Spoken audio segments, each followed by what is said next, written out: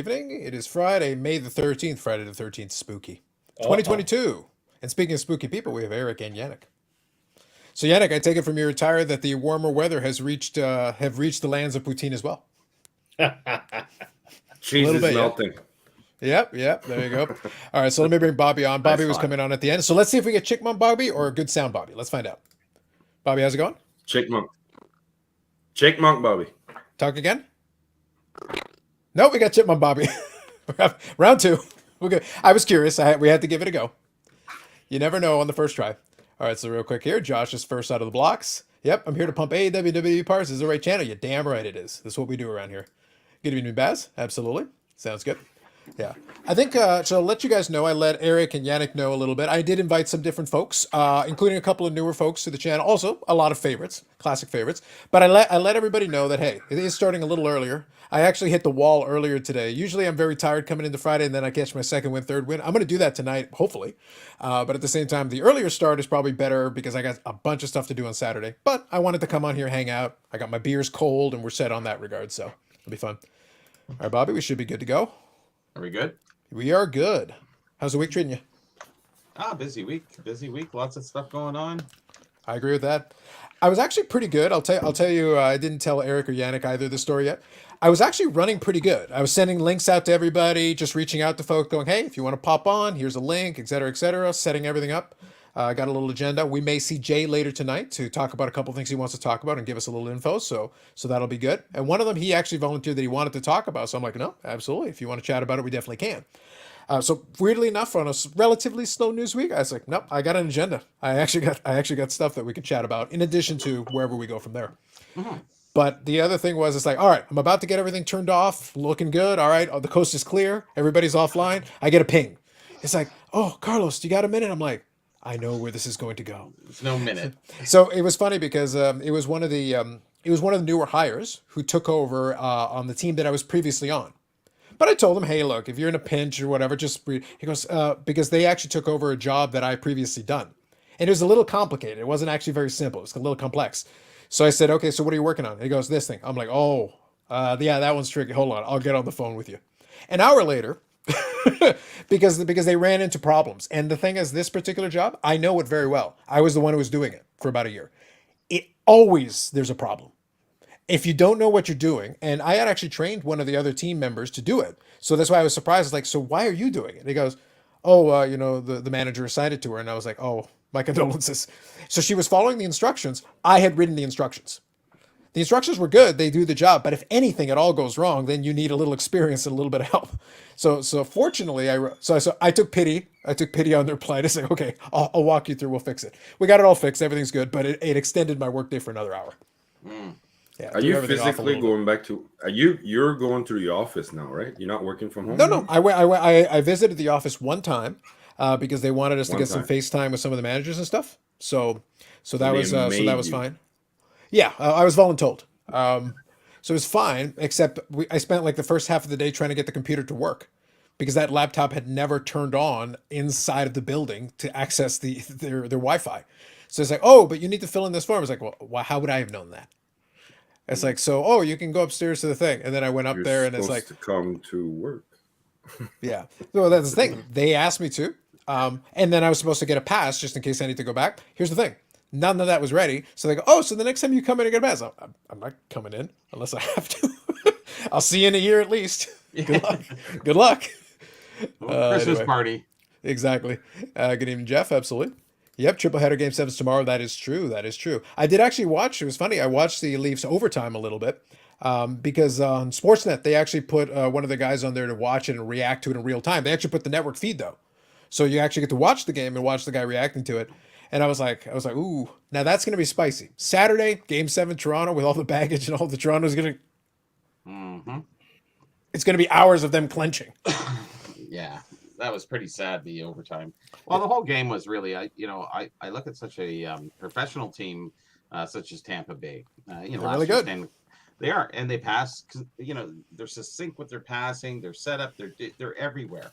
Leafs are working as opportunists. Right. They do dipsy doodles and they grab pucks, and it's all of a sudden it's a goal with the Leafs. But with Well, I them, know it's, one of the goals was on this weird pass that like a behind pass to nobody, and Tampa like took advantage of it. I was like, well, you're gonna get punished. That Tampa, look, Tampa is a 2-time defending Stanley Cup champion. yeah, I'm still bitter about them beating Dallas, who had no business being there. I was very impressed that they got there, but that is 2-time defending Stanley Cup champion, which is not easy to do, to run through the gauntlet twice, regardless of how you want to phrase it.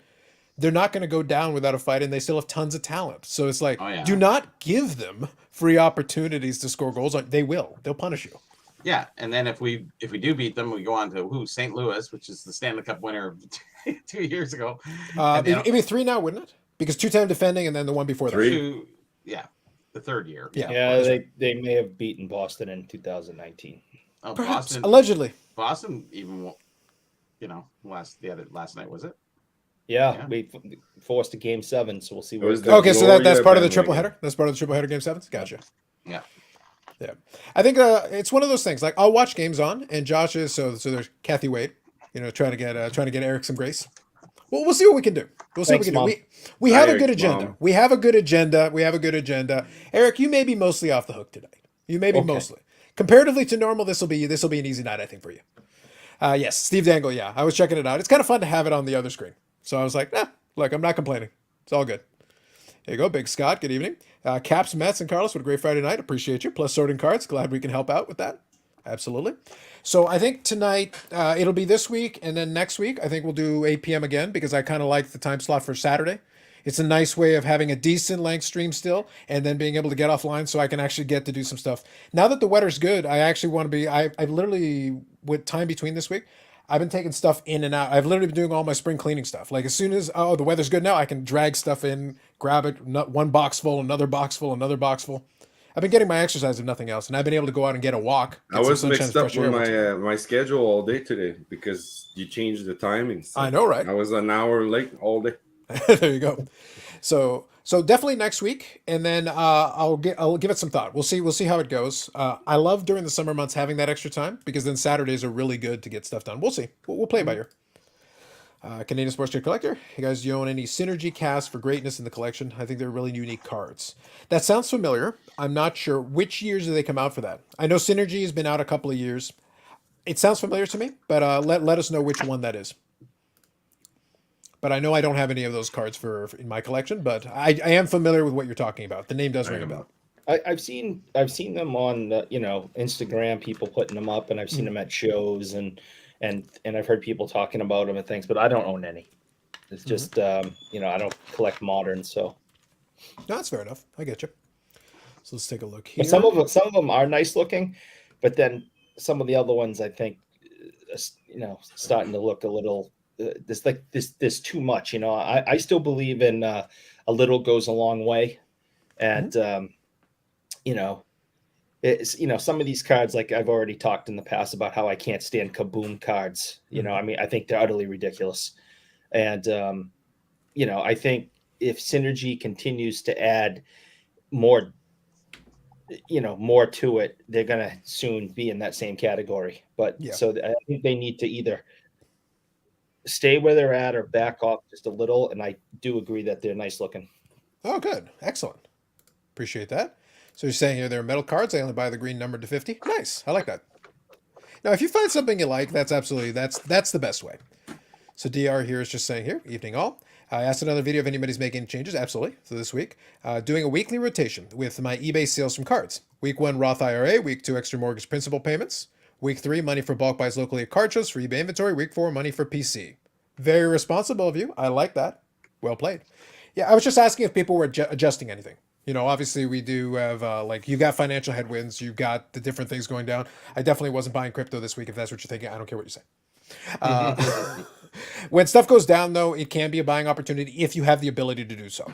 But that can also mean, hey, maybe you slow down your buying on some collection stuff. You wait. You're a little more patient. Even in my card thing, right now, I still have my eyes open. If something pops up in front of me that interests me, I'm still willing to make a deal or make a move on it. But I'm also looking at working on some of those vintage sets and stuff. So right now I'm rotating the same allocation of dollars, no difference in the allocation, but I'm shifting where I'm putting it. So it's one of those things. but to me, that's a normal ebb and flow. That's how you do it. You adjust and adapt. Okay, you feel like money's gonna be a little tight? Well, then drop the amount you're spending.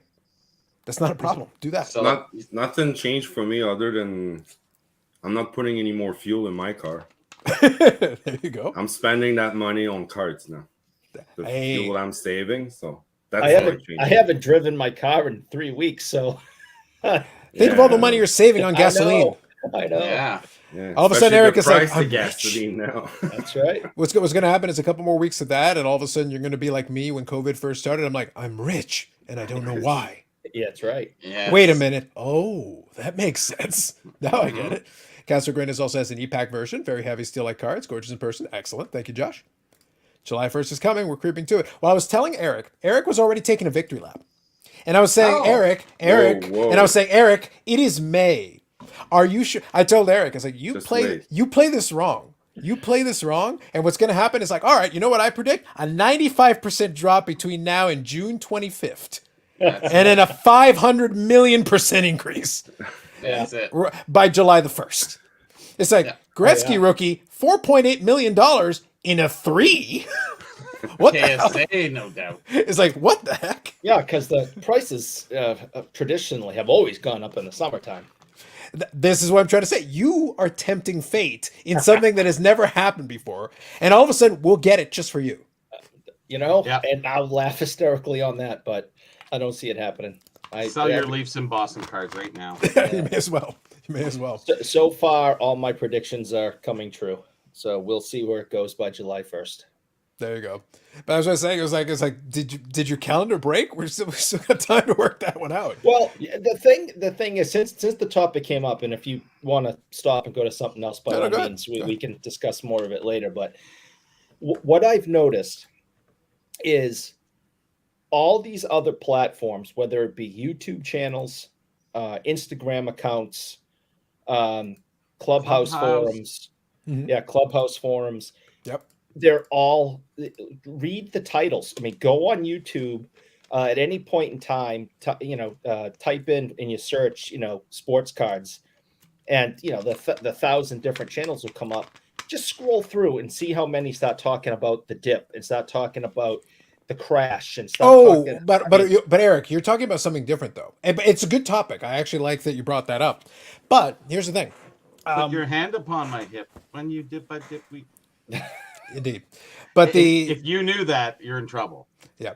But the thing is that when it comes to the YouTube and a lot of the content is like, no, for that it's good. Like steady as she goes. Imagine if your YouTube thumbnail is steady as she goes, clear sailing and smooth seas. It's like, wait a minute, what? We either want to be to the moon or we want to be disaster. Right.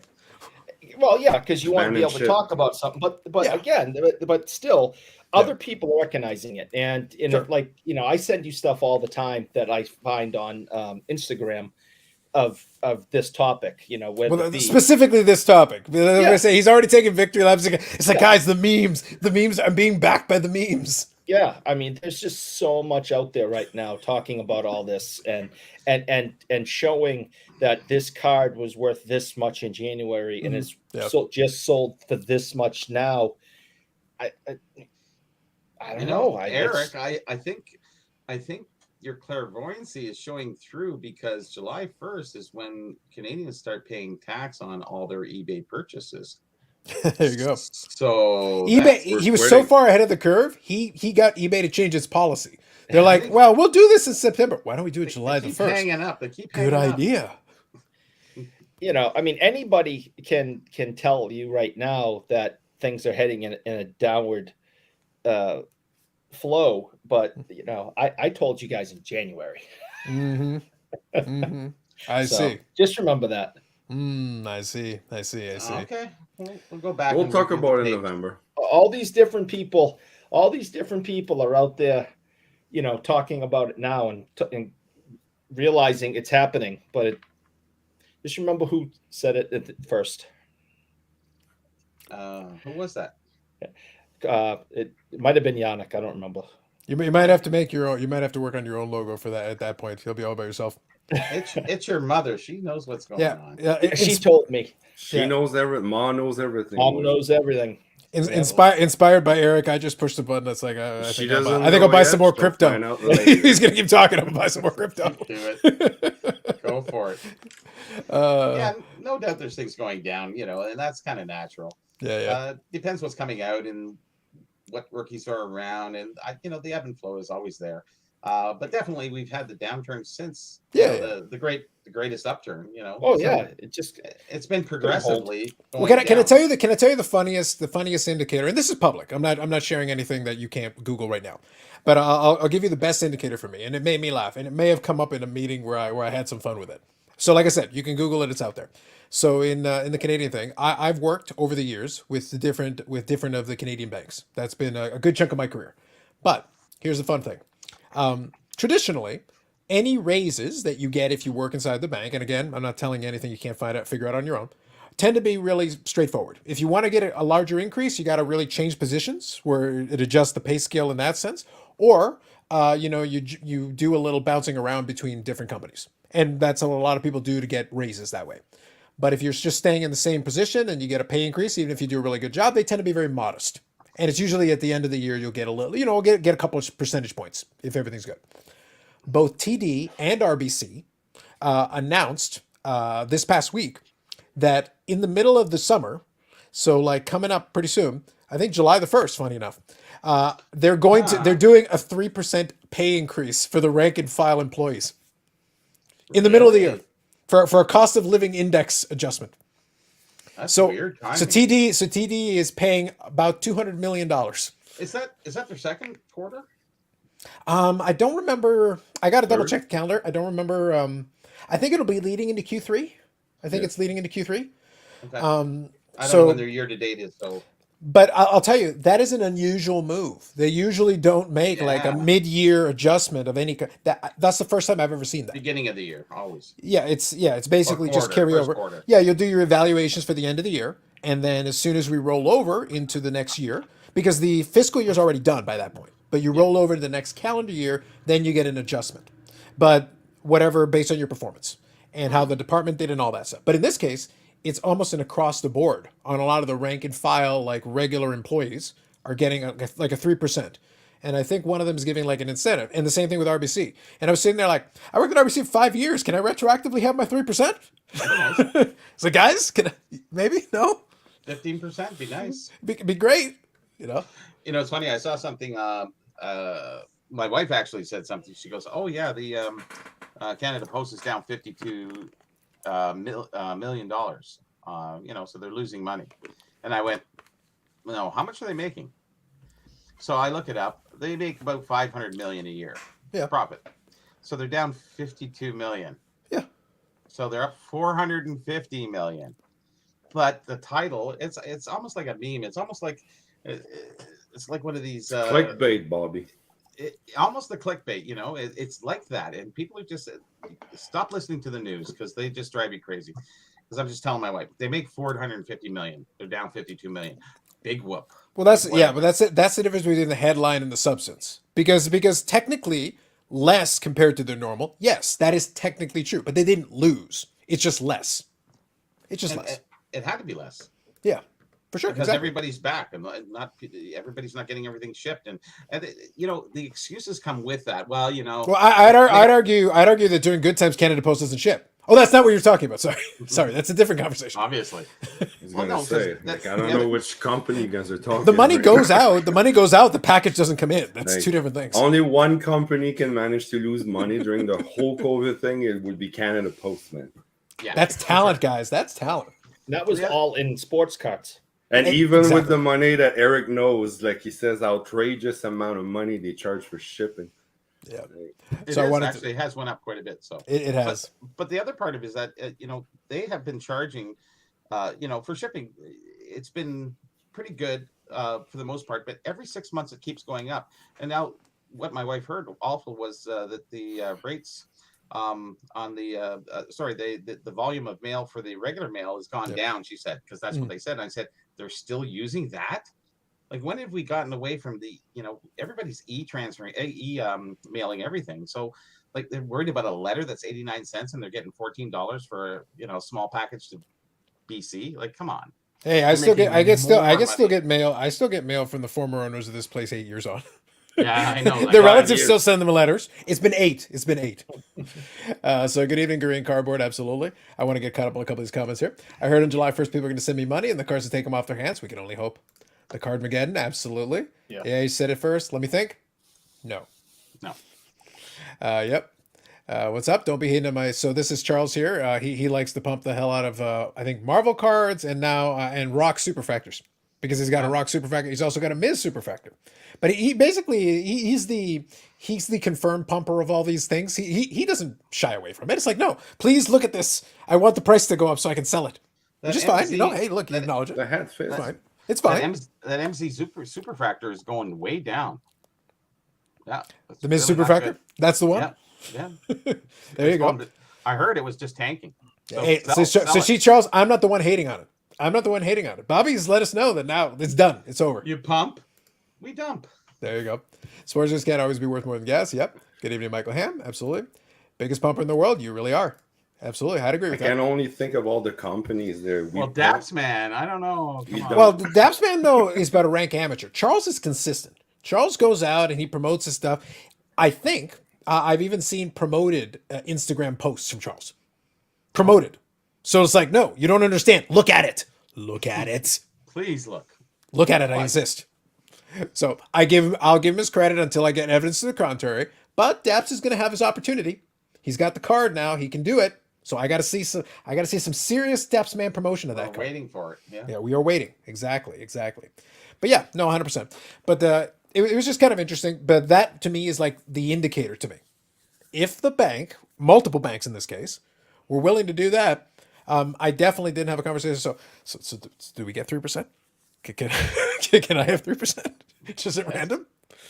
Just saying. Cost of living, guys. Cost of living, you know? It's worth a try. You may as well try. It's like, look, the other cool kids are doing it. The cool kids are doing it.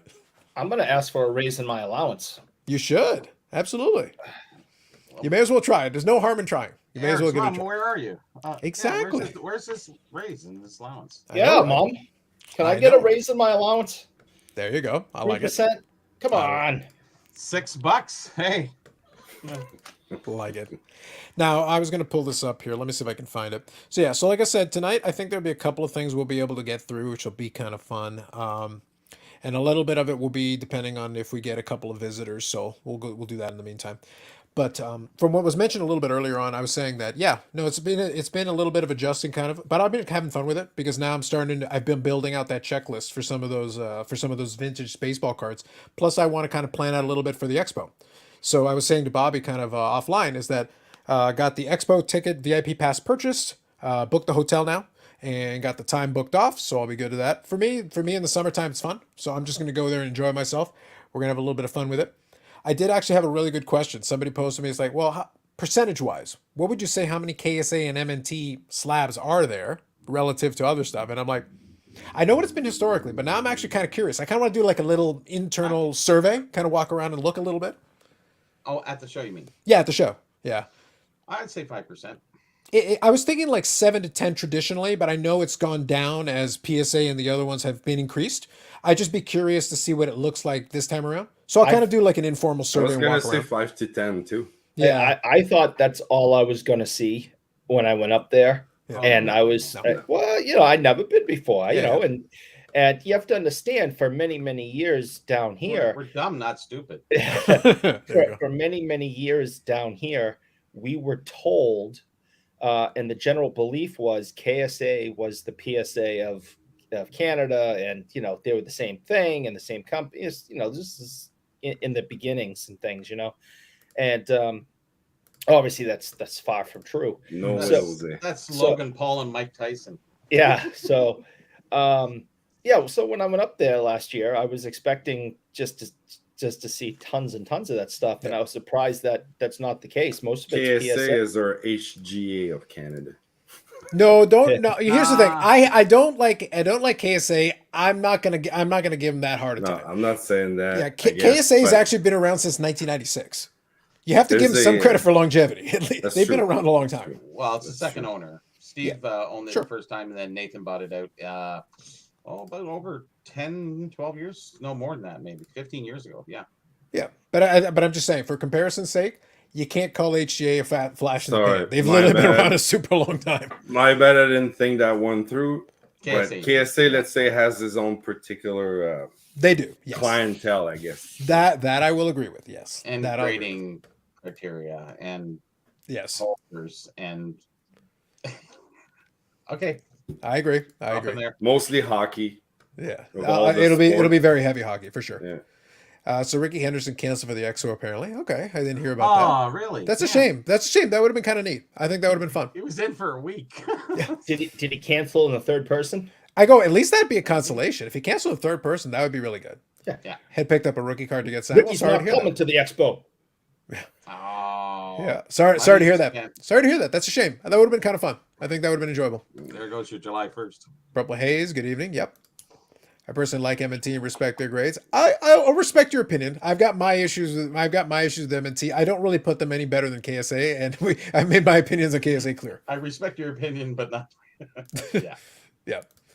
I think I saw more M&T than KSA holders. Yeah. Well, they're newer. I would say their holders are better. I would, if I was going to put the two beside each other and you tell me I have to take one, I prefer the M&T holder. It is a better holder. Grading wise, I'd have to look at it and evaluate it a little bit more closely. I don't know.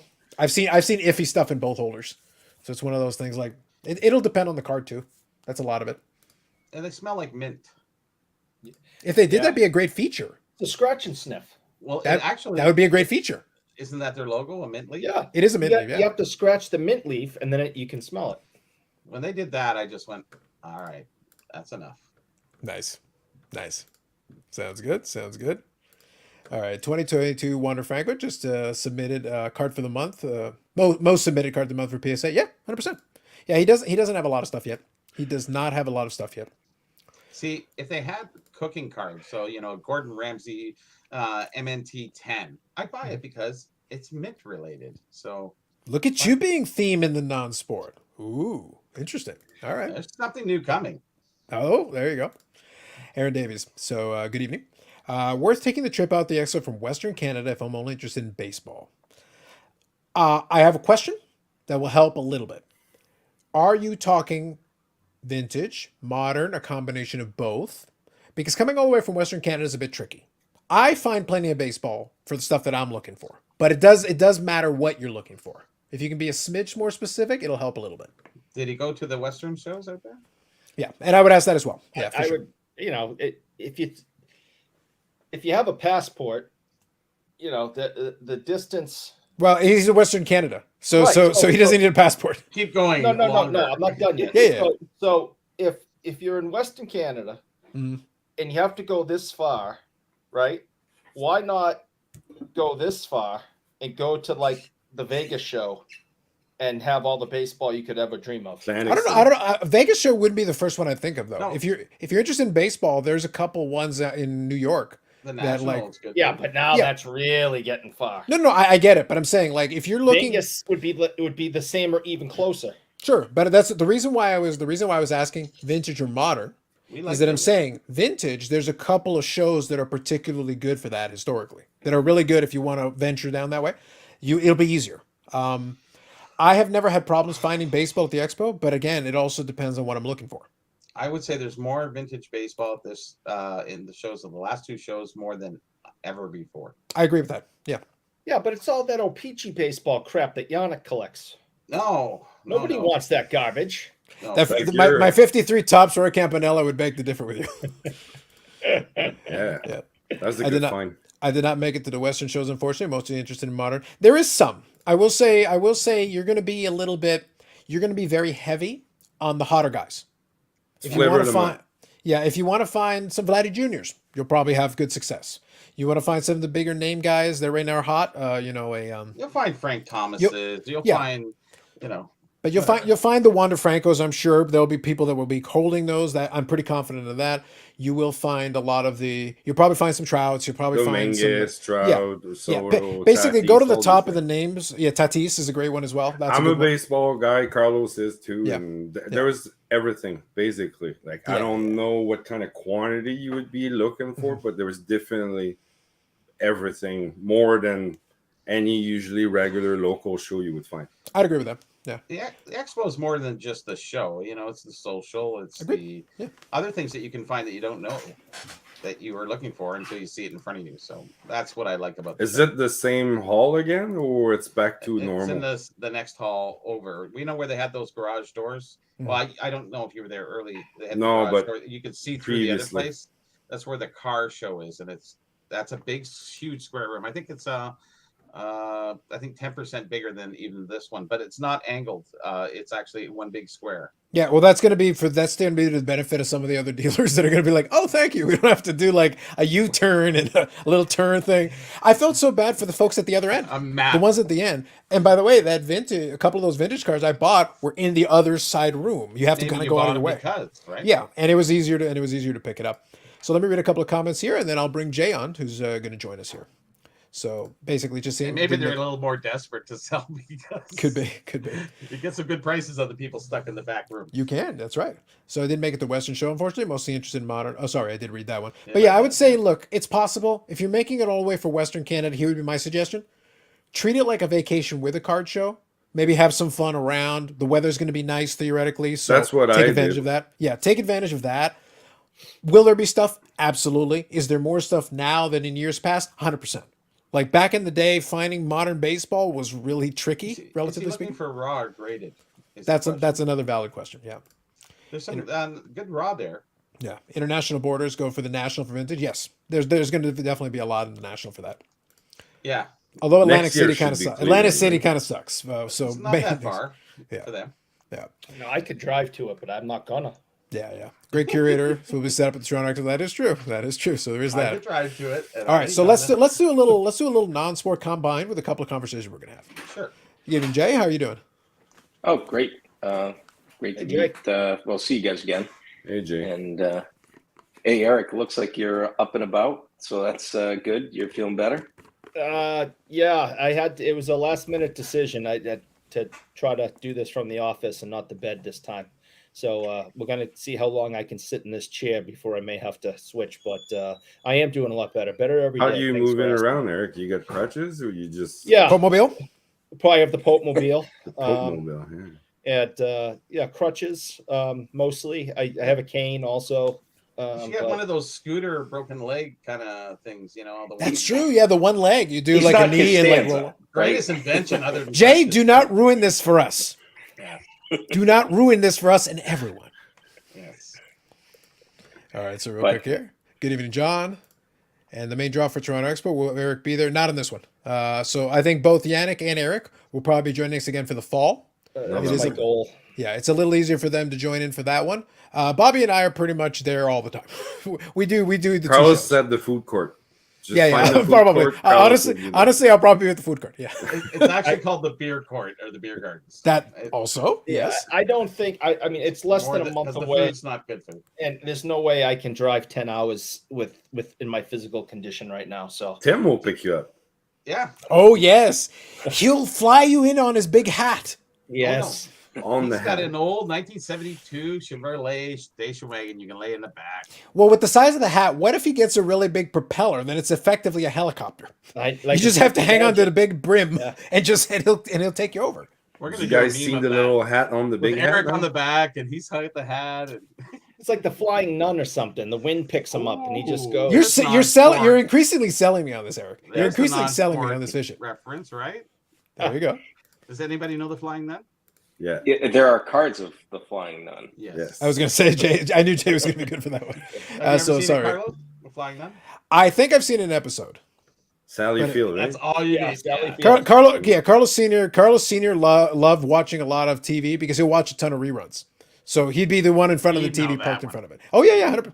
Look, one of his favorite things to do for years was I think A&E would do runs on a lot of the detective shows and stuff. So we get McLeod, we get Columbo, we get was it like Macmillan and Wife? I think it was Macmillan and Wife was one. Banachek. But he'd watch all of them. So I saw episodes of all of the above. Beretta. Yep. So good evening, John. I think I may have read it, but just in case. Good evening. Scooter Wade, correct. I think you need to get Backyard Breaks on a special guest now. Yes, they're face of the hobby. Thank you, John. So John was one And of a I lot am of out. If they're the face of the hobby, I'm out. yeah. So actually, this reminds me. This is actually a good. It's a good starting point to kind of get the conversation in. I'd like to get your take as well, Jay, and then we'll kind of roll into a couple of questions that I had for you about some other things as well. So I did the video on the Backyard Breaks thing because obviously Josh Luber is going to go on there with them, and I said, look, pick your poison, whatever you prefer. It's either lack of vetting or just flat out don't care. Now, one thing that I didn't catch initially that I saw after the fact, so I'll add a little piece of information that may help it make a little bit more sense, is that the Backyard Breaks guy has also said that anybody that joined in, they're getting a free box of Jackass if they're part of the break. And you get a free crop top T-shirt. They're really the dream. They're really the dream. Luber is going to be wearing. Absolutely. Yeah. So okay, let me leave open. This is actually an open discussion. There's a lot of angles we can take on it. By the way, and the reason why I wanted to acknowledge John is that John was a lot of folks. I got a ton of comments on that video. A ton of comments and really good comments. A lot of people took some time to think about it. Obviously, there were the people that obviously hate Backyard Breaks and were annoyed by that. But then some other ones were like, okay, well, I think this, and this, and they laid it out, and I was able to respond to a lot of those comments. Like, no, feel however you want to feel. That's completely fine. But I kind of want to know what you actually think about it. And a lot of people took that on and decided to actually share. And some people pinged me directly and shared some thoughts about it. And it's like, no, good. That's a good discussion then. That I like that because it left it room for everybody to take a take on it. So do you guys want to? So Jay, why don't you? Eric. Yeah, exactly. So why don't you start first? What do you think about it? Are you good, bad, indifferent? Do you not care? It actually doesn't concern me at all. Okay, so indifferent. I actually think it's a good because exposure to the hobby is good. I don't care particularly for the Backyard Break people and how they deal with stuff, but I do like the fact that for me, Josh Luber is promoting the hobby and hopefully non-sports cards, which I like. And then the other thing is, I think it's entertainment. Like we Jackass, right? You said they're giving out Jackass the boxes. cards. Yeah. How apropos. Well, the thing is the Jackass cards is a zero cool product. That's the reason why I added that little piece of information where I said that may help make it more may help make a little bit more sense, this collaboration, because otherwise they were opening a Panini product. No. Yeah. Fanatics doesn't own Panini, right? So so that's why I actually like it, because look, they reach a lot of people. Yep. And you don't have to like them to still like the hobby. And I think people just need to understand that there's different ways to reach different people and different messaging platforms. And so I don't have a problem with it. I don't particularly like the people, but I'm fine with it's a promotional stunt. Okay. Let's just leave it at that. No, that's fair. No, I that's what I say. I wanted to get your take first, and then I'm going to let everybody go around the horn. Before I do, why don't we introduce somebody new to the channel?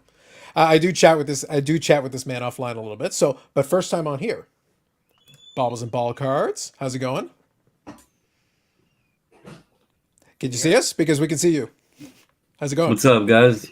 Hi, guy. Hey, good evening. So this gentleman here does a YouTube channel for the less familiar. So I'm just going to turn down his volume just a smidgen. We can hear you pretty good.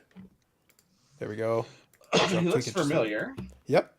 So how are things going on your side of the world? Yeah, I'm having. No, you're good. I already adjusted. I can adjust it from here.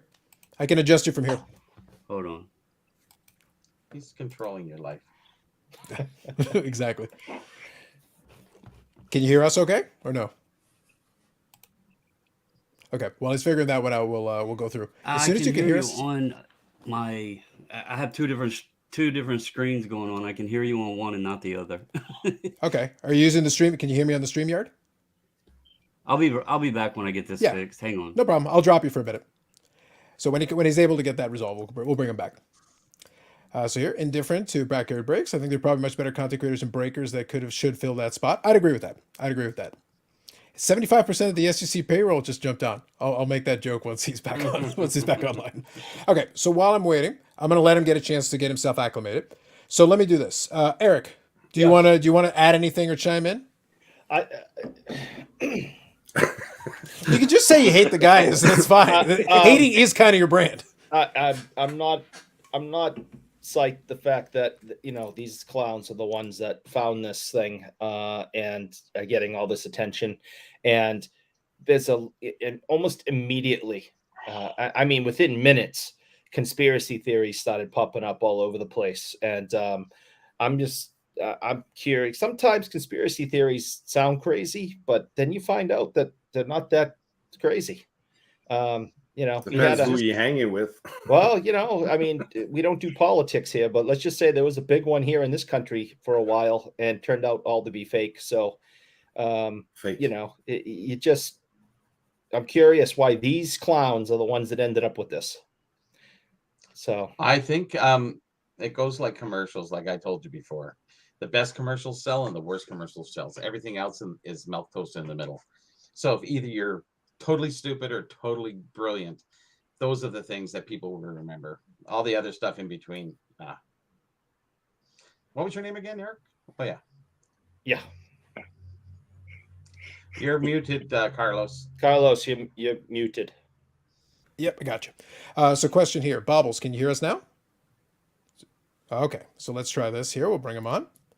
All right, so you can hear us now, okay? Yeah, sorry about that. No problem. I was It's all good. adjusting my speakers around so there was no echo with so many people on. Yeah, I got you. No worries, no worries. So we'll get into this here. Okay, so let me just see here. Jimmy Rizzo. Who's Jimmy Rizzo? Rizzo. So it would probably help if you introduced yourself, because he's saying post to StreamYard. It's like I don't know who you are. So that isn't how this works. But anyway, Backyard Breaks is Brad Marchand of Breakers. Fair enough. Sounds good. All right. So I want to get your take on it in a second here, Bobbles. So we'll get to you in 2 seconds. As I mentioned before, he actually has a YouTube channel. He is an SGC bulk submitter. So we can have a little bit of fun. If at some point Brad comes on, though, it'll be kind of fun for me. Because then what I'll do is I'll put them beside each other. I'll like, okay, PSA bulk submitter, SGC bulk submitter, fight! Go. Thunderdome! Let's go. Thunderdome. Top Hey, and my bottom. job's Flip easier them. than his. He's with. Exactly. There you go. Yeah, sure. That's okay. Brad is a very positive guy. He enjoys it. He has fun. It's a little slower, yes, understood. You Just got it. kidding there. Yeah, sounds good. I have a YouTube channel. Fair enough, but I don't know who you are, so that isn't. So I'm not just dropping a random link in the chat for that. So you're more than welcome to listen in, and down the road you can always ping me, and we can figure something out down the road. So let's take a look here. So I've asked Eric. So I'll get to you right after Bobby, and then we'll get to you, Bobbles. You can have a stab at this one. So Yannick, any thoughts, yay or nay, or indifferent? I'm a little late on the news. I found out this morning, basically, the whole kind of what's going on. So it's fresh. Go for it. Yeah, I'm like Jay a little bit on. I'm completely indifferent I mean, obviously. Don't go with a lawyer. Go with your No, nothing like that. But it's just, I don't know. I'm a person too. I'm used to be like Eric, right? The old guy that just shake his fist to the sky at all the time. Get And off I'm my still lawn. down deep that way, but I'm trying to look at things sometime with a new outlook. And do I agree with? If there was like somebody would ask me, like, you know, can you show me anything about sports card, and let's say these feller would be the thing popping on the screen, I would be like, oh man, you know, like we're in trouble. Yeah. But whatever. Are we the target? Are we the customer? I guess the old collectors. We're not probably like the ones that Tops or Fanatics are really looking forward to. They already have us, you know. It's like your old phone plan or your bank. They don't care about you. You're already there. Well, yeah, You're already Yannick. But hooked, one thing you know? I'll say though, Yannick, is that it's not about whether it's for us or not. Let's just be clear on that. That's the reason why I positioned it that way when I made the video. I said it doesn't matter to me whether you like Backyard Breakers or not. That's a separate conversation. The conversation is it wise for Josh Luber to either not vet or not care about the association with a pair of breakers that have had a very spotty reputation in the hobby? Forget about everything else. Okay, Just the fact no. that they're spotty. Yeah. I Yeah. wouldn't. Yeah, but that's my point, is that a lot of people don't like them, but they do have a following. So it means some people do like them. That's why I say they can figure that out on their own. I'm not going to tell you who to like or not like. That's your business. My point is that Josh Luber is in a very powerful position, represented in the hobby and held up to this level by being in that position. Really got to be careful. Really got to figure out what you're going to do. So that's important. You got to figure out how that You works. think he made that decision alone? More than likely not, but it's one of those things where Luber has shown that he's willing to go on a lot of places. That's why I said the folks in this hobby are very accessible relative to other industries. You want to get somebody in a higher position at one of these other companies, then you would normally have to go through a PR department. I don't think you have to go through a PR department to get to Luber necessarily. You may not be able to get him on, but you can probably reach out to him a lot easier than a lot of other industries comparatively. You get what I'm saying? So you're him right now, Josh Luber. You want like what? You want your sneaker guys that follows. You want the new breaker guys to get in. You want the. What do you do with the old collectors? What do you do with?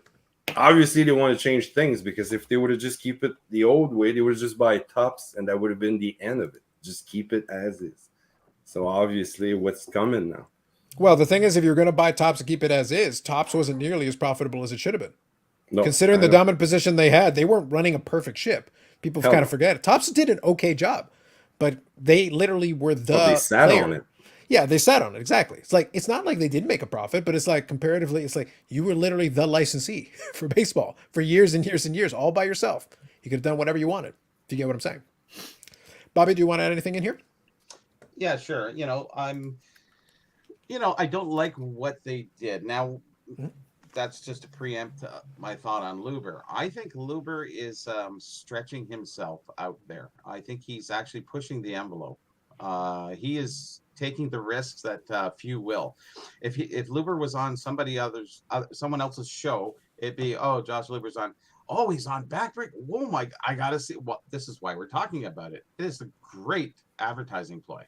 Sure. And that It's could be very well genius the in a yeah. sense. But is it genius after we watch it? Who knows? Are we going to be watching it? Of course, everyone's going to be watching it.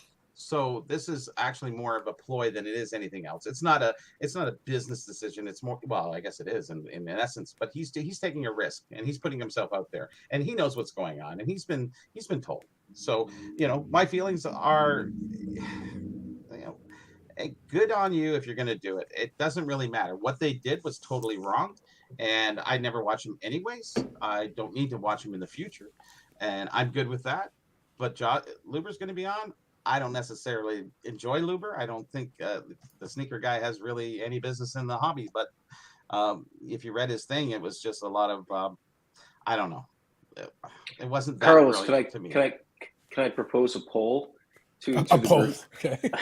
And so the poll is: will Josh Luber appear on camera with Backyard Breaks and With a crop top? Backyard Breaks guy? Well, no, not him, but Okay. he will That'd be allow the Backyard Breaks guys to not have full shirts on. I don't think he's gonna have a choice in the matter. They have a I brand. think he would. I don't know.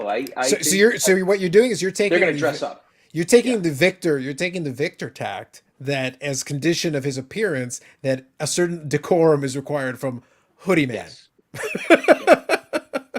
I like your idea. I'll set up a little poll. I like your concept. And Jake, may I ask, if they do, what would you be thinking? Like saying, like, oh, I see. 3-piece suits.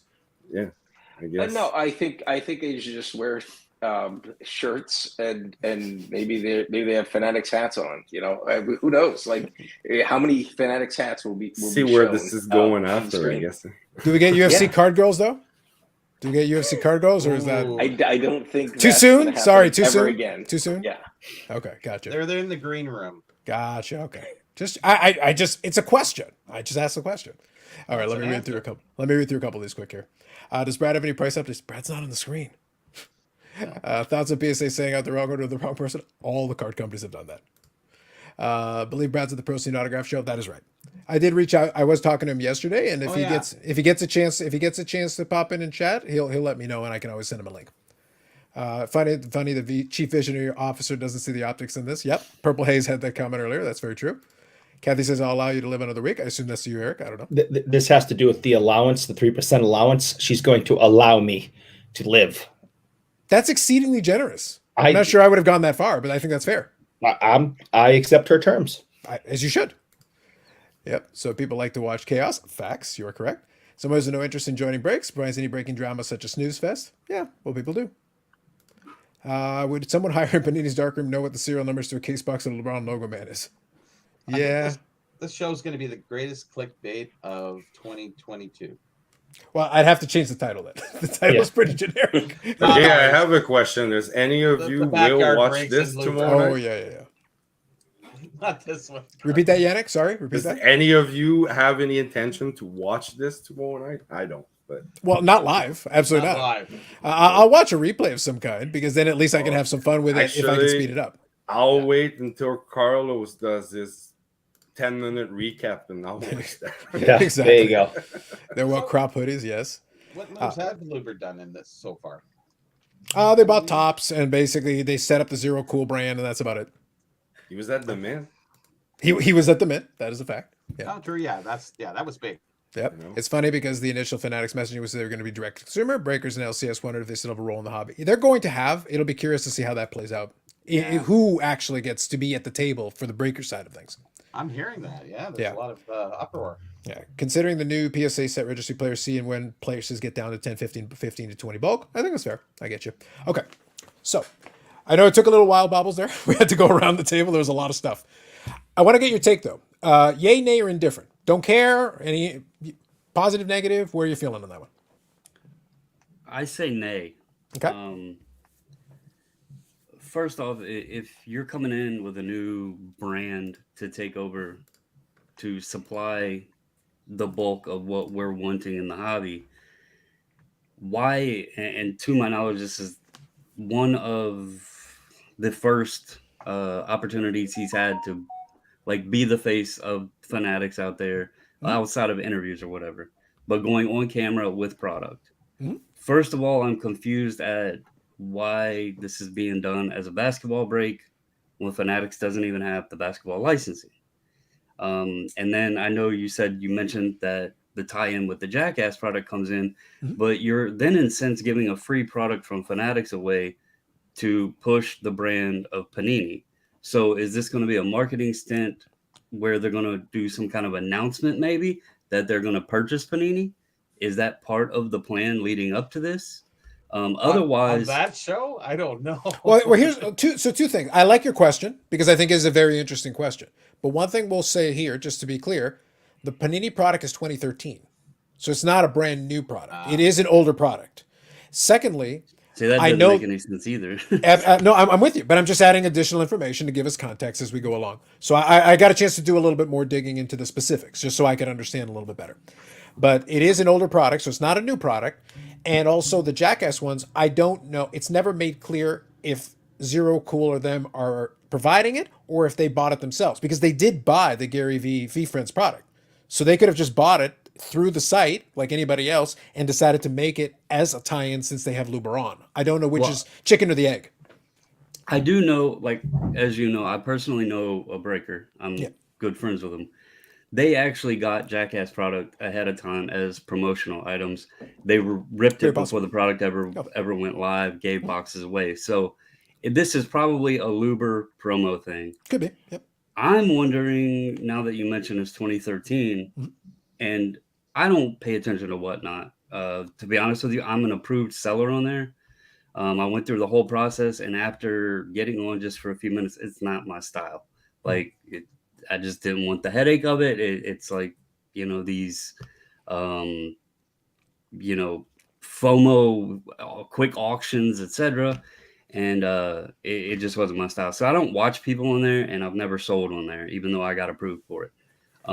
Could this be because if I'm not mistaken, you don't like buy spots into the break. You would have to auction, like it'd be a quick 1-minute auction thing or whatever to buy spots.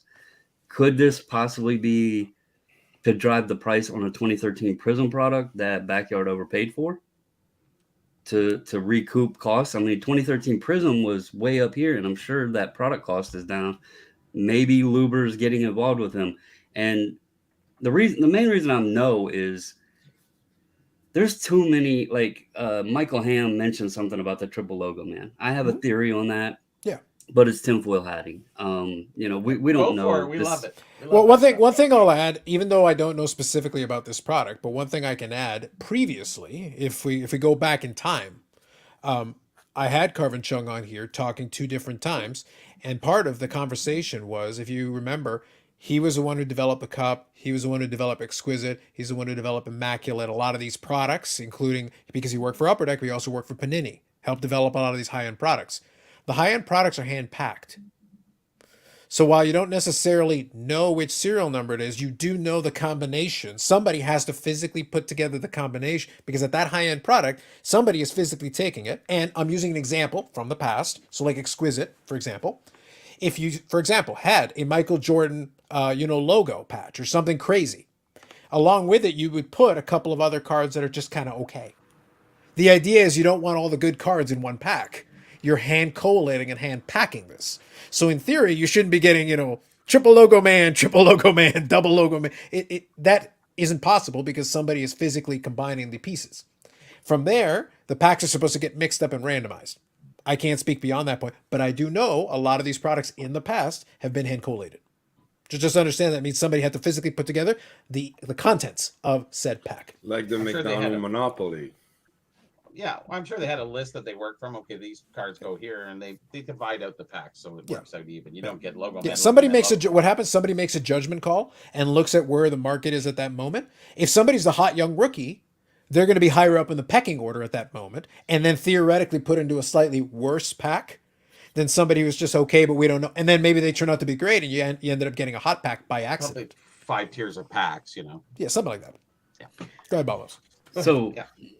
I don't know on like exactly that theory. I don't know what else came out of that case or anything like that, or that box.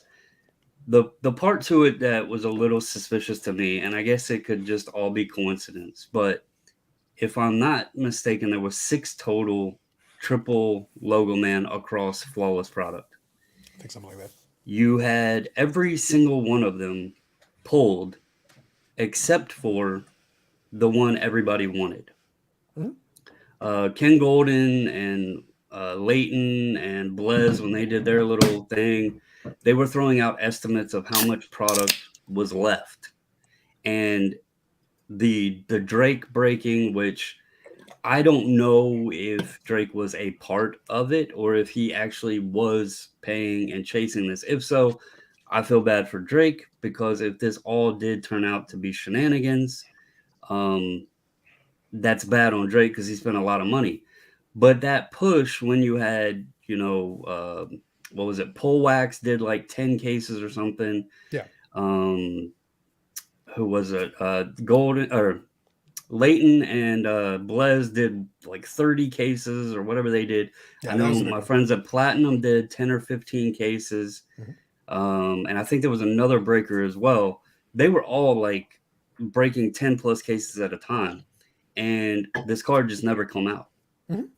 And the case prices, as we know, on something like that, as it gets lower and there's a chase out there, the price keeps going up. Okay.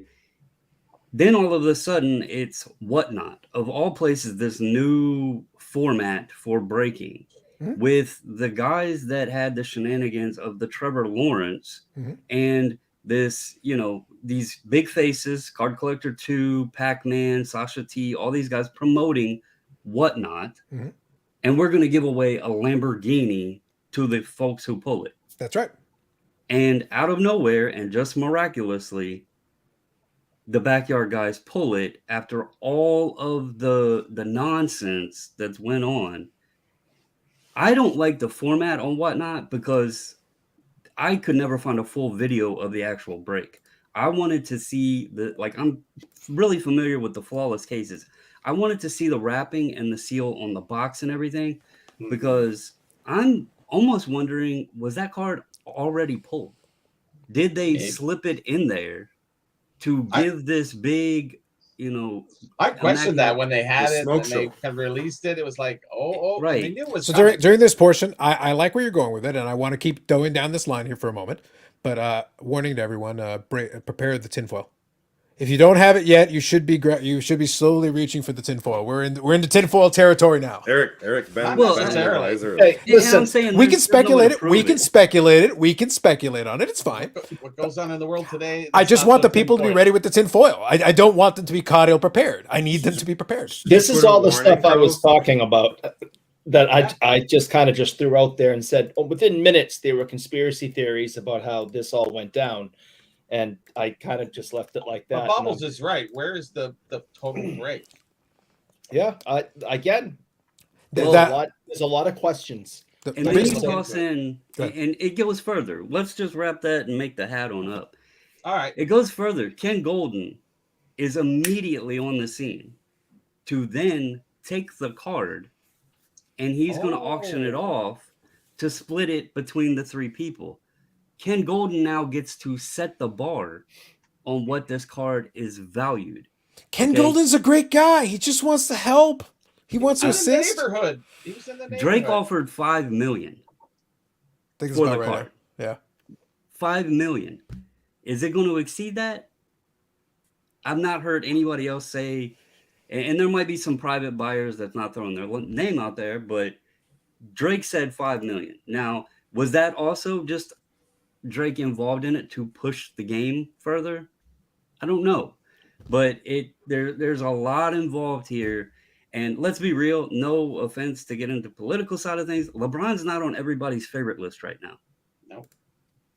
You know, all of his other stuff's down, and this is the card everybody's chasing. Yeah. So yeah, Amazing. I think one of them had Giannis and Steph on it. Why isn't that $5 million? Well, I think it kind of depends because the Giannis and Steph, this is mostly like a basketball argument side of things, but Giannis and Steph, both of them, Giannis is still on the ascend. Steph has already accomplished a ton, so from that perspective, he's going to be good. So all time, that's going to be a great combination. LeBron, for better or worse, and I've made this comment before. You're right. A lot of people don't like him, but the question is, do the people with that money like him?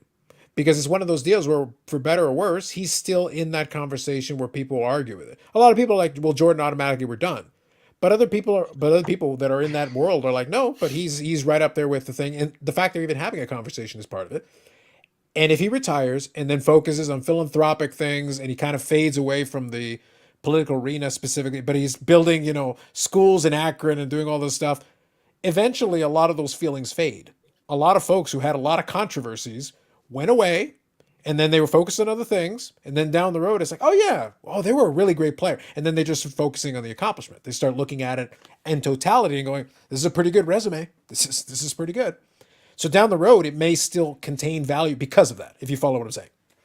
Yeah, and again, I think the LeBron thing, again, Panini put that as the product image card, and again, it was just very odd to me, especially knowing a breaker. So this is a double pump and dump, you think? I think Three.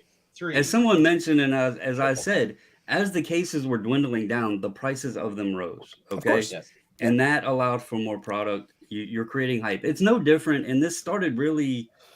The first time I can think of it was 2018 Bowman with the Ohtani Superfractor, when Blowout put the bounty on it, right? And then the guy magically, I had this box in my closet, I forgot about it, but I'm going to open it up.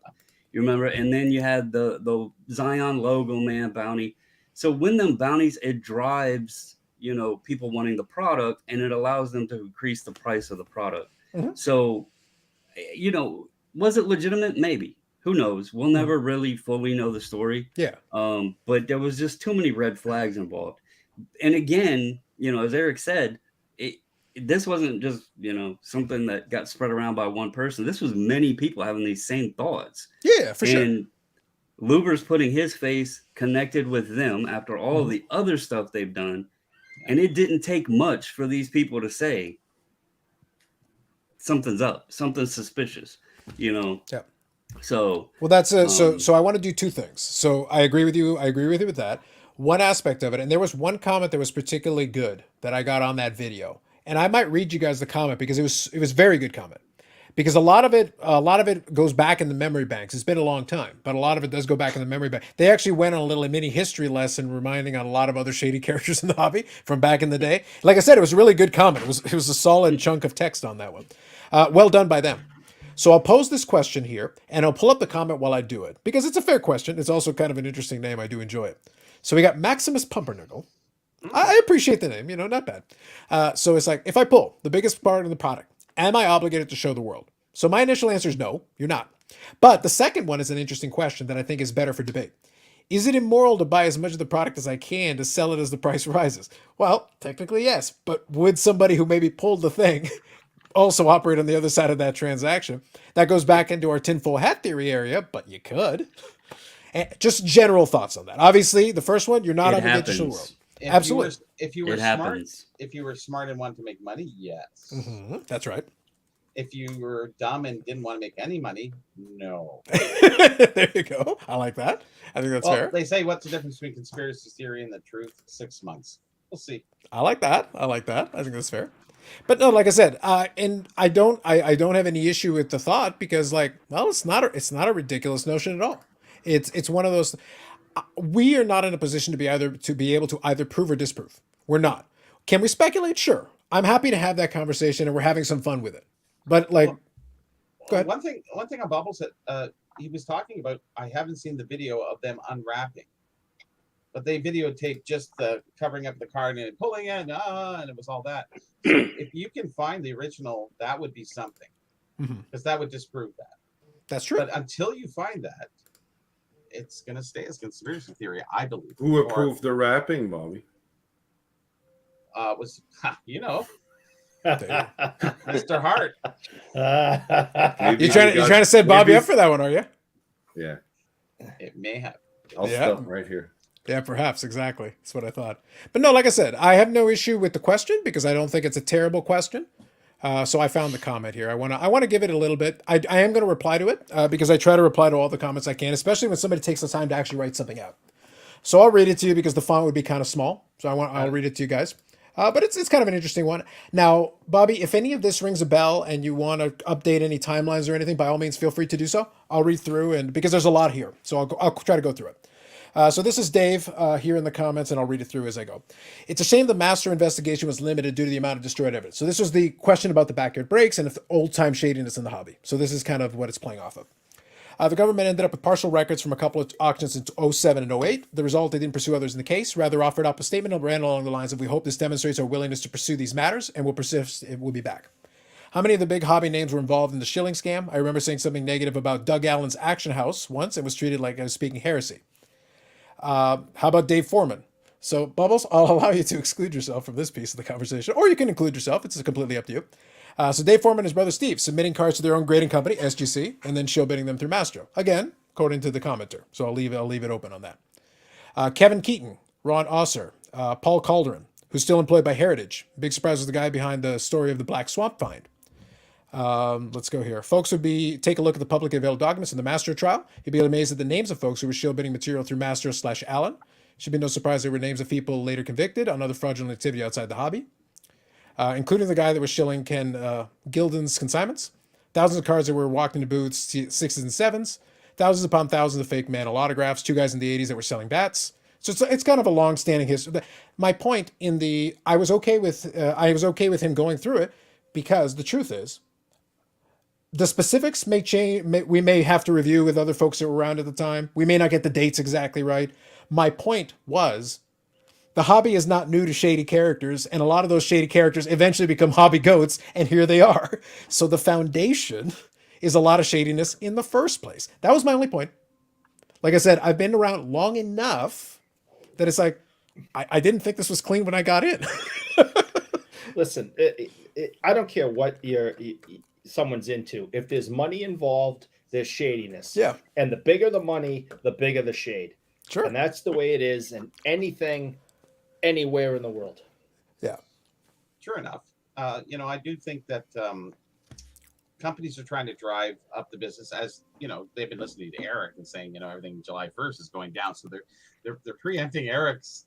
They're actively demise. working against the Eric agenda. Well, Sure. That's just foolish. They're trying to get in front of him and go, okay, listen, we need to bump up, and I think that's really what it is more than anything else. Why else would Luber go on there? Why? What are the real what is he trying to do here? So I think all these things are scripted to a certain degree. And the thing is that we have our little talks and what have you, and all the other people have their opinions and what have you. Nothing ever really comes of it. Mm-hmm. And it's just kind of let go. So why let these guys who didn't want to give away a card, and Luber associating with him is totally wrong in every degree, but it's so right in a marketing sense. It's amazing. Luber wants to be connected to that card. So that's the only. I doubt. Now I could be wrong, but I don't think I am. I don't think they had this thing set up before that card surfaced, right? I mean, unless someone knows something I don't. I mean, was this months on the schedule? I doubt it. This card popped up, and he starts making phone calls saying, "I need to be connected to this in some way to increase my profile, to increase Fanatics' profile, to definitely try to save Zero Cool, which is the most perfect name for that crap they're pumping and dumping over there. Because it is a movie reference, Eric. We literally talked about it. It's a movie reference. It's a movie reference. Coolness of the stuff they're putting out. Eric needs to watch Hackers. We need to force him to watch Hackers, clearly. How about Occam's Razor? It's got Angelina Jolie. I'm promoting Jackass cards with jackasses. Look at you. Hashtag branding. So I just don't think this was set up months in advance. This is Luber saying you got to strike when the iron's hot, and he's chasing that hot iron. And well, real quick piece to add there, Eric, is that I don't think anything Fanatics PR wise is set up months in advance because we are very loosey goosey with that. Most of these companies do not have a PR department. Just to be clear, they don't. They're visionaries. Yeah, but no, like I was having this conversation offline with a fellow collector friend, and like we were actually talking about like some of the past shadiness in the hobby and stuff. But I said like one of the things with these companies is that yes, they're making a lot of money. Yes, they have large market caps. Yes, they have a lot of business, but they still don't operate like a professional company. If you want to talk, again, different example, different industry, different level of regulation. But literally, I'm going through it. We at the bank we do an annual review of all different kinds of security, anti-money laundering, all kinds of stuff. Spoiler: don't anti-money laundering. That's how you need to do to pass that one. Just don't do it. But you go through this every year. Well, one of the things you go through is who can talk to media and who can't.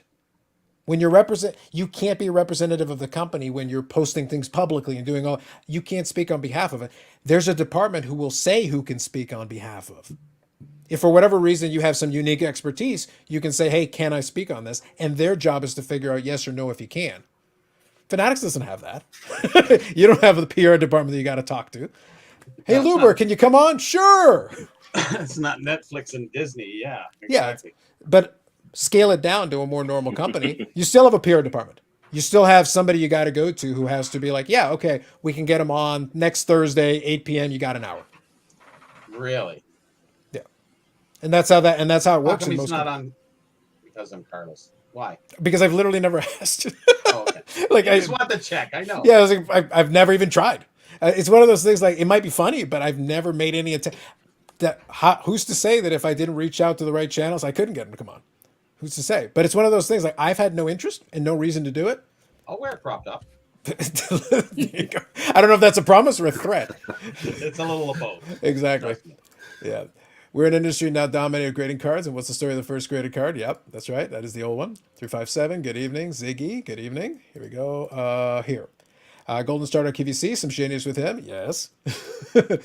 King Gold is about making money and dropping names. It's basically the new version of the guy who sold cards at QVC. Yeah, it's him as well. Greatest pumper and dumper, Don West. All of the auction companies. That's right. Something.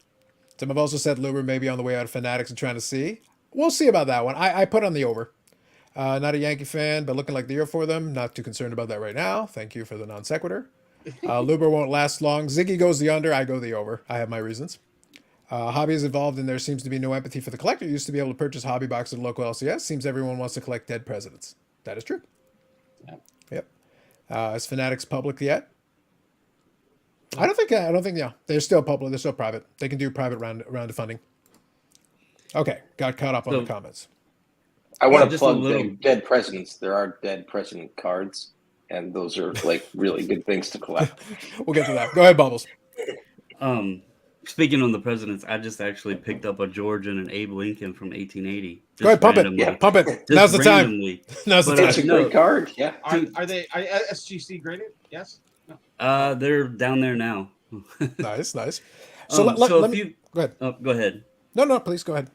I was just gonna comment real quick on the topic of the shadiness. Sure, do it. I kind of did that in my live rant the other day. Kind of spoke on like, and me and you have talked.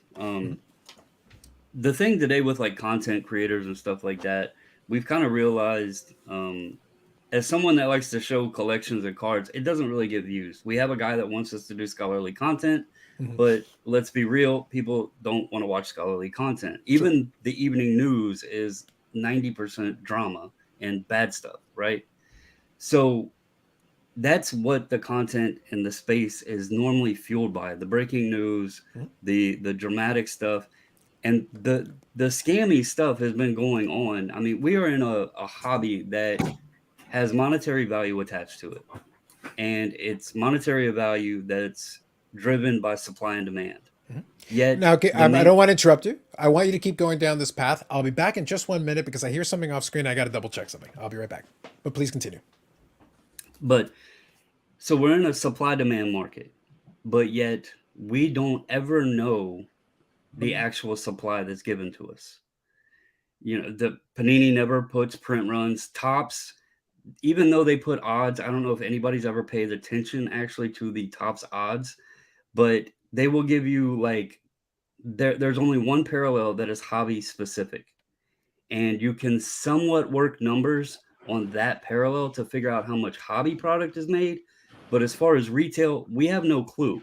So they're playing good cop by putting odds on a pack, but they don't tell us like how much of it is allocated for hobby or retail and how much retail and everything is printed. So they play this game where we really don't know the supply out there. And even the grading companies, they mentioned the SGC thing with Dave. I know I heard about that. I know that was a long time ago.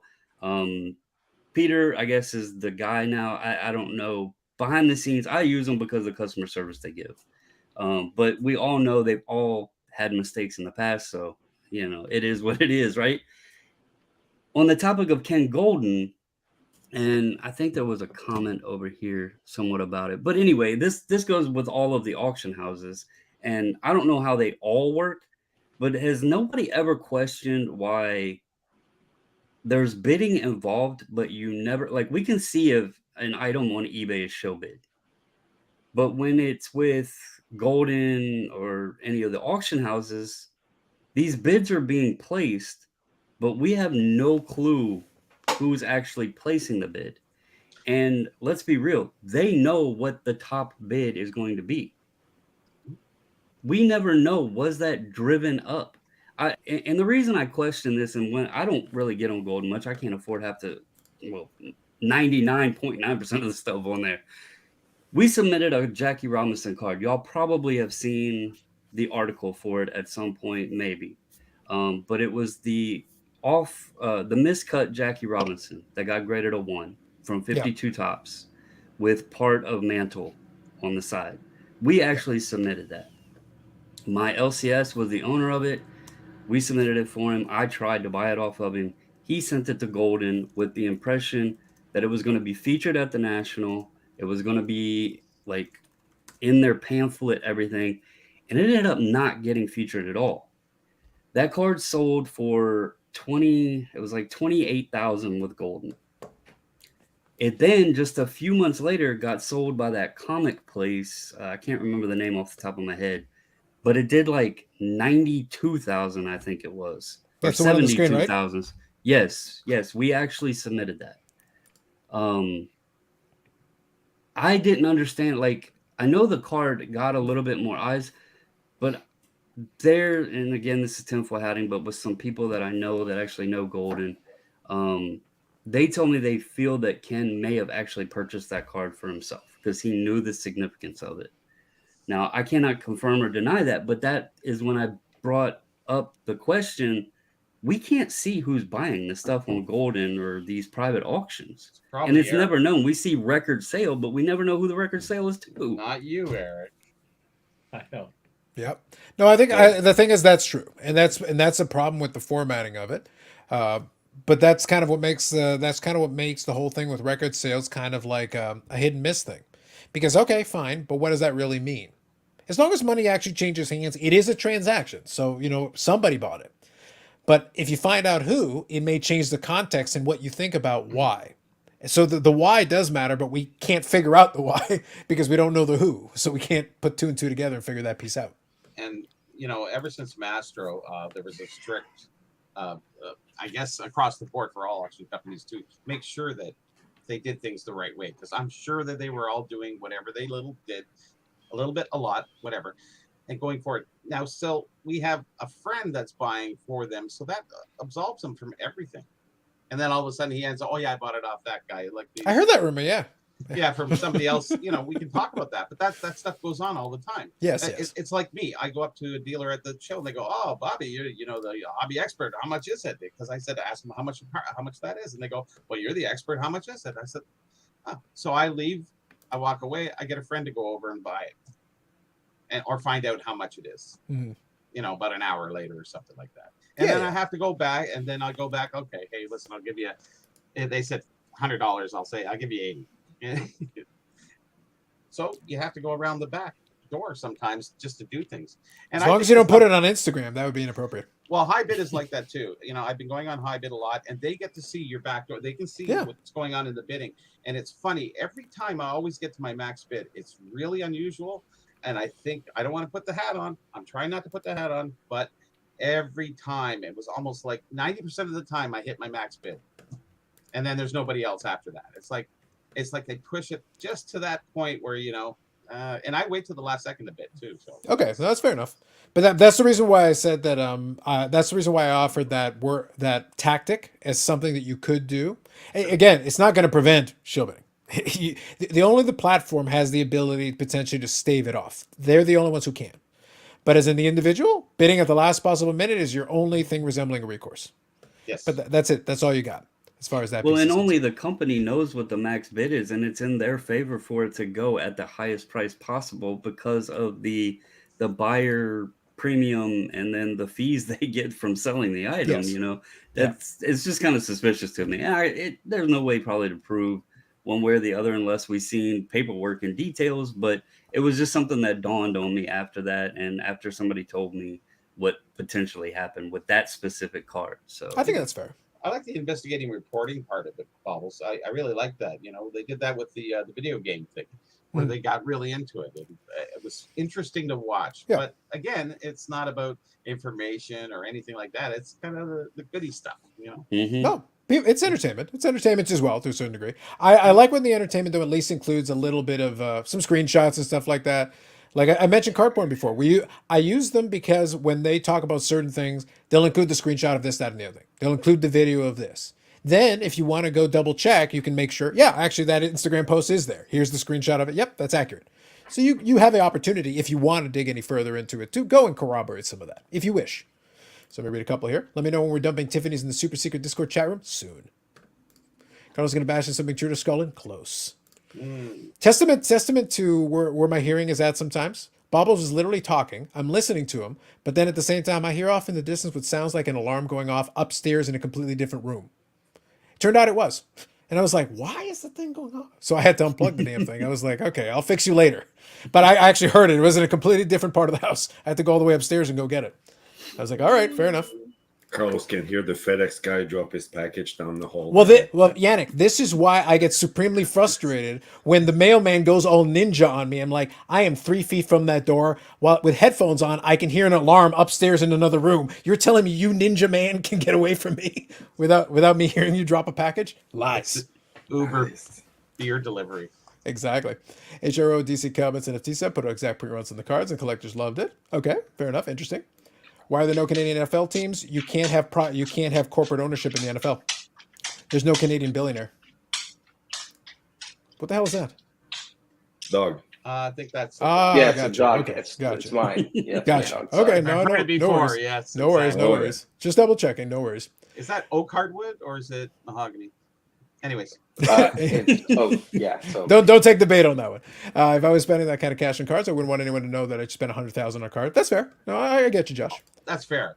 Yeah, that's why I went earlier. You're not required to disclose. If you're a record bidder on something, you do have the right to a certain amount of privacy. You don't have to tell people you bought this card for $1 million or whatever. That's not anybody's business but yours.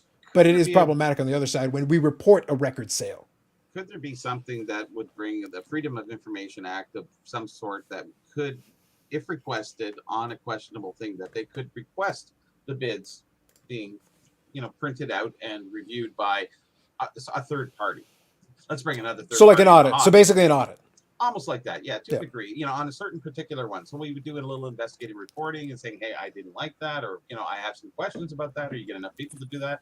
I think it's one way to stay that a bit. I don't think for long, because like I said, your friend could buy it. Two friends removed, two family removed, whatever. And Yeah, there are very simplistic ways to do it. It's not too crazy. You can't hide cards like that. No, not very easily. No. Lack of transparency has always been an issue, but technology today, if buyers push hard enough, lots of alternatives, maybe one of those guys will cave in. But that's the thing where I say, like, you do have the opportunity. So Eric, if you're good, let me know. I know he's walking over, so I wanted to let him do that. So without being bothered. Hobbling over. Yeah, no worries. It's all good. So always leery of the hobby hype man. Goldin is a Flavor Flav. Love the reference. We have 56 in here. Let's hit the like button. Thank you, DR. Appreciate that. Yeah. It is free. Okay. Now I wanted to pass a thought. That was a really good discussion, by the way. Thank you to the chat, and thank you to everybody popping in. I do appreciate you. Jay, I wanted to ask you a question, and then I also wanted to give you the floor to chat on something that you mentioned to me. So the first one is we did the update on Mark's cards. The short version is that it looks like it closed off, but I just wanted a couple of details. What does that mean right now? So the current state of it. The current state of it is understand what bankruptcy is. Bankruptcy says when the petition's filed, and this was a voluntary petition. I mean, you don't hear my dog trot across the floor. I guess we're getting some thunder. It's Oak. Yeah. Okay. All right. So he'll be fine.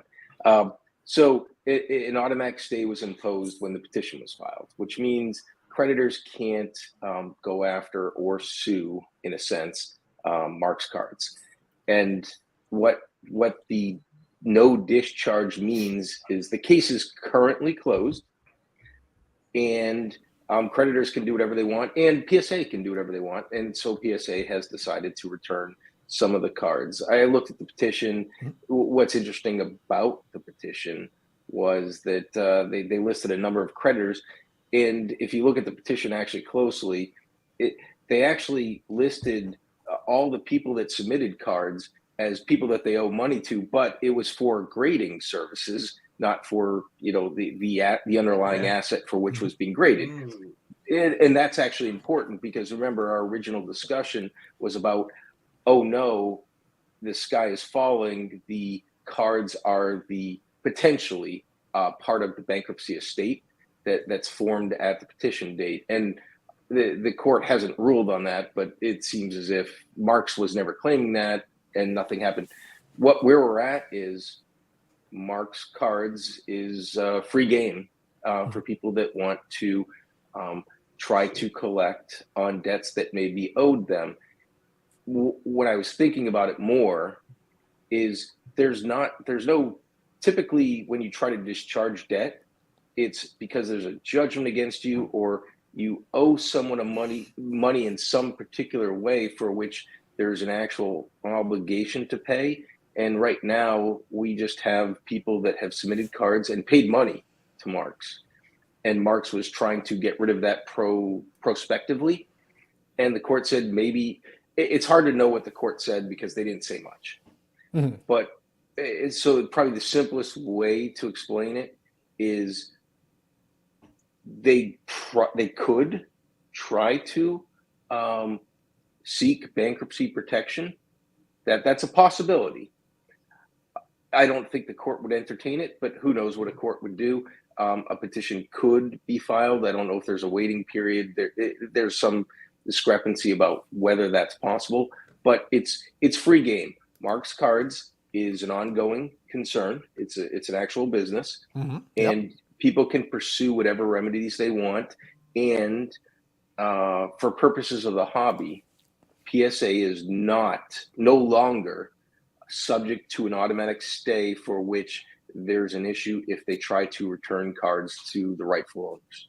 Perfect. So that's the reason why they presented it the way they did. Basically, not just saying, oh, yeah, we're in the free and clear. They go, unless something happens. I'm paraphrasing. But they basically said, unless something else happens, we should be able to get everybody back their stuff. And that's kind of the current state of it today. Yep. and they're not prevented by a court, Mhm. right, in California from doing anything. So if something happens in the future and there's another bankruptcy petition, then they may have to stop. But as of right now, PSA can do whatever they want with the cards that are in their possession. Perfect. And that's the reason why I wanted to get the clarification. That's the reason why I asked you, because I wanted to be, it seemed like interesting language, but I'm like, I don't understand it properly to be able to correctly explain it. So I would rather you take a stab at it, giving us a little clarification on that. So thank you for that. Now, let me ask you a second one. You wanted to talk about deliberate dolphin. Yes. Do you want to explain this one to me?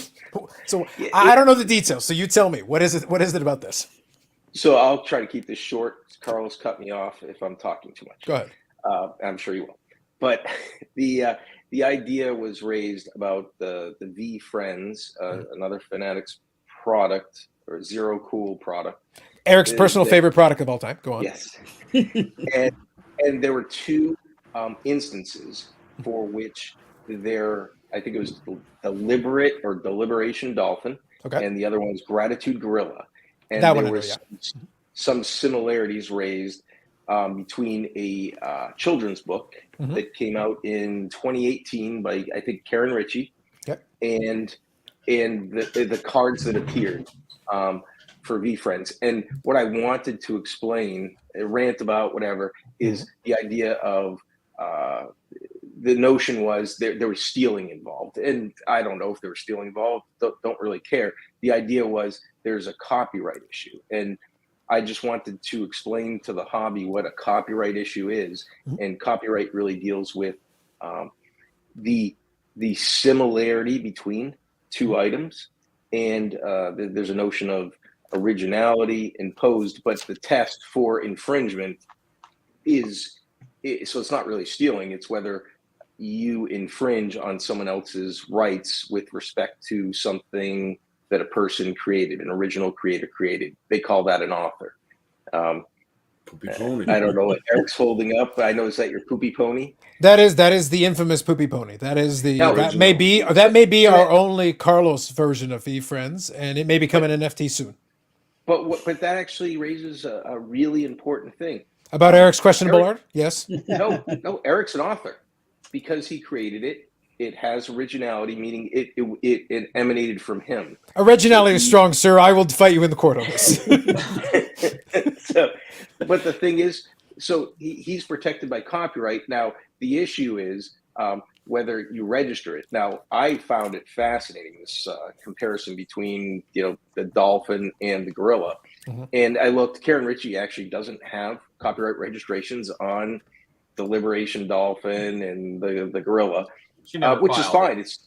She never filed it, which is still fine. It's still protected by copyright. And That's right. there are different rights that come from registration or non-registration.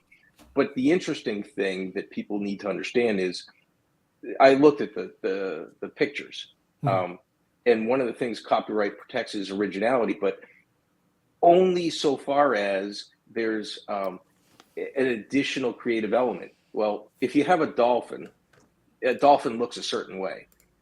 Both dolphins do look like dolphins because they're dolphins, and the gorillas do look like gorillas because they're gorillas.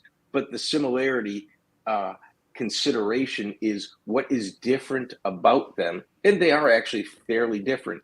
And for copyright, you look for substantial similarity between the two. Basically, did you copy this? Not are they similar? Are they substantially similar? And then people raise the issue of deliberation dolphin, deliberate dolphin, whatever it is. The funny thing is, there's no copyright protection in very short phrases. So you can have grateful or gratitude gorilla. Yeah, they're short phrases. There's no copyright protection even possible for those types of things. So the example I would give is three-peat, right? We're in basketball playoffs now. Three-peat's actually not a copyrightable term. It was a trademark term. That's a different form of protection. And so the fact that the hobby, for a few short moments, talked about stealing and nefarious activities, it's a lot of smoke about the similarity just because there happened to be a dolphin and a gorilla that appeared in a book versus on a card. And the fact that the subject matter was the same, or the idea was the same about these inanimate, not inanimate, these Drawings. we'll call them animals, Sure. drawings of animals, Mhm. happen to share some similar subject matter, does not mean they're stealing or some activity for which it even could be actionable. And I think that should be the end of it. But the notion of copyright and stealing, they're often misplaced, and that's my rant. No, I think that's good. And I laugh because Victor actually had the perfect comment for this. Bobbles, let's get this one jotted down. This is the hashtag scholarly content y'all were asking for. You asked, you begged, you pleaded. What more do you want me to do for you? The man is holding a tasseled hat. What Yeah, more do you my want? wife, we went over to Target before I came back and got on here. And obviously it's graduation time. And she actually put in the cart and wanted me to buy a little stuffed animal. It was a graduation sloth or whatever. And we were going to name him Scholarly Sloth. Okay. Don't give them And any ideas. she wanted me to put him in all my thumbnails. That'd be pretty anyway. good. I don't know. That'd be pretty solid. Now that might be Yes. copyright infringement. That's right. That's right. Good evening, Brad. I didn't want to skip out on your comment, but I wanted Jay because it was really good. I actually appreciated that breakdown, Jay, because it was like I joke about it a million times, but it's like, all right, look, there are moments in this live stream where this is as close to scholarly content as you're gonna get. You're gonna get in this genre because we'll actually break something down and actually explain it. Heaven forbid, and we'll actually ask somebody who has some background in it who might know something, just for fun. And On the I'll add topic- one tidbit, just because this is hilarious.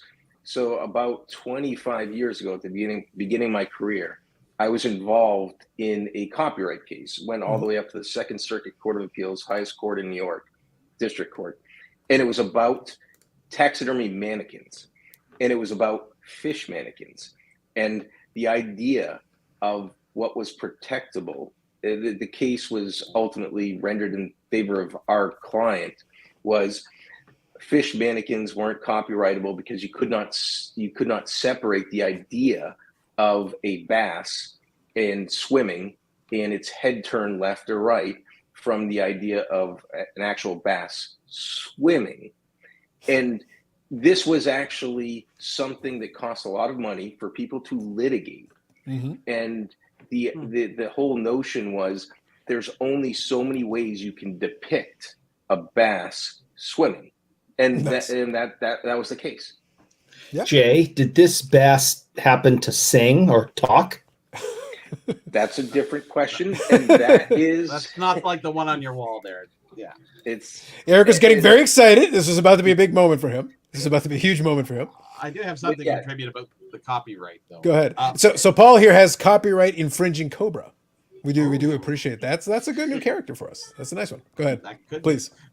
Okay, so my first book in 2003. Okay. I contacted Topps for information. I think it was Mike Jasperson. I'm not too sure who it was at that time. So I sent them a video. I sent them a pre-copy of the book, and I was asking, can you fill in any of the holes? I'm doing this book on most of your product. Topps had was owned Peachy at that time. So I was kind of hoping they would add some information. They sent me back, said, you can't do this. That is most of our product in there. You cannot issue this book at all. And I went, you fuckers. Sorry about that, Mrs. That's a technical term. Yes, sorry. That's legalese. And So the one way I got around it is that it wasn't going to be a price guide, and we turned it into a price guide. Mhm. So then, when you do that, that is how do they say fair use. Yeah, fair. Well, there's another term actually, because what do they call it? Newsworthy information. So it's not just a picture book; it's newsworthy. Oh, okay. So this is this price, and this. So that's how we got away with that, and we went forward. And ever since then, Topps was not very friendly to deal with. Like, here's a guy just trying to do a book, and unfortunately, they're just shitting all over you like they're the king of anyways, that's my experience with tops and copyright among the first time. Everything's been a price Yeah. guide ever since. Newsworthy is one of the enumerated exceptions for fair use. Yeah, it's transformative, right? It has to be transformative. Yeah. Well, I was using the term that they use, that I was told to use with them. So sure, anyways. yeah, for sure. Yeah. Just like when Carlos will excerpt portions of person's video, the video that the person has is copyrighted, even if it's not. There's no registration on it, but he's using it, and it has a newsworthy purpose for fair comment, right? Just like when people show clips of something. If I film something, I have a copyright in what I filmed. If they get the images from me, they can use it to explain it to the public at large, because there's a public policy that favors the open dissemination of information, right? And that's what you were doing, Bobby, and that's what Carlos does when he talks about different things. Yeah. Well, we call it content God worthy. So anyway. Very nice, very nice. But no, the kind of playing into what Jay's saying though is that so when I did those two parts to taking Dakota's live stream, and then I commented on it, the live stream was an hour. The two videos combined were 2 hours. There's no argument that it's transformative, because I was interjecting more content that was actually on there, because I was playing the clip, but then I'm talking directly about what the clip is. I'm talking directly about what's happening. I'm arguing for or against whether I agree or disagree with the piece. If I had just played it and just played the video exactly as it was, added nothing, added nothing, then I'm literally stealing the video. I'm not adding anything. I'm not taking away anything. There's no transformative element to it at all. No, you're creating new content by adding his content. Yeah, Correct. Sure. Yeah, which you're allowed to do. That is where YouTube will kick in fair use. That's where fair use is allowed. But you have to commentary, discussion, something. You must use it for a reason. It can't just be you replaying the thing in its entirety. No. So Bob here is looking out for you. How's the hip feeling? Do you want to give him a quick update? Better every day. This is the longest I've sat in a chair. So I've only had to get up once to stretch. So this is pretty good. Things are getting better every day. Beautiful. Thank you. And thank you for asking, Bob. Thanks for asking, Bob. Appreciate it. I won't hashtag you tonight. There you go. We're all so peaceful and wonderful tonight. It made me laugh because we've had a good chunk of one good discussion after another. So it's been a lot of good ones. This is the most scholarly run of content we've ever had on this channel. Usually by this point, we've delved into some idiocy at this point, at least in between. You got to start at 8 o'clock more often. I know about what happened. We're all so studious and on point. My goodness, we're all spry right now. It's like Bobbles. I have to think this is your calming influence on all of us. I don't know how that happened. There you go. Exactly. You don't watch this drivel on Friday nights, do you? I've caught some. Yes, honestly, sorry. I normally I'll watch Dakota on Fridays, but since he's taking the break, he's way better. I'd rather watch him too.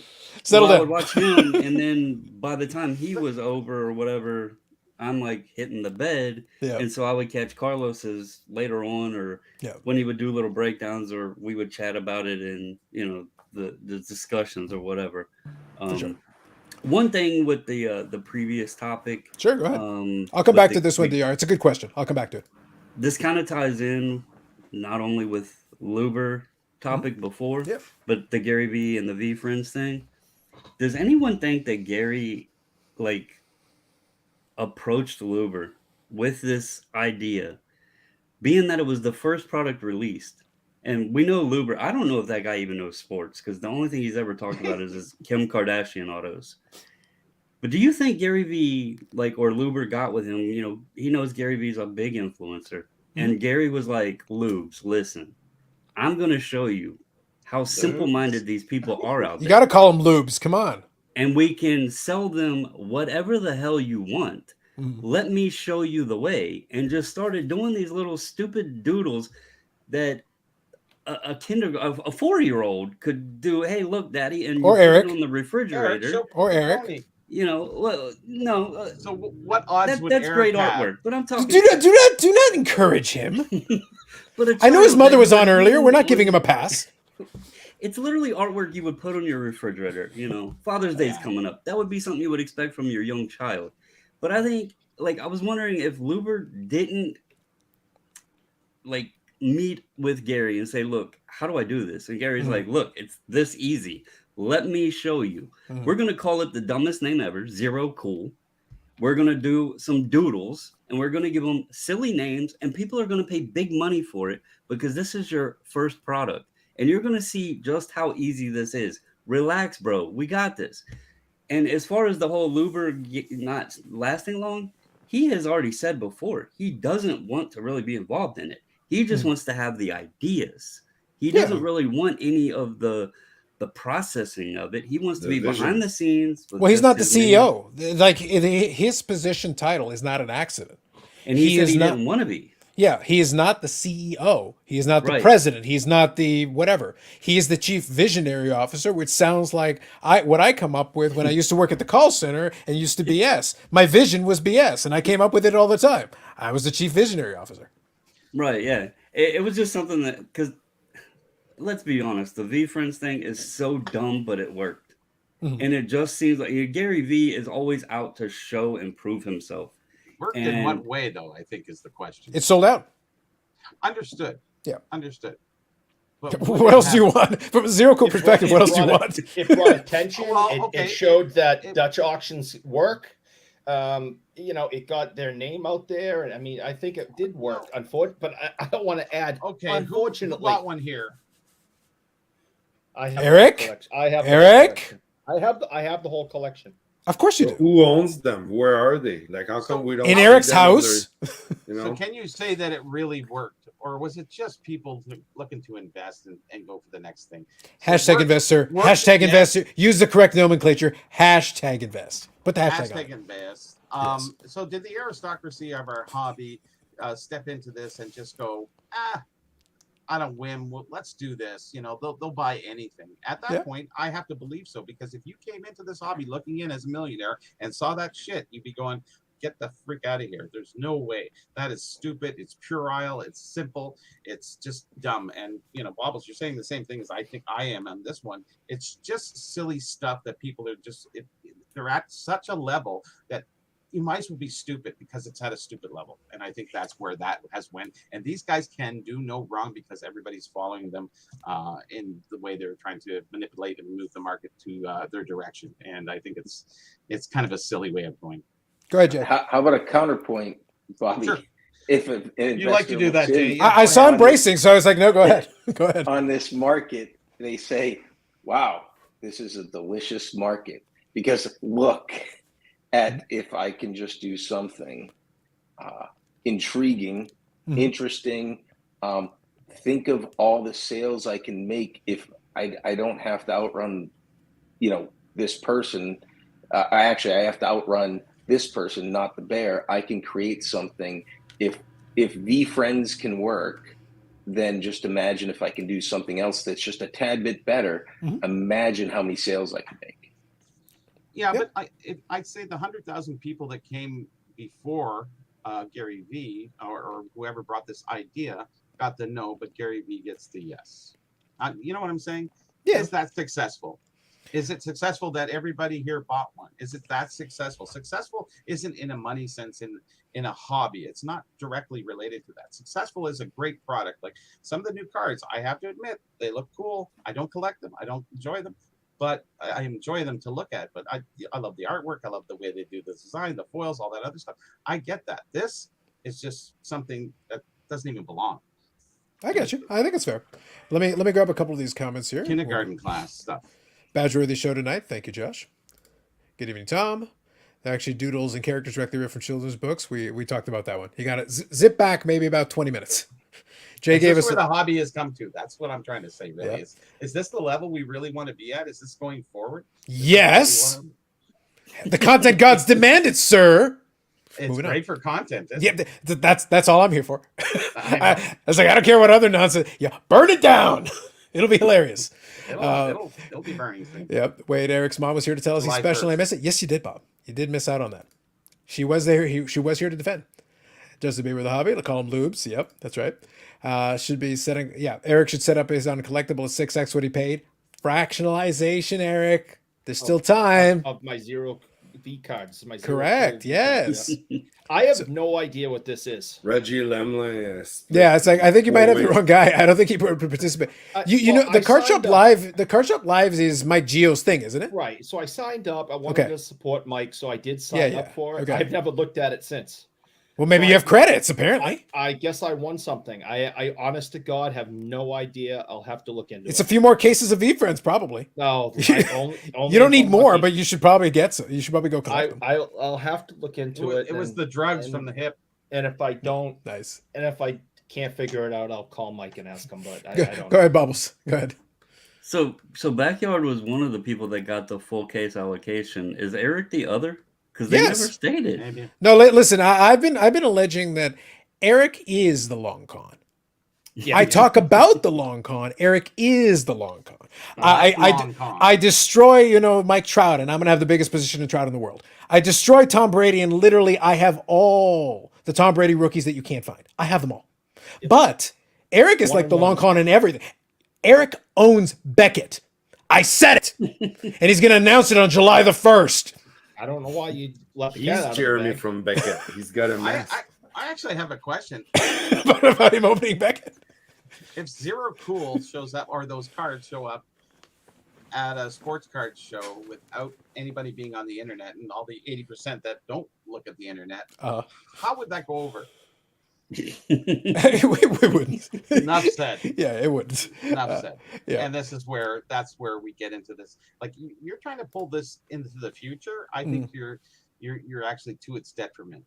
You're hurting it more than you're helping it because you think you're above everybody else and do silly, stupid stuff and get away with it. And I think that's preposterous. I get you.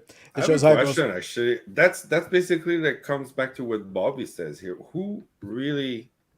Because anyone here on this panel watching this show, I'm pretty sure I'll bet money that Ziggy's got some, no doubt. He's not buying poopy ponies. They're not breaking that way. They're not. Yeah. So the future goes to the breakers in a way, or like fanatics in a way, or the chief visionary of things. Do you want collectors that on the long way still buys the stuff, or at the same time the stuff? So I want to quickly interject something, Yannick. Just to be clear, you can have the Zero Cool and that stuff. That has no bearing on the other stuff. They own Topps brand. I know, repeatedly, I have to reestablish a silo. There are two different things. I know. I'm just trying to see here who is it attracted to or pushed towards. So like Bobby keeps, like Eric? Bobby was saying there, like who's buying those? Who in a way, we're here and we're still gonna be here 10 years from now because in a way all that new stuff comes out. Some interests me, most of them don't. So I already have my pool of cards and collectibles I'm looking for. I think it separates investor over collector more so than anything else. It's like if it's the new flavor of the month 2 years from now, if everything is based on the flavor of the month, then what? Like doesn't have longevity. That's just what I'm thinking all the time. I got you. Seeing the breaking and then all of a sudden now we want to attract on Whatnot and all those platforms, all that stuff. But you're not going to 10x the hobby without the additional platforms, Yannick. We got a 10x. So. Come on, 10x. But I guess we're not the target, the public that they're looking for, really. So let's talk about whatever else. Mm-hmm. Go ahead, Bubbles. That question could be like brought up without even looking at the Zero Cool thing. Yes. I mean, let's just look at the upcoming release of Prism Football and how much a box and a case price is versus what it was just even 2 years ago, before the explosion that happened. What is that comparative? I don't follow that. Just what's the comparative value? A box right now, I think Blowout lowered it a little bit, but it was at $1,700 on pre-order for a box. And here's where things really don't make sense because National Treasures just came out and you could buy a case of National Treasures football cheaper than they had pre-order price of National Treasures Prism. Wow. And it didn't make any sense. So going back to his point, who is this like attachment to? To be honest with you, as someone who loves to rip wax and collect, it's gotten difficult, and that's without the Zero Cool and everything else. I I don't know. I even retail has gotten up there. I mean, a retail box anymore is 60, $70. Yeah, for sure. It's tough to do. Not a So, kid's hobby, is it? It's becoming not even a casual adult's It isn't. hobby. I mean, it's getting to the point they're pushing out. Let's, guys, Investor I don't know hobby. all of you very well or anything, but just from the vibe I'm getting, you guys like to collect. And it's almost getting to the point where we're going to have to let the breakers tear the product open and let it hit the market. And those guys need to make their money back on their credit cards. And then we run in and scoop up what we actually want rather than us spending the money on the wax. Well, I think breakers. that trend has been going for a while. I agree with that 100%. And that's become, it's a chicken or the egg thing, right? As the prices went up, it got too expensive. Then the breaking became a more viable way of somebody opening the product so the singles could get out. So as a collector, you need someone. At the end of the day, as a collector at this stage in the game, I'm in the position a lot of people are in. I've got a certain amount of disposable income I'm comfortable using on cards, and you can oscillate that over time, adjust it as you will, as your circumstances dictate.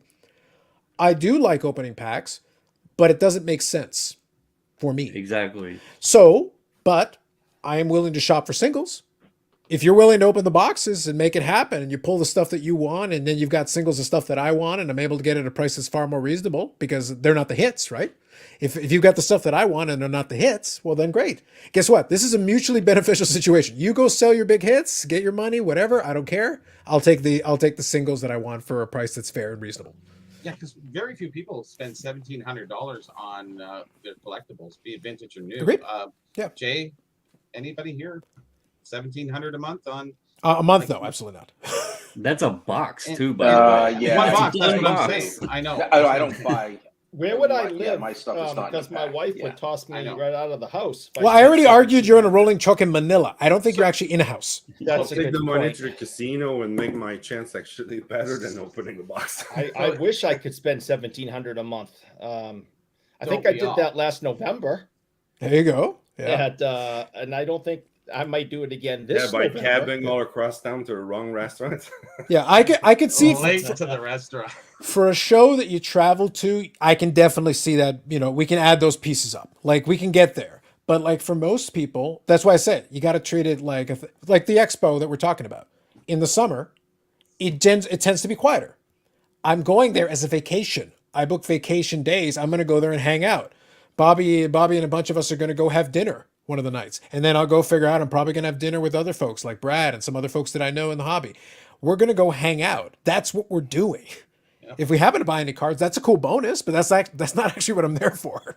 I will bring money just in case I find stuff that interests me, but that's not the primary objective out there. Otherwise, there's more efficient means. I could be on eBay and do really great with a lot less money. But Bobbles, you're right. $1,700 for a product. Like, who can really afford that? Like, it's not a matter of affording. I think we can all afford that. But I mean, who's spending that? Like, honestly, on my collection, like, there's that one time every once in a while I spend $2,000 or $3,000 on one piece, but that's every once a year. On a monthly basis, $200, $500, something like that. That's kind of average, I think, for 80% of the people, I would assume. I would say What's it's the room average. here? I would say it's average for folks that I consider more actively engaged, because I try to create these different tiers. Right? Sure, of course. There's folks that care enough to watch hobby content. That's a different level than the average rank and file. There's folks that once in a while will go buy a couple of blasters for their kids. Literally once in a while. It's not like a monthly, for sure thing. It's like, no, I'll buy a blaster here too. The kid will open a couple packs, and that's how they participate. There are different tiers. Then there's folks who are actively engaged, are interested in this stuff. Go and seek it out. Go to a bunch of card shows because they like it. That's a different level of engagement. So there's different levels for different folks. And as you go further and further up the chain, you're more engaged. You're probably spending more money as you go further up that chain. I understand. I'm just talking about the Joe average in that Agreed. collector sense. Sure. Yeah, that's fair. And $1,700 for a box is It's out of most people's range. You gotta. What's gonna happen is you get to a certain threshold, and then it's a big step up from one level to another. so we end up relying, like he says, on the breakers being the thing going forward. It's like, who's going to pay? I've seen boxes like $7,600 for this. Dude, To make it's it more better, than a it's mortgage payment $141 a on pack. card.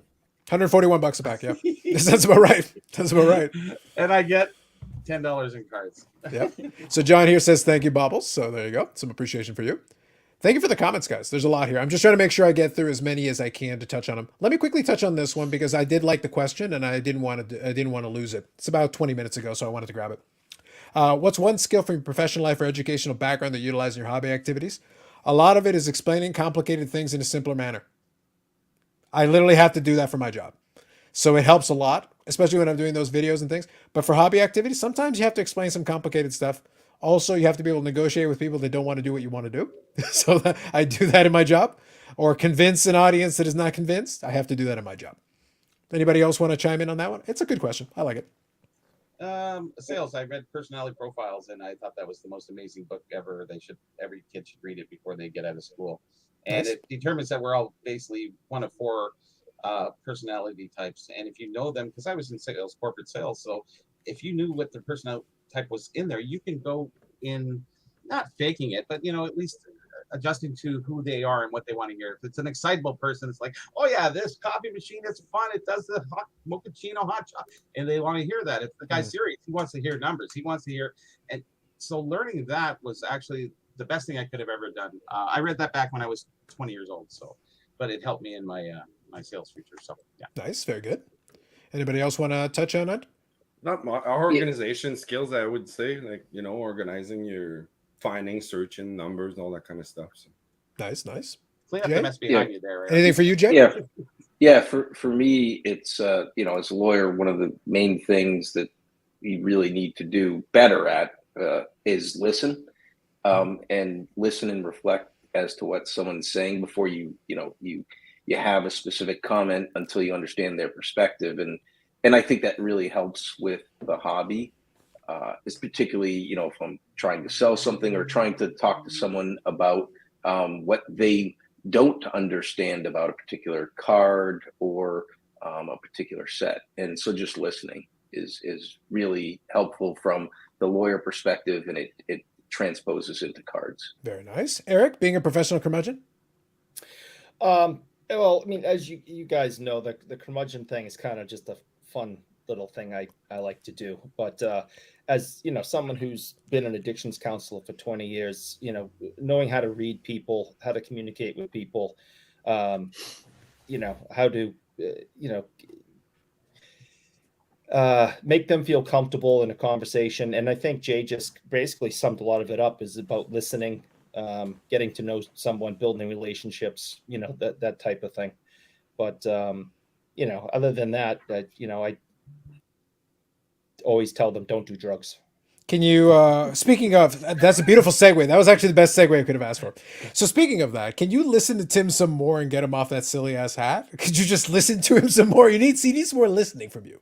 I love Tim. I've made my feelings known, but everyone needs a gimmick, and it's actually, people love it. And when he doesn't wear it, people are upset.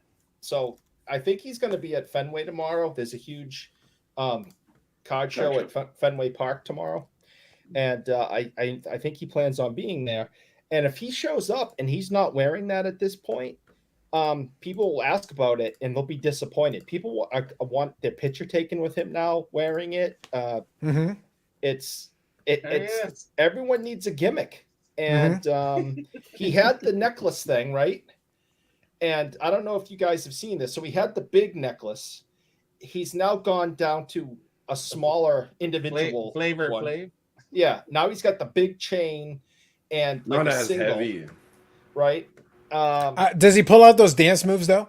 Yeah, because that's a lot of dance moves, man. No, I have not been around him when he's danced, but you can literally tell him now if he ever tries to encourage you, be like, dude, I would literally break my hip again. I can't do that anymore. That's for sure. Those days are over, man. Yeah. It's over for you. Yeah, I will not be dancing probably until my daughter's wedding. There you go. Nice. And you're in no rush. I'm in no rush. She's still in high school. Did you want to finish what you were going to say? We kind of interrupted you with the pricing thing there and with the football. Oh, I was just replying on what Yannick was talking about with like who was buying the Zero Cool product, but you could relate that even with what the sports products are getting to. I mean, I don't know everybody's financial background or what you guys like spend on cards. We're all millionaires here. Well, I mean, even a millionaire, at some point you have to think about what makes sense, right? And my point to that was part of the collecting is the experience of opening the packs, and I'm blessed enough that I have a spouse that actually loves this hobby with me, and one of her Wow. favorite things is opening wax.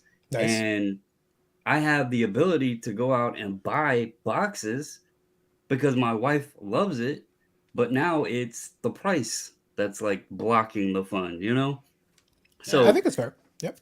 to his point, who's buying this stuff with the zero cool? Well, So I who's just really need to going to be get able my to wife afford to the like it. regular sports stuff? So When in that doubt, was the buy point Pro with the Set. tie-in. Yeah, there you go.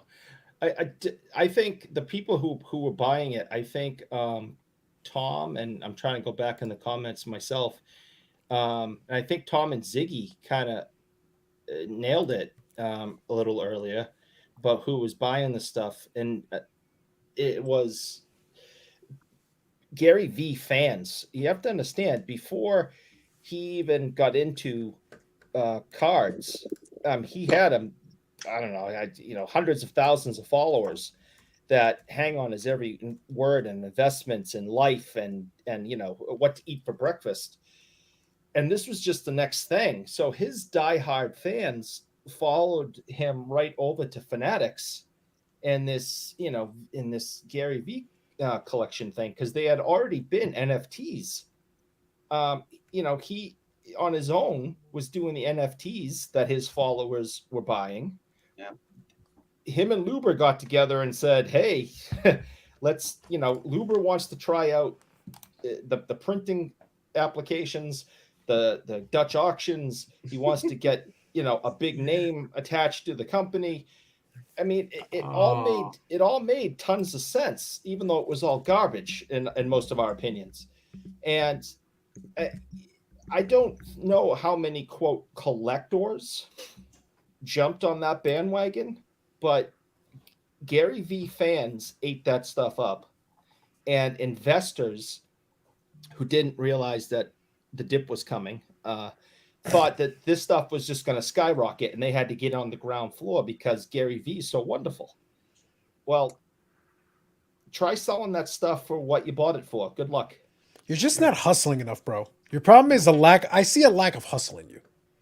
Just not enough hustle. Yeah, Do you think part of it too was the first product? Because just to tie in with that, look at the WWE Prism. I mean, that stuff's dropped 50% since the release hype.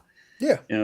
Everybody looks at the first product because of the way first year Prism spiked up real high in the boom. I think everything now it's like, well, this is first year, first product. It's going to be huge, and people don't understand that that's not always the case. Unless Bobbles, we get Prism Bowling, in which case we're coming back on here and everybody's pumping Prism Bowling. We're going past the moon. We're going to Alpha Centauri. We're all going on a trip. Actually, Carlos, I collect bowling cards. As you should, sir, awesome. And we will review this conversation again when the time is right. We will come back to that. I do want to ask you a question, though. I'll read a couple of these and I'll come back to it. But I joked about the Prism, but I'm like, Prism Bowling, y'all. Prism Bowling. Y'all ain't ready. It's coming. It's coming. Cards. So you're saying, Jay, you want an invite back for the Bowling Pump live stream? Sure. Absolutely. So speaking of retail, I've not seen AEW retail in Canada. Yeah, I've still been waiting for it. I would love to buy some. I bought some of the EPAC stuff, but that's a little overpriced. I would still like to get the retail at retail price. That would be a lovely thing. Yeah. I got to go bug Billy about. I already told Billy, look, man, if you gotta carry that stuff contraband over the border, just bring it. Let's go. So we'll have to figure it out. I wouldn't pay $141 for a box. Fair, Bob. I want to get caught up here in the comments.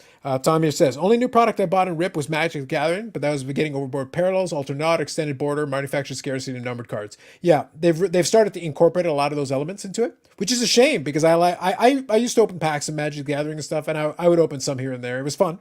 I don't get the chance to play the game anymore. I played a little bit years ago, but I like the cards, I like the art, but when they start interjecting the rest of it, it gets kind of difficult, and I can't justify it. It makes no sense to do it. DR question. Ability to research yourself and how to engage a conversation. Good one, Josh. Stand by the statement, Fanatics have a very hard time 5x or 10x the hobby. I agree with that. If they do, it'll crash even harder in the future. Yes. It'll be another cycle. Yep. Finding value where others can't. There you go, Aaron. Thank you. Paul, words never stated before. Ziggy nailed it. Words that will never be sold in again. Paul, such harshness. I expect it from you, though. I get where you're going. Tinfoil hat time. 2 of the last 6 IG posts from Card Ladder are Jokic posts. Yes, they are. I agree with that. Yes, that is a fact. I bet Eric walks to first base on a ground ball. What other choice do I have at the moment? Crawl. You could you could Pope-mobile that thing. Yep, Pope-mobile. That's the only other option I have. Make it happen. I like it. All right. Caught up in the comments. Thank you all for the comments in the chat. Jay, you're setting up at Dallas. You're a non-sports guy. I know you're working on building the other than pumping all the non-sports into the next stratosphere, which you're welcome to do if you wish. All right. What kind of stuff you got in the cases and stuff? What do you get? What are you bringing? I got 1940 Superman. I got dog cards from 1890. I have a lot of DC comic stuff pre-80. So I have Batman, other Superman sets. I have a lot of Disney. Disney is one of my big things that I collect. And I have Battlestar Galactica. Right? No one really wants it, but I put it out on the show. Original. Jay, original Battlestar? Original, or the stuff the show that came out a couple years ago? I don't have much anything post 1980. I really don't have. So yeah, I have 8 graded sets of Battlestar Galactica from 1978. Awesome, complete graded sets because it was a set that it was a show that I watched my father, and that was the first set I ever collected.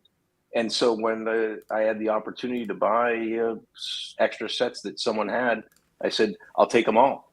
And they said, really? I said, sure. I said, because I think it would be interesting at some point to give them away to people. The funny thing that I like about non-sports is I give away a fair number of cards to people because it suits their personality. I mean, I gave away some Disney cards to people, different dwarf cards from the 50s, and it's a good way to communicate with people, and it's better than giving a bottle of wine, and that's what I actually like about it. So setting up at Dallas, the funniest comment I would make about it is I've spent probably the last 2 weeks kind of preparing, in the evenings for it, because part of the table setup is trying to tell a story. Right, here's Star Wars. Right, I have some unique Star Wars items. Here's Battlestar Galactica. Let's see. I have Space 1999 graded sets. Right, who collects that? No one. And it's not because it's valuable, but I just find it interesting. But I'm not looking to meet the masses. I'm looking to find those individuals that are really interested in certain unique items. The strange thing I did for the last show I did here in Chantilly, Virginia, was I have a lot of dog cards from different decades, so from 1890 probably to about 1950. Sure. And I got the biggest biggest criticism was, why don't you have any cat cards? So, I don't even like cats, but I went out and bought some prime cat cards for people to see.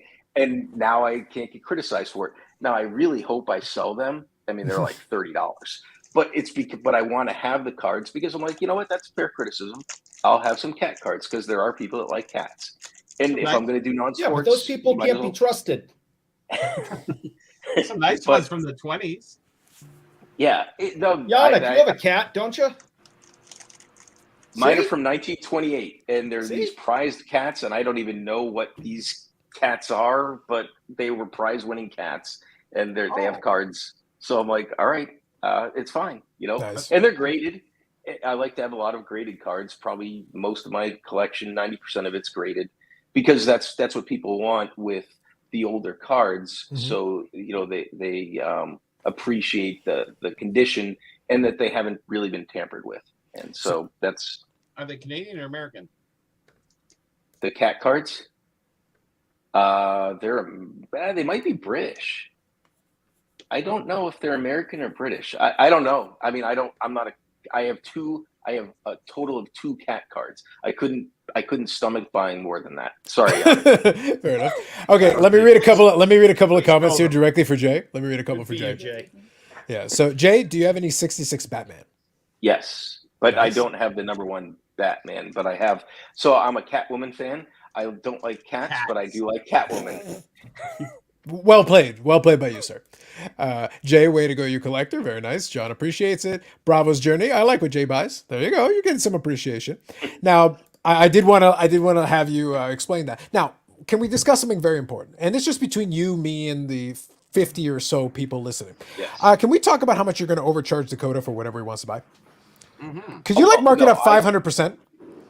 I already promised. So I will charge Dakota for cards that he buys, but I did promise him a card for his wife, and I already picked it out. Fair enough. It's a 1971 Anglo Minnie Mouse card that's super cool. It's a horizontal card of her. She's I think it's what's that train, that tram or whatever that they ride in Disney World, but it's a picture of her riding that. So I think I'm going to give that to Dakota if he wants. But yes, so I already know what Dakota wants. He's a big fan of The Wizard of Oz. So I have a PSA 10 card of him, and it's the witch card that says I'm melting. So I know he will like that. But I have another card for him, which is he's a huge Star Wars fan. And I have a bunch of Star Wars. I've heard this. I've heard this. 7 cards. That yes. Well, I'm not. I'm just reiterating. I'm not promoting. That he likes that, and I have some high grade pop 2 or 3 in the grade of 9 or 10 for him that he's never seen before. So I'm sure he will purchase those at extreme levels, not Kurosawa levels. Well, you could do also, you could also do a trade deal. You could basically trade him. What you should do is test his fealty to the non-sport world. And, I think you should get a 65 Namath from him. I think you should get that. I hear he has that card. Yeah, and Red Grange. Yeah. Bubbles, does that sound about right? Like, I think that's the direction we got to go with this. Hey, I helped him get the Grange. And I actually traded my Namath away. So. Oh, look at that! And nice. I will acquire them all, Carlos. What's that? I will collect Jay them mentioned all he was. Them. He mentioned he was at Chantilly. Yep. I don't know if he remembers the blue hat. It's usually recognizable. I was there all weekend. Chantilly's my stomping ground, so I love that show. I did the last 3 shows last year and the one this year. The best thing I like about having non-sports cards, probably 7 out of 10 people pass by my table because I don't really have much that's shiny, so it's perfect. No one congregates around my table, so when people do stop, I get it self-selects filters, and so I get to have long conversation with people.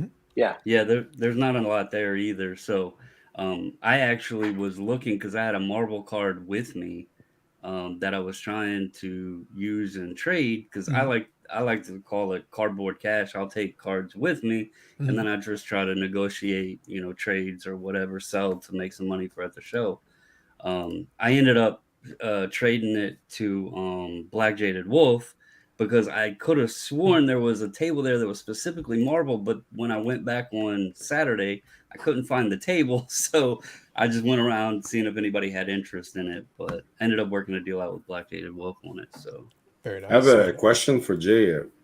You is it obviously you said you set up before because you didn't have any cat cards, but is it something fairly new that you're a dealer or just have fun selling or? So I started. I'll go way back when I was in college. So this is in late 80s, early 90s.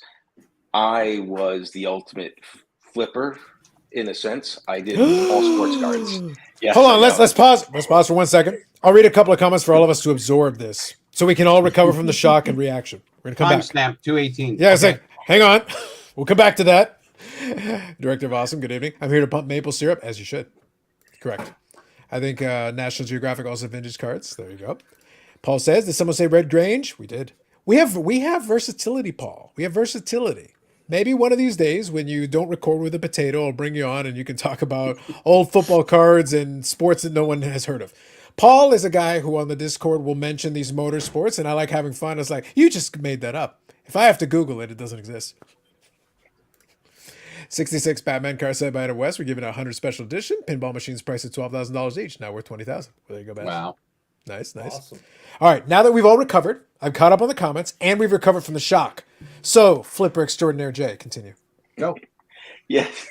So I was in the middle of Pennsylvania in college, and the most memorable times I had was when the Little League World Series came to town, and basically there was a mall not too far away, and we'd all set up, and so we'd get kids from all around the nation, right, that would come, and you could sell basically anything. Like, you have a Dodgers card, you could sell, because it's for them, it's something that they might not have access to back home. But yeah, I would do a lot of card shows, mainly mall shows, and most of the shows at the time were just Malls. Wow. they were in malls, and that was I those were the remember better shows. Yeah. That And you'd be there here, all the local show is still in the mall. The one that I go every couple of months, it's. I actually, to be honest, Quebec. It's Quebec. to be fair though, I actually like the mall shows. I preferred kind of that setup because even when they were in the heyday, they were a decent enough size, but it was nice kind of be able to walk down, and then walking around, because people would walk, because it's not like a grid formation like a lot of the better organized shows today. You had to walk around the mall a little bit, and you'd see all the tables and things. It was actually not bad. I enjoyed Right. it. Radio Shack, A&A Records.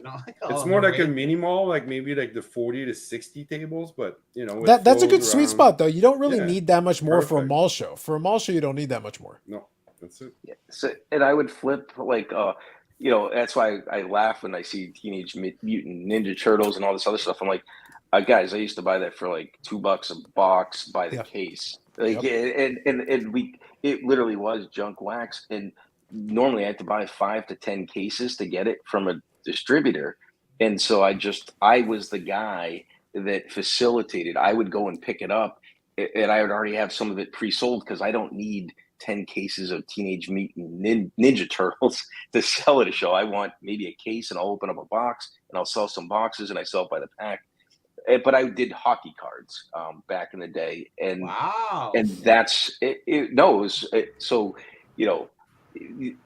what I did is I broke sets. So I was breaking anything from the 70s all the way through the late 80s, all O-Pee-Chee. I wouldn't do tops, because the collectors that I found did not want, because there were very few of them, but they did not want tops cards. And so I would break them, and I could sell the commons to certain collectors, and then I could sell off the stars. I mean, it hurts me now to think of how many 80-81 O-Pee-Chee sets I broke and sold off. So Jay was the pumper, flipper, everything. Investor dealer in that order before there was one. Yeah. And so what ended up happening is, probably about 10 years ago, I had all my sports cards from the days in college, because then I went to law school, and I had no more time for card collecting. I would buy Larry Bird cards, I would buy Dr. J cards, but I would buy individual cards on eBay, because back in the 90s, there was no eBay. I mean, eBay was like the late 90s phenomenon. No, but I think 95, 96, because I think my account's from 96, but thereabouts, yeah. Yeah, and so, but I was done with cards by then, so I would buy cards on eBay, but I wouldn't sell them. And so probably about 10 years ago, I started looking at non-sports, and I'm like, this stuff's actually more interesting. And then I realized all the Yager rookies, Modana rookies, I'm sorry, all the superstars that I had collected were worth, if they were worth the same, I was lucky. If not, they weren't. Yeah. I mean, I still have Brendan Shanahan rookie cards, O-Pee-Chees. They're really nice condition, sitting downstairs, and it's like no one wants them. Great player, no one wants them. So I sold off most of my sports card collection, and I started buying the non-sports stuff that I like. That's when I started buying Battlestar Galactica. I started buying some Batman stuff. I started buying X, Y, or Z, and I just kept doing it. And I think that's really good. I didn't want to cut you off, but I want to kind of shift it also, playing off of what you're saying. But I think that's a really good example of, like, this is maybe a kind of a fun little side conversation that I had, because I don't know if you saw it, Bubbles. Flippin' Steve did a video today where he was talking about it, and he's very passionate. He's very sincere. He's very enthusiastic about kind of his stuff. And I thought it was a good video. I thought it was really well done, and I think the comments were very favorable toward it. But the only thing I thought in the back of my mind was like, why are you justifying yourself? Because it's almost this, and maybe you understand kind of where I'm going with this, kind of my thought Mm-hmm. process on this. I don't understand the idea that we must justify ourselves. And maybe the problem is that I have been in this thing too long, where it's like, guys, I don't care what you do. Dakota does it a lot. Yeah, no, but exactly. But the thing is, like, but just think about this though. Like, and I'm being completely serious on this. So let's take a moment. I'll be serious here for a moment. I've been at this a long time. I have the good fortune that I never really had a sustained break. The closest that I had to a sustained break was in university, where I didn't have as much time and I didn't have as much money. But that didn't mean I stopped. It just meant I'd surf eBay on Saturdays. I'd find a couple of things here and there, buy a couple of inexpensive things, really cheap, because that's all I had money for. I'd have it sent to the house, and then I'd go back home from university, from college, every couple of weeks, and I'd have a stack of envelopes waiting for me. My parents would grab it, and they'd hang on to it for me. They did me the favor. Awesome. But I was still collecting, even during that time when I didn't have as much time. I was still able to. It was much slower. It became less of an avalanche. It was more like a drop here, a drop there. But I was still able to keep going. That means that I was able to see from 1990 until 2022, every iteration, every variation, every platform, every little attempt here and there. So I have that totality of experience without real interruption. What that means, though, is for me, it's not this shock factor. It's an evolution. It's a steady progression. I can see all the steps we took to get there. So I'm like, no, man, if I want to buy a card, I'll buy what I want in the manner in which I see fit. If I want to enjoy it or talk about it, I will. If I'm going to sell it, then I will. Who I sell it to, I don't care. You buy the card from me and decide to set it on fire, that's your damn problem. We came to a deal, it's yours, you do with it as you will. If for some reason you're able to sell it for twice as much as I did, congratulations to you. I'm moving on, man. I sold it for a reason, if that's what I decide to do. Or I traded it for a reason, because that's what I decided to do. But it was strange to me, hearing like, and again, Steve, it was a well-received video. People appreciated his sincerity, like he came to it from a good place. But I was like, why are you justifying yourself? If you buy the cards, buy the cards. If you like the cards, like the cards. You want to talk them up, go ahead. You want to sell them, cool, do it. What's the issue? Have fun. If it's supposed to be a hobby, quote unquote. A lot of the folks that get really upset about that stuff are the same ones who are like, oh, you're ruining the hobby. It's like, well, if it's a hobby, it's supposed to be fun. We're clearly not having fun here if we're concerned about everybody's intention with every single transaction. You don't need receipts when you decide to buy and sell everything, unless you're operating a business. If you're operating a business and you need to keep track of taxes, then keep records. Jay here described a long time of buying and selling, but he was also grabbing stuff for his own collection, shifting things in and out. And in the course of this conversation, and Josh here says it very well, Jay needs to come on more often. I like having collectors on here. Mm-hmm. We get to talk about collector stuff. That does not mean you're not allowed to sell a card ever. That isn't how this works. Sell cards, buy cards, do whatever you want. Be a curmudgeon like Eric. We take all kinds here. We're open. Well, Jay's right. With the slow, it's been organic, the non-sports. So, Jay, you're in the right kind of lane right now, but it's a nice slow and steady. It's not going up. And people, like you said, are justifying, Carlos. Yeah. That's fine for them. It's funny, the non-sports, I really love non-sports because actually that's second of what I know most of other than hockey. And it's really surprising that there is 400 pre-war non-sports Canadian-specific unique cards sets out there. Sure. Over 400. How many hockey we got before that? 12, 18. Yeah, it's fair enough. It's amazing what that goes back in time. And there's so many cool cards. And the real tough stuff would cost a fortune. But if you can find it at a show, it's kind of fun because there's lots to look for. A lot more to look for. Absolutely. So here, Carlos can go pump Aussie Rules cards soon. Long con. It's coming. Not yet. Not yet. I must establish my position, and then it's coming soon. But Bobbles, you understand kind of what I'm getting at with this, right? You kind of are you following what I'm picking? You picking up what I'm putting down here? Slightly.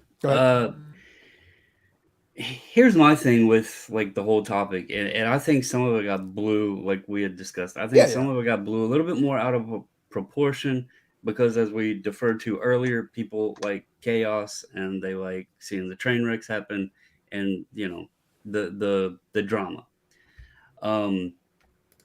As far as like anybody out there pumping or whatever, I don't care. Like it doesn't make sense for somebody, and I've sold cards when they shot way up.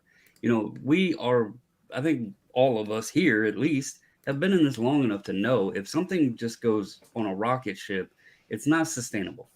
And sometimes it's smarter to just say, if it's not something you're wholeheartedly attached to let it go and take the W on it, because 9 times out of 10, you're going to be able to buy it back in. Mhm. So when those situations happen, it's completely understandable if somebody is selling something. The part I have with it is a lot of times, again, and that's where show me the receipt things and all that's come in. But sometimes it's like, it seems a bit obvious. It's like you can't hit on every single thing. To Jay's point, I think he's very smart. We're adults, right? And I've learned growing, into getting up in age, and I'm not as old as I look. I know I look 80, but I'll be 42 in July. Um, I've learned I'm not interested in football like I used to be. I'm not interested in basketball like I used to be. The games have evolved and they've changed, and I just don't like them like I used to be. In fact, I am a new hockey fan over the past couple years. I love baseball, but for the longest time, I hated baseball because of steroids. I loved them when I was a kid, but I got out of it. The Cubs World Series actually brought me back into being a baseball fan because of that rich history, and I regained that passion. The non-sports stuff, that stuff spans such a large time. Like he's mentioning Batman. Mhm. There's people from the 60s that are going to remember Batman. Batman's still around today. You know, Mickey Mantle was around in the 60s, but he's not playing today. He's not even on Earth anymore.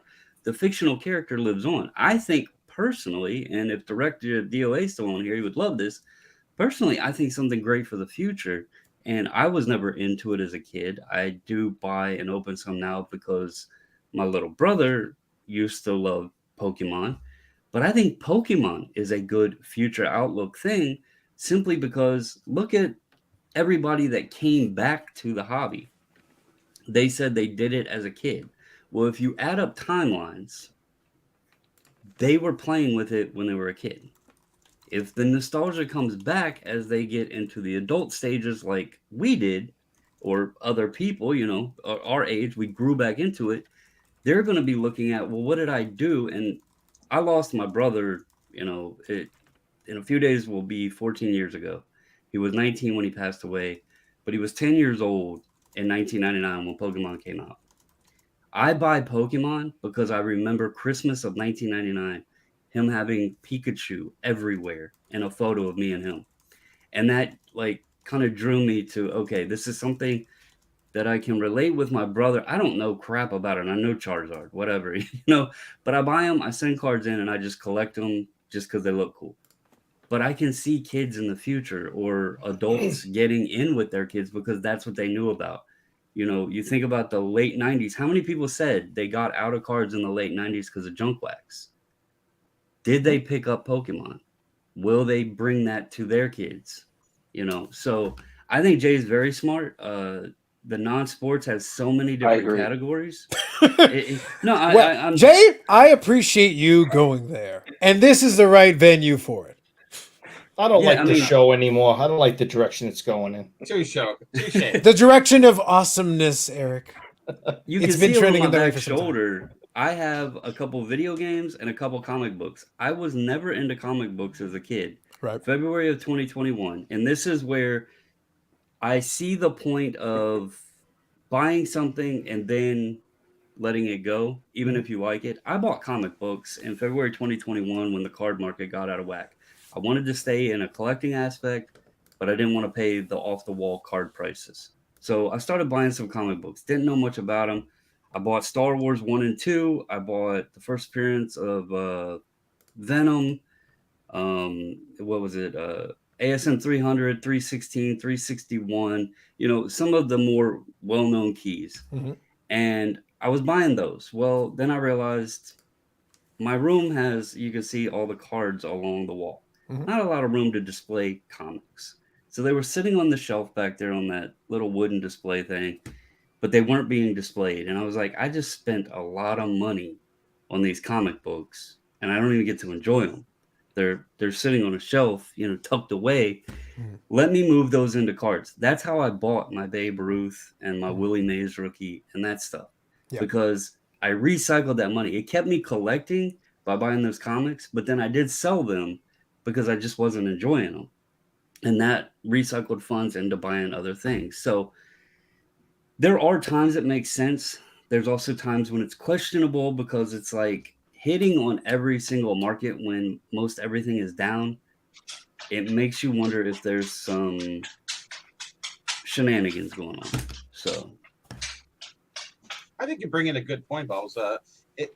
There's people who collect who like to show their collection. Like Eric is a typical example. Same with me. I like having things on display. Mhm. And there's other people like who just want to collect and put it away. And then there's well, Carlos is a little bit of both. He's mostly put it away, but he Yeah. does have the nice stuff behind him.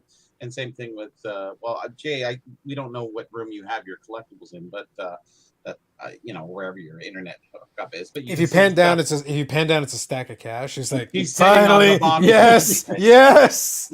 He's sitting on the All bottom. that '66 Adam West Batman finally came in. It's in the basement. I'm not allowed to bring it on the main floor so people Not can see it. allowed. There you go. There you go. Listen, self-preservation is a powerful thing. You got to do what you got to do. Understandable. Yep. All right, so Paul here has a take. Let's give it to him. All right, Neo hates my take. By the way, your comic book talk, somewhere off in this is Neo is like, I'm needed. It was funny because Neo was doing his own live stream prior to, and I was listening. I made a couple comments in there, and he asked me if so I popped on for a couple of minutes before I started up on this one. So I was like, so I popped on there to say hey and chat with him for a bit. So Neo hates my take on supply outweighs demand. Demand can change, supply can't. It's only a matter of time for overproduced 2015 to 2022 sports cards to lead to alternatives become a thing. On a different day, I'll get Paul on so he and Bobby can have a scarce off. Because he agrees with a lot of your positions, Bobby. So it'll just be very funny watching you play off of each other and have a scarce off. So I think it'll be very entertaining. Well, supply can change because they were saying they were manufacturing more and more cards on demand. Like if they were selling out, they would keep producing more and more. Right? Correct? Yeah, but one thing that I would throw in that's kind of interesting.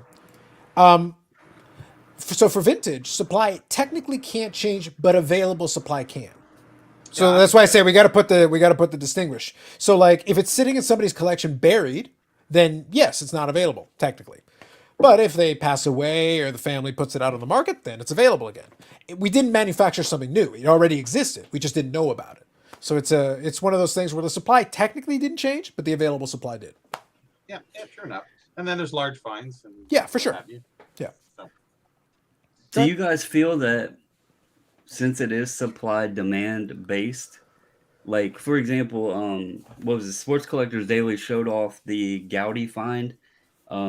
I guess that family found a whole nother stash up in the attic, and there was like some Napoli Joys and stuff like that in there. Mm-hmm. With finds like that on cards that just aren't available, to make Paul happy, there's several football cards like Bronco Nagurski. Sure. They just don't pop up every day, right? Agreed. So if somebody was to find a couple really nice, 2 or 3 nice Broncos stashed in an attic, and those now hit pop reports and become available, do you think that devalues the ones previously because now there's more supply, or that stuff is so scarce that there was a previous buyer that got bid out that may now be back in the game to pick one up?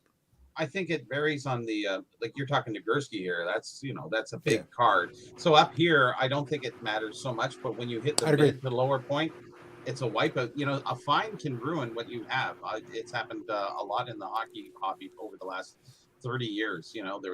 There's none, and then somebody has a great find, and then they slam it out into the marketplace, and it just drops the price, and it takes like 10 years for it to regain and come back. And it's really bad that way. But with top end cards, it doesn't really affect. Yeah, I agree with Bobby. If they found 20 you and Neil cards. Yeah, if they found 20 Babe Ruth cards in an attic, that's not going to drop Babe Ruth cards. But if they find 5,000 Derek Jeter cards, that might drop that. Just like Bobby's saying. You know what I mean? Now here's a question. Let's take it to its absolute logical extreme. Let's take it to the absolute logical extreme. We'll take one of them. We'll take the Honus Wagner, the T206. because that is a famous card. It's not the rarest card, but it is one of the most famous cards. So it's an iconic card. I think the estimated populate in existence is like 50, 60-ish, thereabouts. 50. Yeah, there. But let's call it 50 for the sake of argument. Easy math if we kind of But let's just put it at 50 just to make life easy. Yep. So we say there's 50. And we know that you can pretty much put one out there that's basically torn in half, and it's $500,000 or $400,000. You know pretty much out of the blocks. If there was a collector out there who for somehow had managed to hoard about 35 or 40 of them in one shot, and you find them all. Now, you wouldn't put them all out on the market at the same time, but just understanding that actually it's about 80 or 90 of them out there. Now, that's not going to drop it down to nothing. No way, because it's too famous a card. There's too many people who would suddenly be emboldened. It's like, wait, I've actually got a shot at getting one.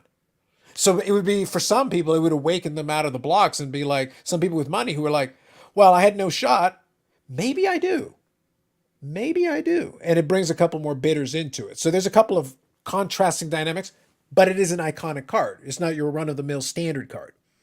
Where do you think that would play out? Then you get into the grade. You would. Are they all ones? Sure. Go ahead. Eights? Go ahead, Bubble. Let's throw a twist on that, and we're going to merge it with the topic of the shenanigans on the pumping and all that stuff. Right? Ooh, we like shenanigans. Go on. That doesn't So, happen. Oh, yeah. We're going to twist this together. You mentioned you wouldn't put them all out on the market at one time. Well, if you were trying to maximize your dollars, you probably wouldn't. But yes, Right. Go on. So let's say that the 50 on the market, and this is just all hypothetical, but let's say the 50 that's on the market and 40 more appear. But someone out of that 50 already own, let's say 10. Mm-hmm. And out of the 40 that come on the market, they got deep pockets, so they buy more of them. And now, even though we know there's 90 on there, the population and supply is still restricted because one person now owns majority share. And also, it's never really discussed how when someone is bidding up on something, especially when there's multiple levels of them, mm-hmm. and they own a supply of it, we may look at it as they overpaid. They look at it as they invested because now everything they had becomes more valuable. Yeah, you can reset the floor. You basically bump the floor up. Right, and you're profiting because everything that you already had in your inventory is now set at that new high, even though the hobby is looking at it as like, oh my God, they overpaid. They were stupid for that. What we don't know is they had 20 others that they just gained potentially 2x on, so that's something that always interests me too. And this doesn't even have to be with high cards. You can do this with low end cards, and I'm sure it's done out there often. But no, I think it's a good twist. But that's the reason why I've always said, if someone legitimately wanted to manipulate the market and they had deep enough pockets, I'd go vintage because you can really screw around with people. Like it doesn't take as much money as people would think because the supply is finite. Because you can take advantage of condition scarcity. There are condition rarities for certain items and certain issues. In addition to conventional run-of-the-mill, well, they just didn't survive. So there's only so many of them out there. So there you go. Well, fine, buy them all. So the next time one goes up for sale. Yeah, the next time one goes up for sale. And availability. That is correct. And then if you can pick the right items with some desirability, because you can't pick something obscure that no one cares about. It can be a one of one, but if no one cares, you're not getting any bids on it. But if it's something like vintage that people F1. Absolutely. F1. Who would want that? Somewhere off in the distance in Wisconsin, somebody's just like furiously typing. But the fact is that if it is something that people are interested in and it's finite, you could very easily, it wouldn't take that much money to purchase enough supply to all of a sudden it's like, oh, but I thought there were like 200 of these out there from what I saw. It's like, but I haven't been able to find one on eBay in 6 months or on Goldin or on PWCC. They're just not out there. And suddenly one appears and it goes for 5 times higher than it ever went. Why? Well, the supply seems to have dried up. It's all sitting in one guy's climate controlled, vault somewhere. Huh. Well, that's where disclosure really comes into the hobby. People have large finds. If you found a case of 1966 Bobby or rookie cards, this is for Eric's sake. If you found a case of them, what's it worth? Okay, let's take it down to if you found a box, what's it worth? And if you found a pack, oh, that's pretty. So the Yeah, pack, It's not real. it's not real. Disclosure, it's not real. Yeah, disclosure's not Right. real. So if you have one Back up a pack, second. that one pack is worth. That's real. Real reprint. Top loader and all. He's got to put in a screw down. So if you only have one pack of 66, how much is that worth? I'd say it's probably worth more than the sum of all of those would be together, of the box. And it's worth far more than the case. So if you found a case, you would never tell anybody. If you found a box, you would never tell anybody. So you do one pack at a time. That's how to smartly do it. Because that one pack, if you only had one pack, and there's only one pack known, and there's none known right to date, there's no one open that have been certified. That one pack is worth $20,000. If you found a box and people know about that box, they're worth $10,000. If you found a case, they're probably around $5,000. It's amazing how that goes. And if you're smart, you can make a lot of money, a little money, or next to no money. So interesting how the disclosure works when we have fines in the supply and demand, how it really affects the hobby dramatically. If there's the swamp find and all these other different finds, they come to market because they're just really super rare. But then you don't see guys coming to say, I found, 17 cases of vending of 1970, whatever. Then it's like, I don't even want to chase that set anymore because there are going to be a ton of singles out there. It influences the marketplace greatly. Well, here's an interesting fact about Star Wars that a lot of people don't know, and it's the Wonder Bread set from 77. If you look at the number of complete PSA 10 sets, it's very high. It's there. I think there's 10 or 11 that are complete. A 16 card set. Those cards, and I don't know because I didn't own the vending cases, but most of those came out of vending, and that's why the cards are actually so nice. Remember, it's a black bordered card. It's a great card. It's a great set, but the main cards that came out of that set, the main cards that have high grades now, never got into the bread. They came out of vending, and that's an interesting thing.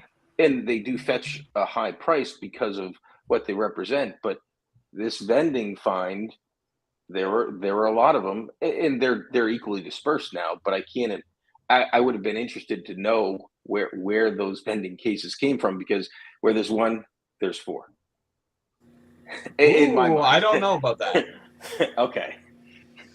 Where there's, I don't know, vending cases of 4. I think. No, I don't know. I'm speculating. Yes.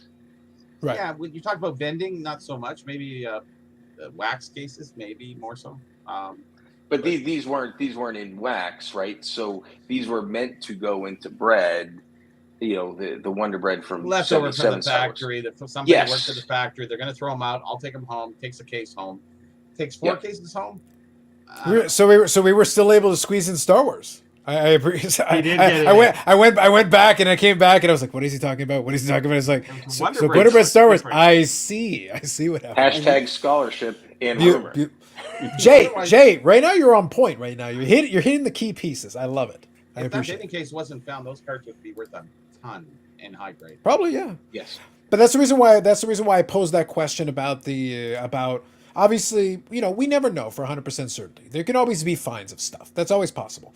The more thinly traded it is, then the higher the possibility that a slight change in supply could suddenly disrupt the market. Again, unless a player realizes that and makes certain accommodations to make sure it doesn't make it out to market. The pump is real. Correct, Josh. Hashtag. So as far as vintage, do you guys collect? Because I'm probably different than most people, but I'm not sure. Do you guys collect specific grade as investment, or do you just collect to basically obtain the card? Collect. Yeah, I'm just a collector. It's investment, pure investment. Both. Yeah, right. That's why he collects Boston Bruins. They're an underappreciated market that he's going to pump later. Well, I was just curious because Manano for pure investment. 100%, yeah. What, so on the vintage topic, and we were talking about supply come in. I can't afford the high grade stuff. In fact, most of my cards just have letters on them. They don't even have numbers. Um, but I try to find really nice eye appeal cards that are in a price that I can afford. So I don't know if like that's how most people go about it, or if everybody is about I need a 6 in this, because I've heard the term investment grades where like I think it might have been Crystal said most people buy like if it's a 50s card buy a 6, if it's a 60s card buy a 7. I like buy A's, just Yeah. so I can have the cards because that's what I can afford. So So I think kind of to answer your question, Bobbles, is that I understand why Chris would come to that conclusion, but he's thinking about it as a dealer. Most people aren't buying it, period. Like, there are vintage collectors, yes, but if there were that many vintage collectors that this could be a legitimate thing, then even the A's would be out of reach. Like, they'd be so ridiculous. Because, again, there is a finite supply. We know that. And the guys that always talk about the vintage, more people should buy vintage. It's like, look, I understand where you're coming from, but that is working against our interests. As a person who builds some vintage sets, like, no, vintage sucks. You should all get rid of it and sell it to me for bargain basement prices is what you should do. yeah. It's trash is what it is. Trash. I was just curious at like what others did, like if you guys targeted like those investment type grades. Because personally, me, I'm doing it as a collector to be able to enjoy, and then one day my kids will have it to do whatever they choose to do with. But I buy what I can afford, which just so happens to mostly. And I always throw the running joke out. I was always told getting straight A's in school was the thing to do, and I must have learned something because now I'm buying straight A's. So, and it helps my wallet. And A, Yeah. it stands for affordable, not just authentic. So, Yeah. See, I'm So- the same way. I'm the same way. I'll try to buy the best looking that I want for the best bang for my buck. That's as simple. for sets, because sets involve more cards. Yep. I try to collect the set, so I'm grade agnostic for the most part. As long as it fills in and it's not Good like God. I have ones in my sets, on some of them. But for key cards in the set, I try to get the best grade that I can afford, only because I know that that's going to be a key card for someone else, and it gives me I call it's kind of like a trade roulette, meaning I can get more cards because they're going to want the key card in a elevated grade that I can swap out and get more cards, or alternatively start another set. Yep. So it's kind of that's why I said it. To me, it's both. Like for Superman, from the 40s, an 8 is there are like a couple 9s, but most 8s are like a 10. Think of it as a 10. So I have just one 8 in my Superman set. I have some 7s, I have some 7.5s. Most of them are 2s, 3s, and 4s because you literally cannot afford to buy high grade variants of those cards. So I'm A for affordable, but yeah, 2s and 3s are just fine for me. Yeah. Unless you're Lincoln Lawyer. Nice. Yeah. Nice. But what I was going to say was, I think, again, everybody, your mileage will vary. I like to think of it, again, because I also do collect some sets. I try to be very practical about it. It's set dependent. One of the sets that I completed recently that I talked about on the stream was a 1960 Parker's hockey set. Very nice set. I like it. Most of that I was able to get in mid grade. I could have even gotten a higher grade. It wouldn't have been. It's not that crazy. It's not so Break the far. bank. No, it wouldn't. But then I'm also working on other sets. So I'm sitting there like, okay, so do I spend a little extra to have a slightly nicer version of the same set? And then I'm actually quite satisfied with the set I have. I'm actually quite happy with it. And there are some cards in it that are going to be a little bit lower, a little bit higher, but it averages out to kind of a nice, clean-looking mid-grade set. It's actually pretty nice. But the set checklist is modest. If it's a bigger checklist, I might have to ratchet it back a little bit to take into account, well, how many cards are in the set? I have to kind of play with that a little bit. So I'll use the example because I mentioned the baubles offhand. I'm starting to work on a 53 Bowman color set. Well, that set has 160 cards. That's a modest amount. But I can still get a decent amount of them with great eye appeal and decent looking grade for reasonable prices. Most of them are pretty available. 53 Tops has some very tough key cards that have gotten really pricey, even in the lower grades. So I have to adjust, I have to adapt. I love both sets. I can't collect them in the same grades. There's more cards in the 53. Some of the key cards in the 53 Tops are more expensive than the 53 Bowman Color of the same guys. So like I have to kind of, okay, I almost have to calculate ahead of time and make a plan. And one of the examples that I use on here that I talked about some time ago was this one here. I'm eventually going to work on this set here, and I picked up the Gordie Howe first. That's an authentic altered. It's trimmed, but it's a clean looking card. That card's clean, man. That's nice. There's nothing wrong with it. It's fine. And the back of it's decent too. We're good. Is that a shadow or a gum stain? That's a shadow. That's a cell phone shadow. Yeah, that's a cell phone I shadow. know That's it an very overhead. well. That's an overhead shot. All right. Just Yeah. wanted to make sure it wasn't oil. Your toes aren't in it. Yeah, but overall, like that's a good clean card. And I was able to get it for a much more reasonable price because I was willing to accept authentic. So it made it a lot easier. So I'm able to get an aesthetically good looking card. Like Bobbles has a bunch of those that qualify for that. So that's why I gave you that example, Bobbles. I figured that would play into your kind of wheelhouse. You're familiar with that one. Yep. Like that has 0 borders, but you won't find like It's a better Willie Mays photo. rookie. Yep. Yeah. Exactly. And it's just clean. This is the kind of stuff that that's why I was asking, Yep. It's got the red. That's the most popular. No favorite card. borders. We don't accept it. It's over. Yeah. So, that's the stuff that I pick up. I was just curious if others, because I've heard like from dealers at shows that say, people won't touch A's. They only want numerically graded. And I'm like, There you go. as a collector, I can't afford even a 1 on some of these guys. So I will That's take fine. the best looking card I can get, Yep. So let me grab this one for Josh here. So have a good night, Josh. Take it easy. And yes, for those of you that have been hanging out, again, you don't have to do anything, but we ask you a couple of times a night. If you could hit the like button, it is always appreciated.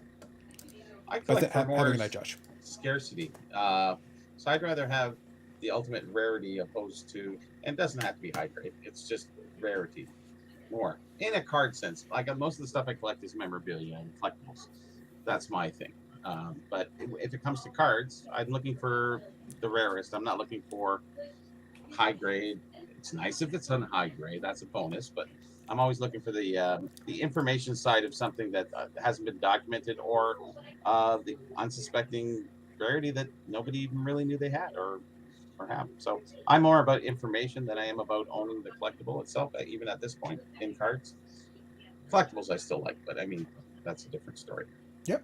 So Dave here, I believe, was also the one who had that comment that I read you guys earlier tonight. So thank you, Dave. I'll reply back to that because I believe it was your comment that I read earlier tonight. So if you get a chance, you can watch the replay. I did read pieces of your comment. For 50s, he says he purchased raw commons and 3 to 4 graded Hall of Famers, which is perfectly reasonable. Skip the cards that are simply out of reach. So I do think as a set builder, I actually want to make a video about this. And maybe I'll collaborate with you on Bobbles a little bit on this one because I think it's a fun conversation. This changing strategy of building some of these vintage sets. Because I've built a bunch over the years, and I'm happy with the sets I built.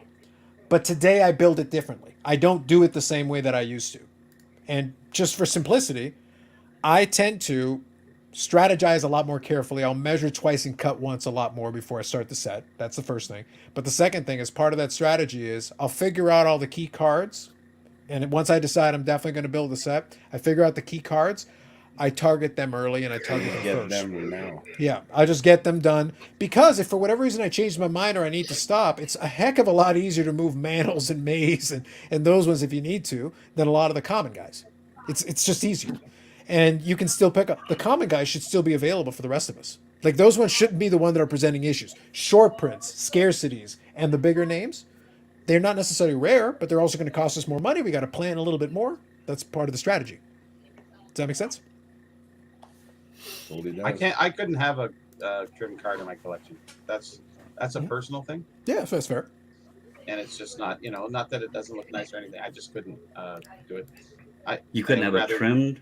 Is that what No. you said? No, Yeah, he says it's not for him. Not for him at all. I'd rather have it beat the hell up than trim. So one reason, like, I'm okay with it, No, I'm just you don't have to justify. I'm just saying that's my thing. Yeah, he's saying Everybody personal has their own. preference. He's saying personal Yeah. preference. That's the Well, yeah. like if it's altered to make it appear better, that's one thing. But on some of these, like a 51 Bowman, it was common for them to cut the borders off, so that's why it doesn't bother me. Common for collectors because of bigger cards. Back in the day, they didn't have like top loaders and penny sleeves. No, I know, I understand. Yeah. Well, I have a, Yeah. I have a big group of 52 Bowman, Bobby, where I bought a big lot from a dealer, and the person had cut them down to 50 Bowman size. They did it Yeah. intentionally. All of them were cut exactly to 50 Bowman size. They made him into a square. They even Fits in the centered it so binder. that they would keep the shot of the person's head, so they wouldn't cut off their head. So you knew it was intentional. They specifically cut it in that way, and it made it a lot cheaper. But at the same time, obviously, every single card's trimmed in the lot. So it's just kind of an interesting thing. But there was a decision the person made at the time. Pinholes, I don't mind Yeah. So it's one of those things where, and I agree with you. so much. I You know love what- those. You know what's a good TSA set for one. pinholes? A good set for pinholes is the T3 Turkey Reds. Because if you like the nice big cabinet card, Oh. get one with a pinhole, you get a one, and you can get it for a lot less expensive, and you still get the aesthetic, because usually the pinhole is on the border. So it's not so bad. It's because somebody tried to mount it on a wall. So what's the price of a pinhole and poo hole? Priceless. Priceless. Thank you. If a card had, certain cards had damage or cut or pinhole, and it's a Grail card that I could not afford in any other condition, like Carlos's Gordie Howe. I can't afford that card in mint condition. That's Until the Poopy Pony NFT money comes in. well, we got to still work on that, yeah. And then it's watch out because I'm buying everything. Hmm. But After July I mean, 1st. I would argue that is the most coveted Gordie Howe card. That is the one that I prefer. I prefer it to the rookie. 51 is. I believe that it's the most. I don't know if it's coveted though. That's his first. It's really ugly. Like it just is super Okay, ugly. It is super ugly. Okay, let's define coveted. Yeah, Coveted in sure. Value, coveted over looks. Well, I wonder this. I'll throw this one out. Again, it's only one metric. I'd rather have a 51 than a 54 because 51's worth more. And you run into that. I'll tell I you. mean, I would, No, I get I that. would love his rookie card For the hockey Why? mount, for the Why? hockey Mount Rushmore though, they picked the 54 tops though. Yeah, understood. And he Yeah. said he'd rather have a rookie of 51. So it's like an ugly little kid Yeah. button off center. Ooh, it's just a horrible card. Nothing on the back. They're Yeah. trimmed to every degree. So but I think people don't realize that 90% of them are trimmed because Parker's cut them, Yeah. with this big guillotine and Yeah. put them in a cement mixer, and there you go, round and round, and pull them out. Have fun. so. Anyways. I think, just like Carlos said, I think it was. I remember when that came out that it was that was rated his most favorable card. It was my favorite pickup of the year, I think, that year. And I would definitely take that trimmed and altered and pinholed, and because I would never be able to afford that in any other condition. I appreciate the artwork, but I'd rather have a real photo. And Fair. that's a personal preference again, right? Fair enough. All right. I think as long as if it's an aesthetic thing from that perspective, I could get that. I think the 54 tops aesthetically, I'm a big fan of the set. I do enjoy it for what it is, but Good I think looking card, but Yeah. Since we're talking about Gordie, Bobby already knows this. I bought his rookie card. Mhm. Now, if you look, I now, lied. an argument could. Oh, he 100% lied. Hold on. Before I get to mocking you, I'm going to get to mocking you in 1 second, but I need to Well, mock this one I don't first. know. An argument can be made. No, I'm going to mock you in general anyway. Like it's a matter. It's a that's- standard operating procedure. Oh, that's fine. Chad here has a comment. So for 2011 Tops Update, does Carlos start with the Trout first? Trash can His set would be Fire. -1 card. fire. Listen, I'll help you with the population control. Y'all can send me the 2011 Tops Update Trouts. I'll make sure that thing's rare in all conditions. Mhm. Long con. Moving on. Population control. Pop control. Real pop control, bros. Real pop control. 35 Chickle football is a lot of thumb tackles. Yes, Paul, thank you. But we knew we could rely on Paul. Other Paul.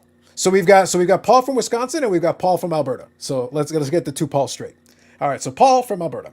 What about cards with the original kids' names written on it? I think sets made in 60 baseball with kids' name written on it would be cool. Yeah, I think some people would enjoy that. I think it'd be fun. No.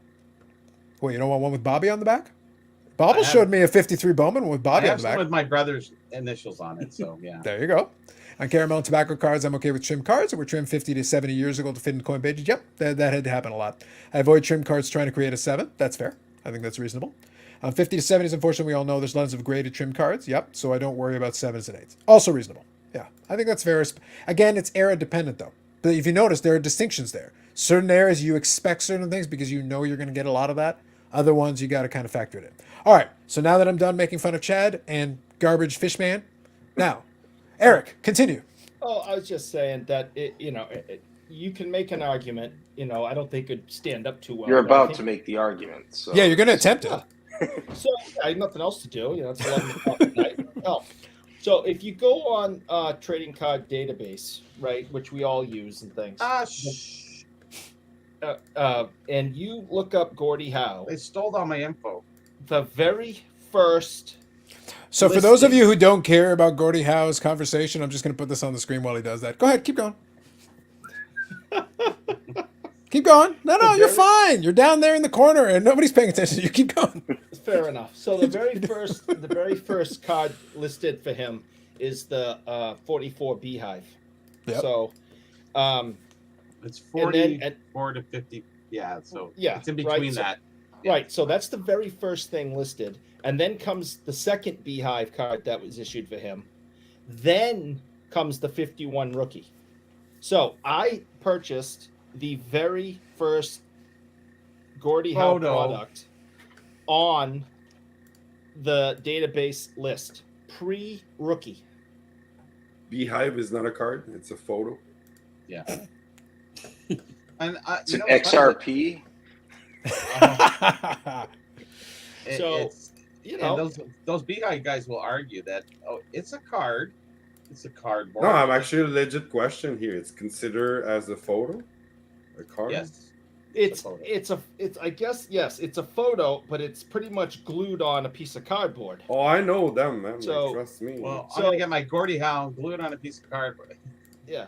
So No, anyways, it's a mail away premium, so it wasn't in packs. And actually, if a guy, this is the problem with the Beehives, is that if a guy was traded and then they made 10 of his cards and got traded the next day, there's only 10 of those. You can never have more than 10 sets, right? And this happens, and there's like 20, 30 examples like that, where there's only so many Browns, so many of this guy, so many, and it's unfortunate, and that's the only detraction away from getting a complete set, which is 1,008 of them is a complete set. Good luck with that. But yeah, great card, great looking Beehive. It's a nice piece.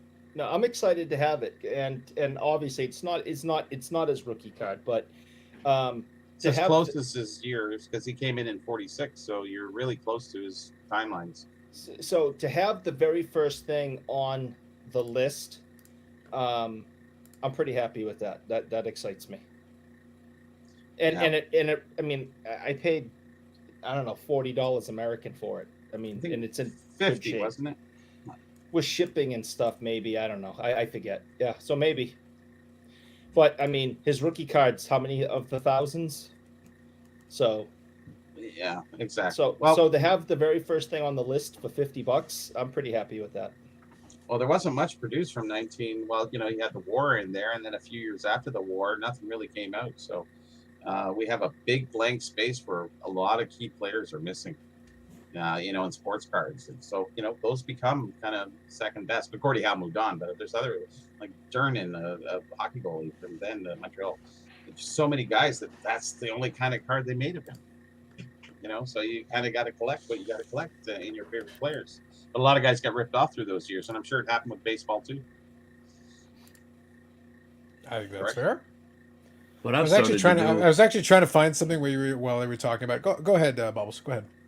I was gonna say, like, that's a cool Howe piece, and if he enjoys it and that fit his budget, that's cool. I actually, like Carlos was talking earlier, some of the stuff becomes so much that it's unattainable. Mhm. And I like, obviously baseball, and then I collect hockey. For what I realized I couldn't keep pumping out thousands of dollars on card after card, so I had to choose the ones I absolutely wanted and that I could get. And what I reverted to, and this wouldn't go for everybody either, but I started buying the reprint rookies, similar to a mantle, but that had been autographed. And then the autograph was authenticated. That's nice. I like that. That's a good idea. That way I still have the image. Can't get the mantle though. I just did that. I have a did that with 51. Fear. I have a 51 Bowman reprint that actually somebody custom made with a cut auto from Mantle. Oh, those are nice. Some of those That's guys do a slabbed good by job. PSA, and I actually picked that up for $330. And when you look at a 51 Bowman Mantle, that, trust me, I was confused too. But it's PSA DNA authenticated. I don't know if the guy just needed money or what, but yeah, that's the kind of stuff I've been doing. Sadly, speaking on, and this is the reason I brought it up, I bought the Bobby Orr reprint and the autographed, and the mail truck ran it over. And it's the first time I've ever had a package and a slab that was completely destroyed. Oh. And so I ended up having to send it back. But anyway, you win and lose. I'm still on the hunt for an Orr. Or not an Orr, Gordie Howe. Sorry, got confused. Yep. No, that's fair. It was semi-related, but not completely, because earlier tonight we were talking about. It was actually also what led me down thinking about it was when Eric was talking about the how and the whole thing, and I wanted to make a joke about it being on photographic paper on the back. Bobby, the one. There was a post on Net54 where a guy bought a thing from Goldin. And it's not a story. It's not a story. Yeah. So I mentioned it, I think, in the video. I mentioned it in the thing. Yeah. Well, actually, I found another Goldin thing from the other night.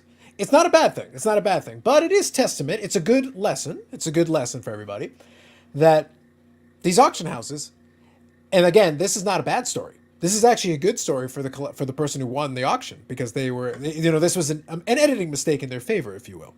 So what happened was, those who may be familiar with the person on YouTube, B-Roth6, I follow a lot of his stuff. He deals in vintage, but also buys a lot of vintage. So he buys lots and things like that and deals in them.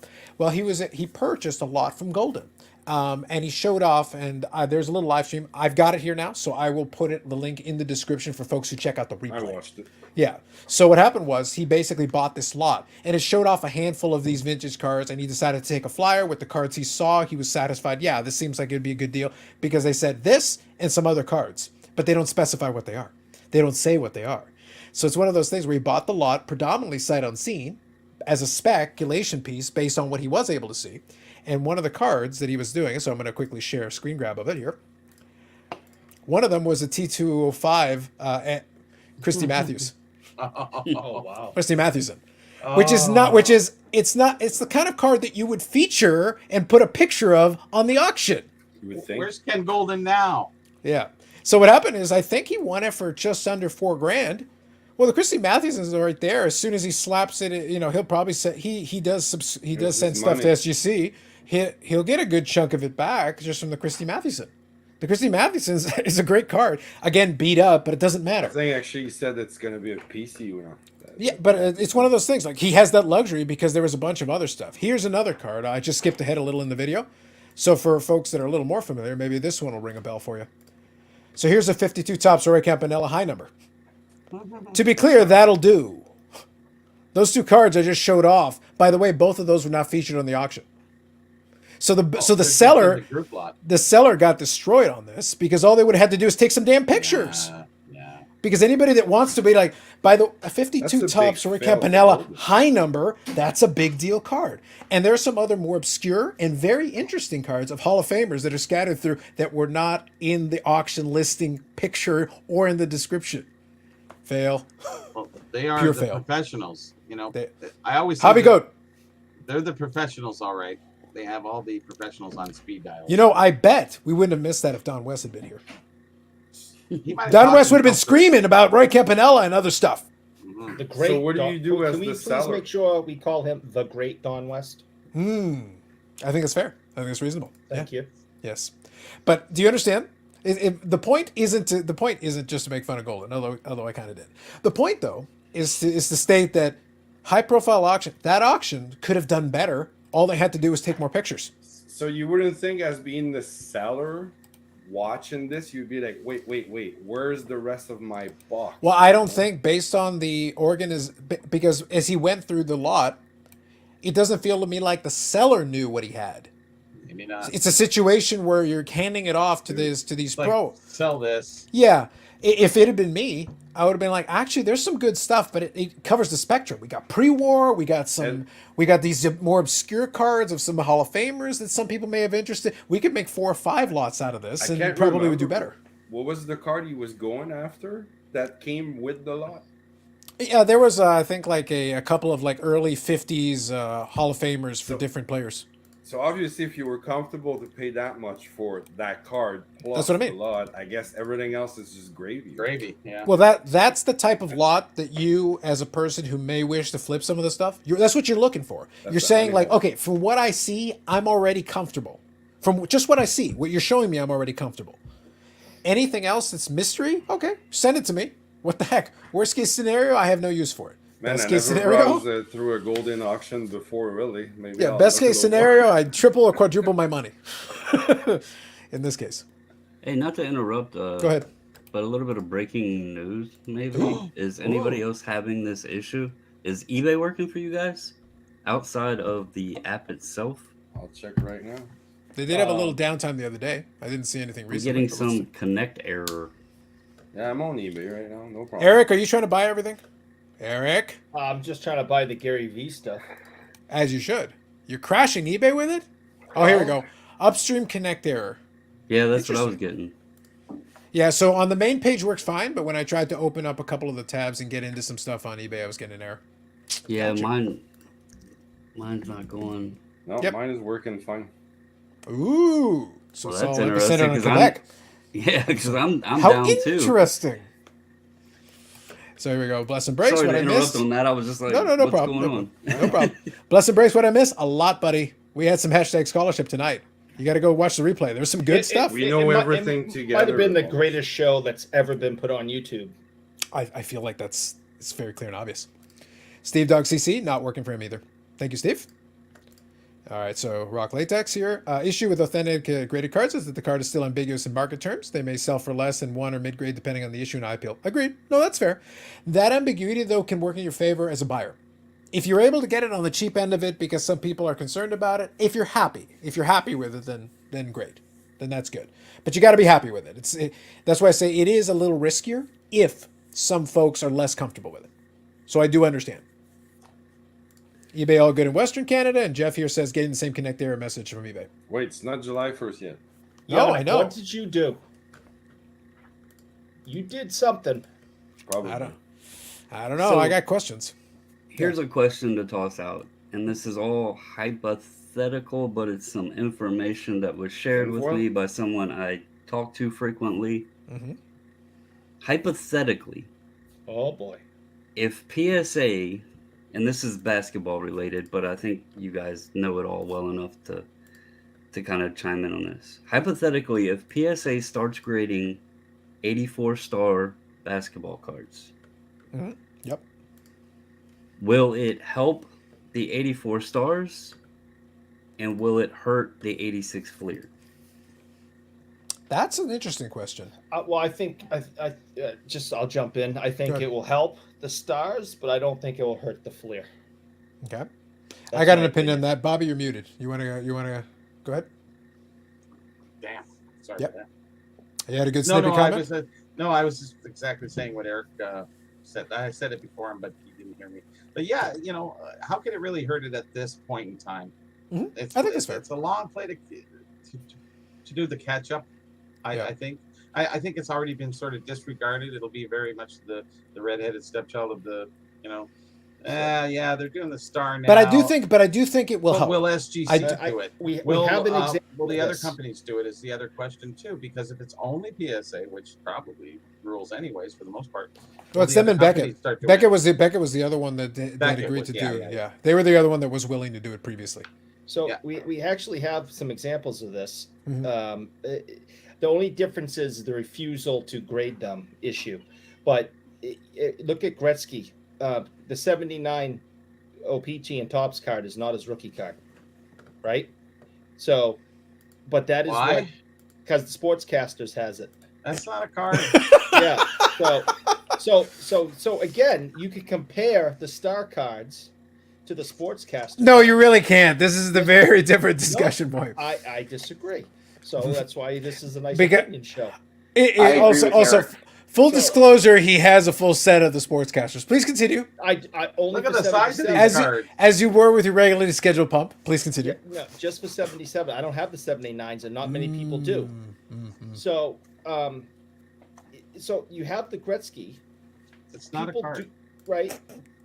People feel like Bobby feels about it, and has so the The 79 hobby OPG historian, documentarian. Yes, exactly. right. I don't feel that people are concerned that the 84 star is not a card. They're pretty comfortable that it's a card. Well, I think that the Sportscaster cards are cards. They're literally Nationally cardboard. distributed. They're just yeah. they're bigger, but they're cards. And I think the 79 Gretzky is way harder to find than his Thompson O-Pee-Chee card. The 70 what I forget. I think it's 79, but anyway, the 78 79 Gretzky Sportscaster, much harder to find, and it's in pristine condition, is I think undervalued in compared to the 79 80 Topps O-Pee-Chee. You But- know, the Sportscaster could be 7980 as well, right? I thought it came out the year before, but I could be wrong on It that. can't be the year before. You played in the year before, so they couldn't when they do that. Well, the year before he would have played in WHA. Yeah, it was a WH. Well, I mean, even the his Indianapolis actual rookie, Racers. he's in his WHA uniform. It's a WHA picture of him playing in Hartford. I get it. I No, talked to the photographer who took it. Hashtag scholarship. Wow. I talked to the photographer who took it. He was there. Did he say, "Please leave me alone, sir"? There's a restraining order. No, actually, Marcel Actu- called me about actually, he's a talker, and he just came up to me and started talking to me. So, Oh, that's a mistake he won't make again. so, Ooh. Yeah. so he was the Bruins photographer for 100 years. Him and his son, I think, still do it. But anyway, he's the one that took the photo. He was sent down there to take photos for the news plus the card company, and it was a WHA game against New England Whalers in Hartford that they took that Gretzky photo. Interesting. Well, see, there you go, Bobbles. So you're going to end up with the 84 star, and that's what you're going to get. You're going to get all those little arguments back and forth, and really, what has been the mainstay? It's so hard to change people. I've changed a lot of dates and issues and stuff over the years, and people still to this day, 10, 15, 20 years after, will still use that same name. Man convinced against the opinion is still of the same opinion because nobody ever wants to be wrong. The key to it, and I guess this is like I don't really get into it at all, but the You reason started for it. the question, no, what I'm gonna say is, being that it's PSA, okay, and that they're gonna be doing it, and obviously the Fleer has, the set collectors and everything else, the set builders and stuff, but there is a good amount of the Fleer out there. Like, that card isn't hard to find. No. The Star, you don't see many of them. And when you do currently, they're only in Beckett slabs. If PSA adds this into the registry and you get those registry guys, will it drive, like, could it shift, the Fleer may not be as sought and they're obviously not as hard or not hard to find, and they add that Star in there, then that could boost that Star up based on the registry guys. I agree with you, and I want to add something to that. But before I do, Yannick's got to take off. So have yourself a good evening, Yannick. I gotta go, guys. See you Nice later, to buddy. meet you all. Have a good See you night. next week. Have a good night. Take it easy. We'll talk. So I do want to add something to what you say. I agree. But one other thing I'll throw in there is that a lot of the high-end Jordan guys, maybe the guys who have PSA 1086 Fleers, whatever, that they bought at various price points over the years, the guys who have almost everything, or the guys that pursue a lot of the high-end stuff, some of them probably shied away from the 84 star for no other reason than because PSA wouldn't grade it. Now, from what I understand, there are a handful that PSA did grade at the very outset. Yeah, I figured you might have that thought, Jay. It's not a lot. Well, Like, I own a Jordan PSA graded Star. Yeah, they did. wait, it was just for that one. When I want to send you to the basement. Do you have it in the basement? I do. Well, it's an '86, but yeah, Okay. I'll bring it out. It's pop one of one. Hey, you go get that. That I'm interested in. Don't hold out on us like that. Yeah, go We'll ahead. see it. Don't hold out on us like that. I'm interested. Because Topps gave up on doing it very early. So I do think, but there were a handful of star cards that they did grade PSA. So they do exist, but they're rarer than hen's teeth. But if you basically, by doing it, you immediately legitimize it. You basically say like, okay, now we're good. If they're willing to do it and they can do it, because the issue wasn't that they couldn't. The issue was they just weren't comfortable that, but there's a lot of these that got printed after the fact and a bunch of stuff. But if they get to the point like, okay, fine, send them in and we'll grade them. From what I heard, and again, this is all speculation because nothing has been announced, but apparently Nat is sitting on some, and he actually had the guy that I guess trained Beckett come in and give his scholarly course on how to do those. And so they want to, I guess there's supposed to be at some point a announcement made or whatever. So I was just curious what people's thoughts were because, again, the Fleer is an iconic card, but there's just so much of them out there. There's so many of them. Yeah. So, but that's the reason why I said some of the hardcore Jordan collectors would love that. For them, that would be like the only reason they held back was because of that concern over that piece, because they would like to have that card. You make it available to them, they're interested. Just read a couple of these here. Sportscaster released in 81, I believe, in Finland. Space and some I have. Picture matching certain events. Yep, they did make them for a number of years. Sotoa, good evening. Bubbles is here. He is indeed. Star card would increase beyond the Fleer, in my opinion, in high grade. In high grade, you would definitely do well with those because, like I said, there's less of them. There are, I think, 315, 316 PSA 10 86 Fleers. So, like, that's a pretty reasonable, substantial amount. We go back to 9s and 8s and 7s, and the number expands quite quickly and quite a bit. But it's one of those things where, you make that available to them. To the Jordan collector who has everything, or almost everything, this could be the last piece, and a bunch of them would compete with those, especially in high grade. That was my point. Like, with that, if they tossed that on, like, the Jordan registry, and it became a piece to it, and then it exceeded, like, baseball card curmudgeon was saying, it exceeded the Fleer. Would it deflate the Fleer just a little bit? Because then it's not the precious Jordan, in a sense. It was just a thought I had if this came out. Would they adjust? The Star's out of my range to begin with. So, but it was just an interesting thought of how it could actually shift something that is so popular in the hobby. Yep. Just based off of that one switch. Yep. So, Jay, you said which year were these ones? This is the best of the new. I graded this back in there you go. Yep. 1992, just before they stopped grading them. Yep. And you can tell by the top that you've just got the really old flip on it, like the really old label on it. And I graded the entire set. This was the best Jordan card known to exist at the time because it was rumored to be only 440 that were made. So this is Jordan, and then there's Ewing in the set. Nice. All right. And then Olajuwon. Nice. And the other card in the set was Ralph Sampson, which, because of the cost of grading, I didn't grade the Sampson because he was already a bust at that time. Right. Oh, man. So, but these are all pop one of ones. I actually have them in the registry. Oh, but guys. But the problem with Star, and I'm very familiar with Star because I bought and sold a lot of that back in college. Star company cards were very hard to find back then, even in the late 80s, early 90s. And because no one wanted them. I mean, the reason why they weren't highly printed is because no one wanted basketball. At the time, I was buying 81 boxes of, the Bird rookie.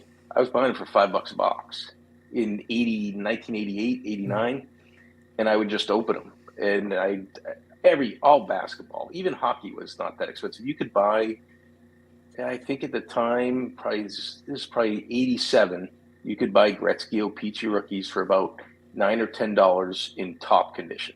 Yeah, sounds I about didn't right. buy any, because people told me to buy them, but I'm like, well, I like basketball.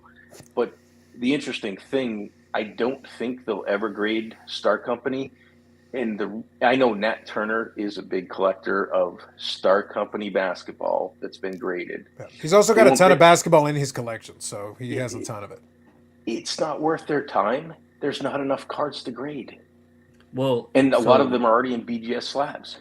Yeah, there's So 10 I was years telling they them missed. while you were gone, there's a guy I talk to very frequently that reached out to me, and because I have a Facebook group and do the channel and everything, so I have a little community built, and a lot of people communicate with me, and obviously doing the group subs and everything else. So a lot of information gets flowed in. Supposedly, and again, that's why I said this is still speculatory.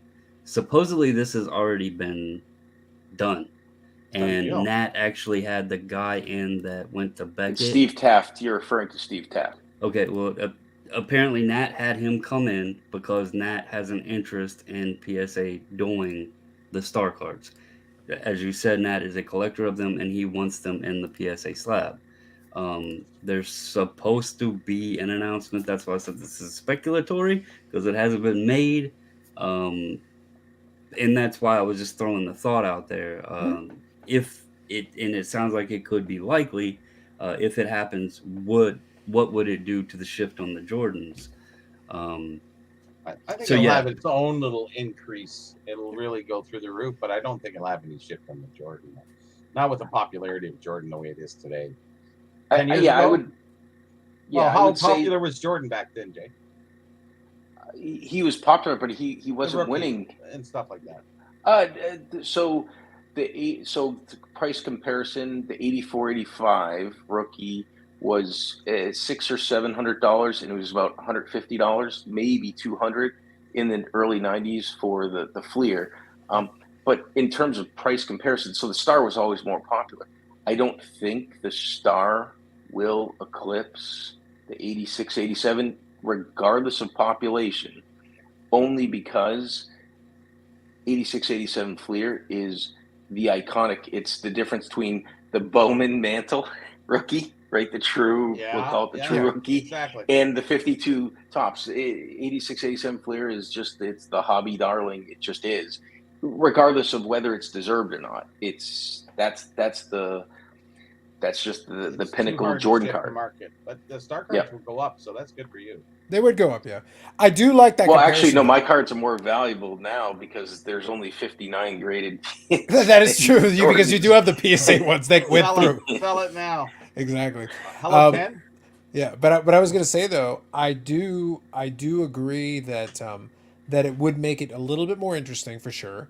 I like the comparison though. I think the comparison between the 51 Bowman actual Mantle rookie versus the 52 tops, which keeps getting cited as Mantle rookie. It's never been the Mantle rookie. It will never be the Mantle rookie, no matter how hard you try, guys. Because if that's the Mantle rookie, then what do we do with the 52 Bowman? So, and here's like where it's fun to have these discussions. Yeah. I get what you're saying. That is the iconic card, right?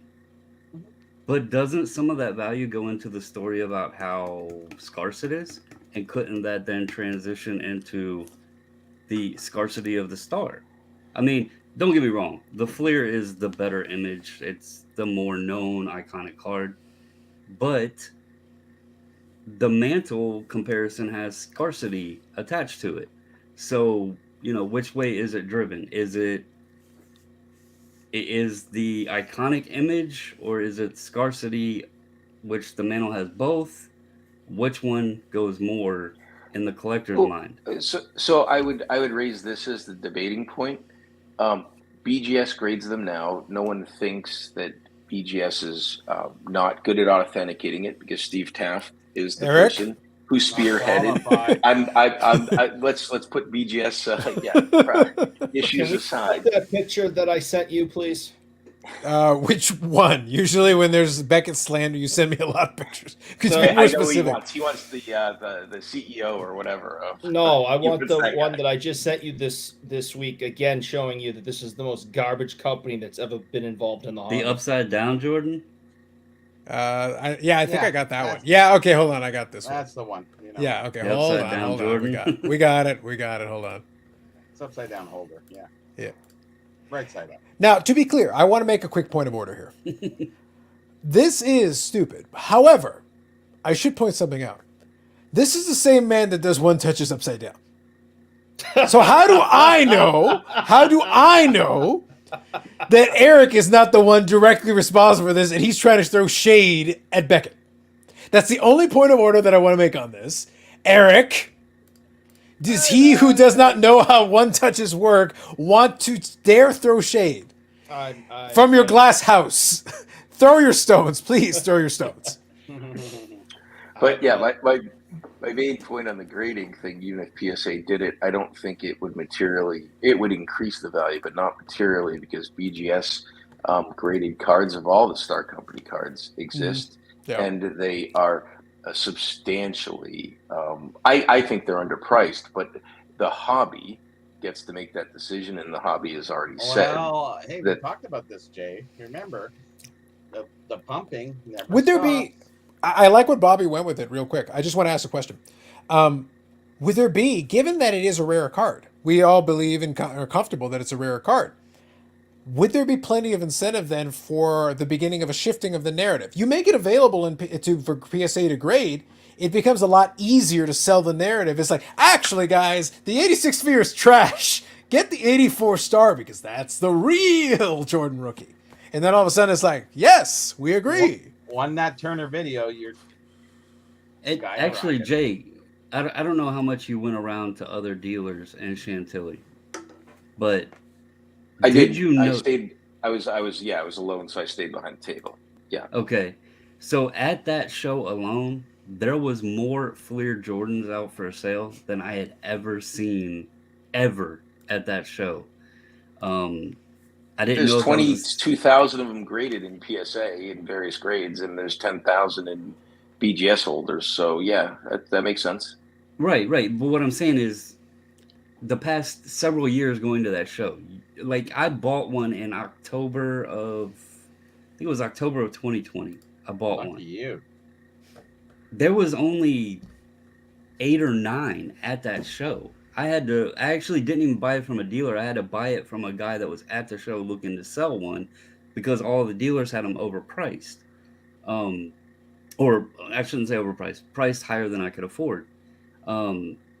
This past show, this past show, I don't even know how many I seen. It seemed like every table I was at, and they weren't just like 4s and 5s. These were 9s, 8s. I didn't come across any 10s, but they were, higher grade of the card, and that was just really surprising to me because when they actually went up, when the 10s were exceeding very high, I guess people were sitting on them because they didn't know what the ceiling was going to be on it, and they dried up.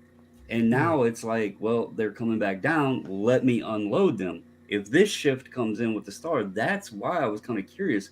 What could this do then for the star? I mean, you don't rarely see them out on the market. And I'm not specifically talking about all of them.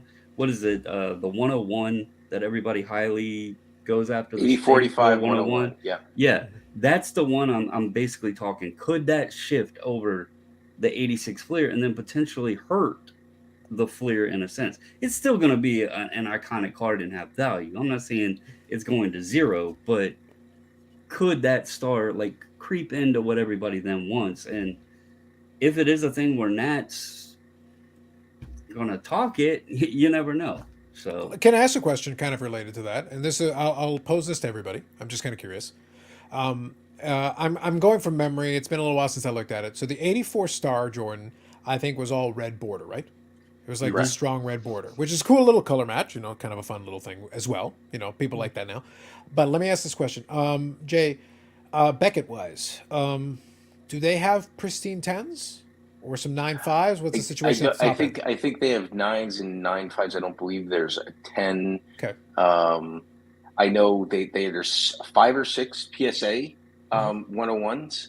Okay. 8045 101s. Nat owns, I believe, an 8 or an 8.5. He bought it at a Goldin auction before the eventual purchase. Goldin's just everywhere tonight. Isn't it wonderful? Hobby Goat, y'all. Hobby Goat. So he paid 85,000 for it, and he talked about it after he bought it. And I think Rob, I can't remember his name, he bought one too. It's interesting. What I would say is there's several hundred 101, 8045 101 Jordans that have been graded through BGS. At least, and now it's hard to access their pop report. This is Eric's comment. You literally have to log in, and then you got to log in and do a bunch of junk. It's not great. That card also has a lot of issues because in terms of the cut, it's actually undersized, and so it creates a lot of issues just because of its placement on the sheet. It's a really interesting card. The subsets will come into play, but I still say I think that the hobby has absorbed the Star Company, and I don't think it will ever be able to get out of its way. Even if PSA comes in and says, like, the cards I have now, people are like, well, they're all they reprinted them, and I won't go into it because I'm working on a story with someone else, but. I was actually involved in one of the FBI investigations about it because I was curious about some of the Star Company cards I had back in '92. Really here. Yeah, and so I'm still developing the story with the person because I just find it fascinating. Right, that's why. Sure. These are vintage holders. I graded them. I haven't sold them because I'm like, I don't want to have people concerned about where they came from. I mean, PSA graded them. Who am I to say? But I actually was in I gave some of the cards that were discussed in one of the books to the author because I'm like, hey, what do you think?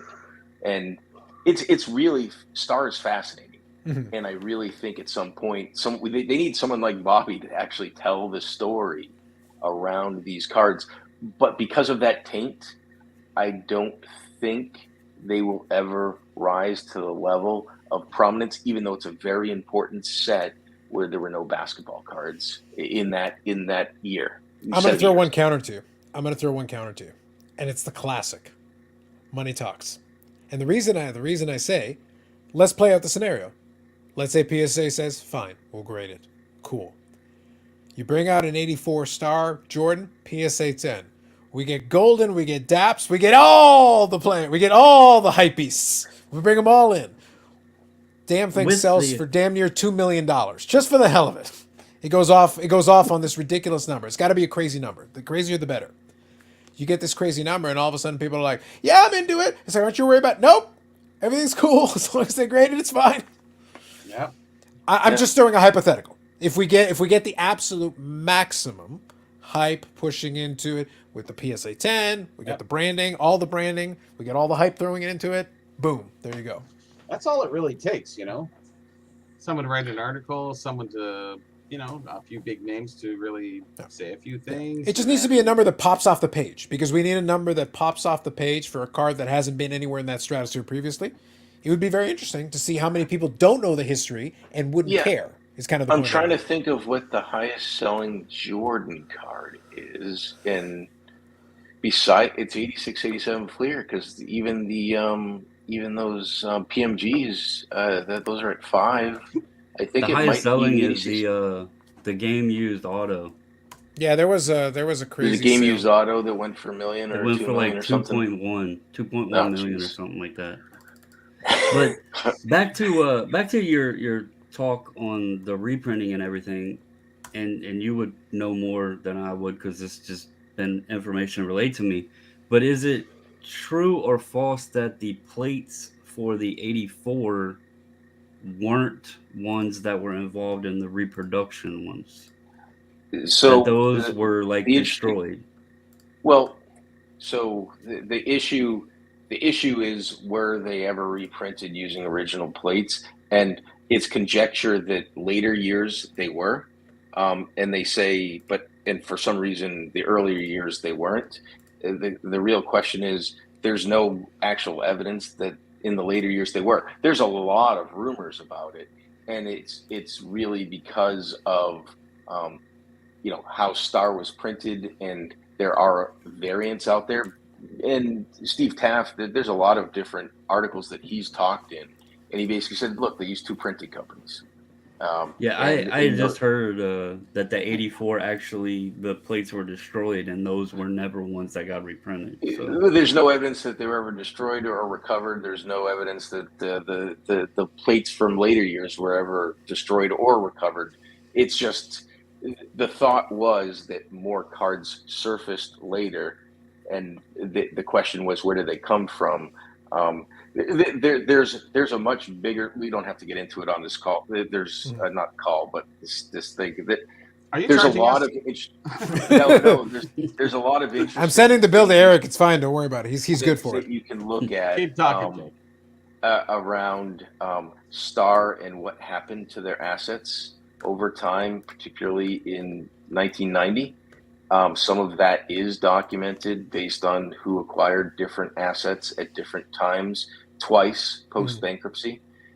It's really interesting, and then where a lot of those cards came from, and a lot of the suspicion about later printings materialize with what's called the best of the best set, which it's very interesting because for the best of the new and a lot of other, they actually reused images for the best of the best, and no one ever saw those cards come out until 1990.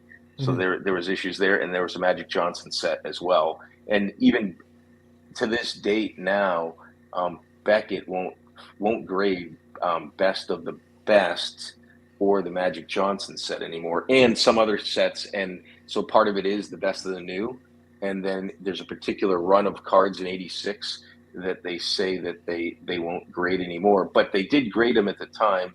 And then the person who explained to them how to grade them and trained them to grade it was Steve Taft. So there's just a lot of things that run around, and the hardest thing about these cards is they're very simple cards. Like it's like a very plain stock, and the printing is very simple. So it's not like I think baseball cards at the time were more sophisticated than Star Company cards, and it's because they didn't have a lot of money. This company couldn't sell the 5,000 they tried to sell of each card.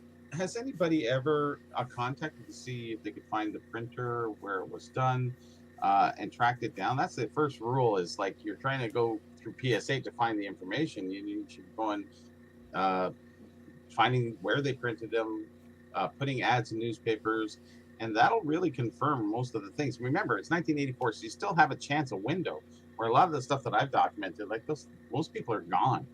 And I think someone should jump on this. And I haven't seen much in terms of a story. The other rumor out there was, it was that the printers themselves just printed extra cards, right? Overruns, right? So you don't know what happened. It's with the quality of the manufacturer, there's no reason to believe they couldn't have. It wouldn't have been that difficult. Right. This right here, Hobby Shipped. It has a story. It has a myth. It has rumor and legend. But that's why I want to be on. I want to be a star on the Netflix show, and then I'll invite Carlos on. There you go, as you should.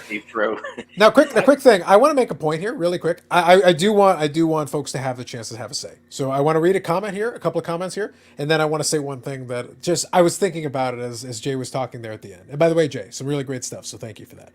So real quick here. If you think the Flair Jordan will always be the biggest Jordan hit the like button. That is an angle, so that's fair enough. Thank you for that, DR. Aaron Davis, damn, Jay knows his stuff. No, Jay is a wealth of information. That's why we appreciate him coming by and assisting us with that. Now, I want to say a real quick thing, just on a lighthearted note. I'm deeply disturbed by the sheer amount of hashtag scholarship we've gotten on this live stream. We usually are pretty good at incorporating a lot of legitimate conversation in the course of nonsense. But the nonsense to legitimate scholarship ratio has been well skewed in the hashtag scholarship It's side Friday of the things tonight. 13th. I know, like what the something's going on here tonight. It's like It is Friday the it's 13th. like, Wow, I didn't even know that. did we just run a serious live stream? What the hell We got is 10 this? more minutes. I was like, Eric, it's like, I don't know, you might need to scoot off in the Pope Mobile. Something's wrong. Something's happened. Hey, I tried bringing out Poopy Pony a couple of times. I kind of like it. It was the closest we could Yeah. do to the regular programming. Again, we do like oscillating between nonsense and legitimate discussion, but tonight it's been fire. It's been He fire. showed an upside down Grail card in one of their halls. I made fun of Fish Boy, like I always do. You know, I mean, And Eric, you've got the true pump and dump card. Yeah, you did try to make a pitch for the fake Gretzky rookie, so that was pretty good. That was pretty solid. For giggles, Eric, well, I can send you the and form. the how rookie. Yeah, the other fake one. How- Yes, that's right. Yeah. For giggles, Eric, what I would do, and it's going to cost you like $70 in registration fees. I'll send you the form. You can fill it out. It's one page. You literally just need to have a photocopy of Poopy Pony. Literally get a copy of registration. It'll take about 2 months. Yes. It's really Yes. you're the author. You might as well have it registered so no one can copy. Do Poopy Pony. it, Eric. Do it for science. For Science. science. Jay, we would testify in court. Well, I Eyewitnesses. think I actually think you should, because someone is going to steal that and put it on a T-shirt, Not and very. then you at least can enforce your rights. I'm not saying that there's going to be much value in the shirts that they sell. Hey, do not But maybe they underplay Oh. this. And unfortunately, it'll be really easy to find because it'll be like, Yes. so which one is it? Oh, it was the one Carlos showed that was completely serious. What? That But one? does he need to scan it on the lined paper or? But I would do it. This is the content that I expect on the show, people. It's gonna Finally, cost we you got there. $70. You can do it yourself. It's meant to be done yourself. It's meant for any individual to do it, and just send it into the copyright office, and you'll get it registered in 3 months. Yeah, I got ripped Yeah, off. that's in quicker the than 80s. PSA. I'm just saying. Yeah, right? See, Bobbles, I was waiting. I was hoping that you would get in a dig. The guy And then wearing the you would be considered an SGC author. shirt. The SGC shirt, just to be clear. I All invented right. something in the 80s and I got screwed on by not copywriting it. There you go. It's starting to get that sailor money. Facts. Yep. Eric shift from Poopy Pony to Fecal Ferret. Yeah, I it's a love possibility. Fecal Ferret. Bob, I'm telling you, man, that's legendary. I love It's that. classic. Friday the 13th effect, apparently, yeah. Star Cards, part of the home shopping scandal, 96-97 season. We're back to printing a big hush. Yep. There you go, Okay. Victor. Well, can we correct that? We will. Because this So is- do it in 2 seconds. Let me read the last comment and then go for it. Give me 1 second. Appreciate all 6 of you. Love to miss any knowledge and wisdom. Good conversation. Thank you, John. Appreciate it. Go ahead, Jack.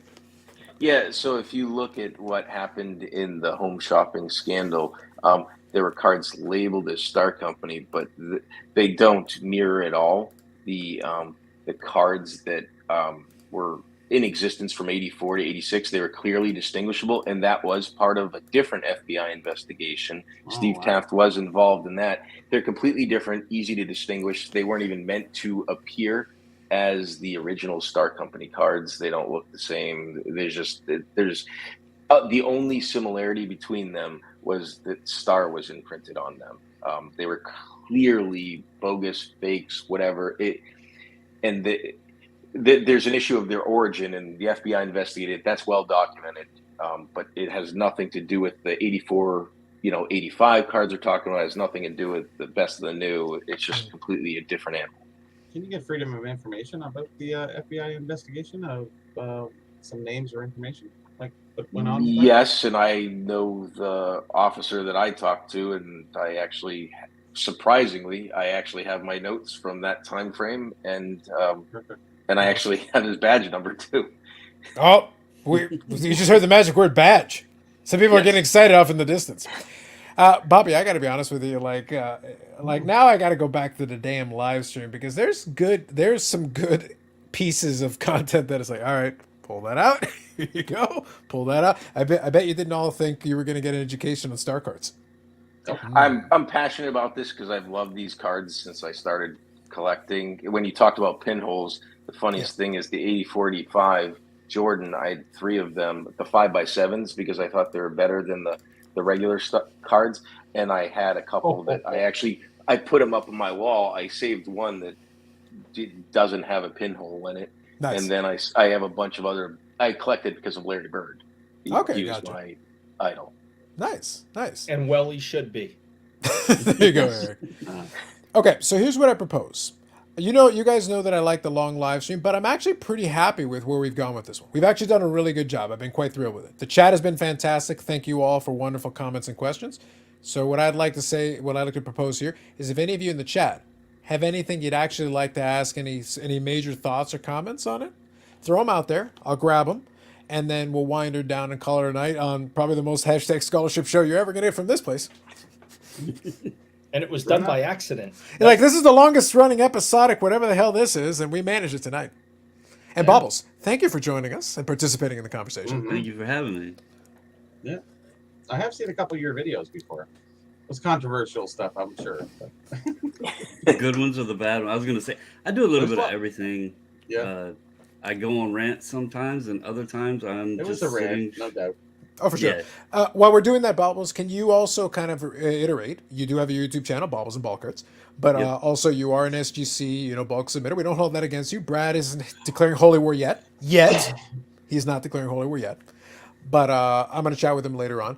We have no horse in the race. We enjoy the participation of all who want to participate.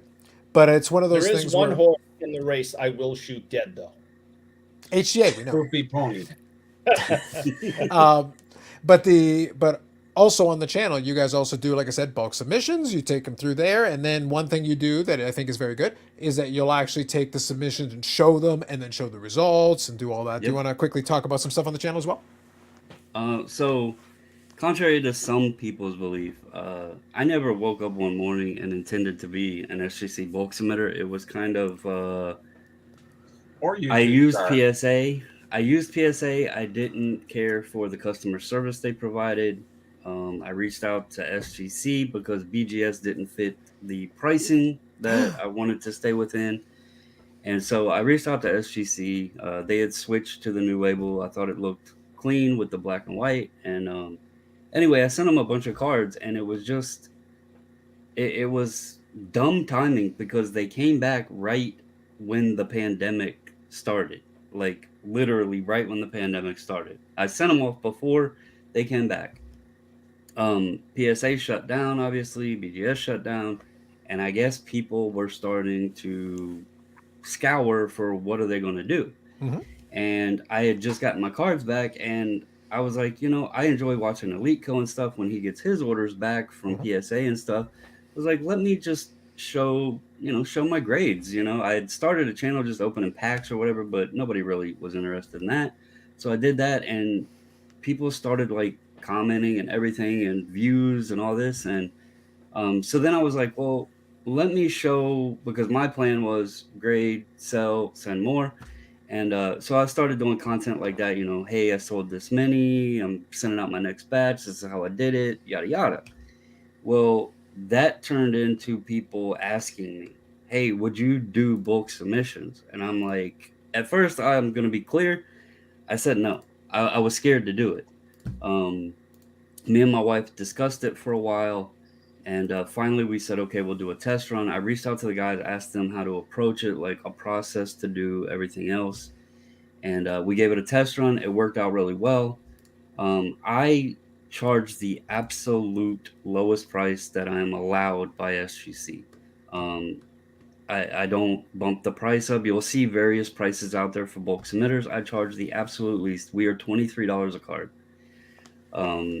So the reason I did it originally at the lowest price I could was because at the time they scaled down pricing. So I charged $8.50. That wasn't even that long ago, but $8.50. But if I got 500 or more cards, I could get mine done at $7. The whole order was $7. Mm-hmm. So that allowed me to grade my cards at $7 versus me paying $8.50 doing a bulk submission on my own. So I was like, okay, cool. We were expecting to get like 350 cards. I was going to chip in 150. Voila, we hit the 500. Good to go. Our first order was 1,320 cards. And that was just shocking as could be. Now, we're not the largest submitter by no means, but we have built a great community.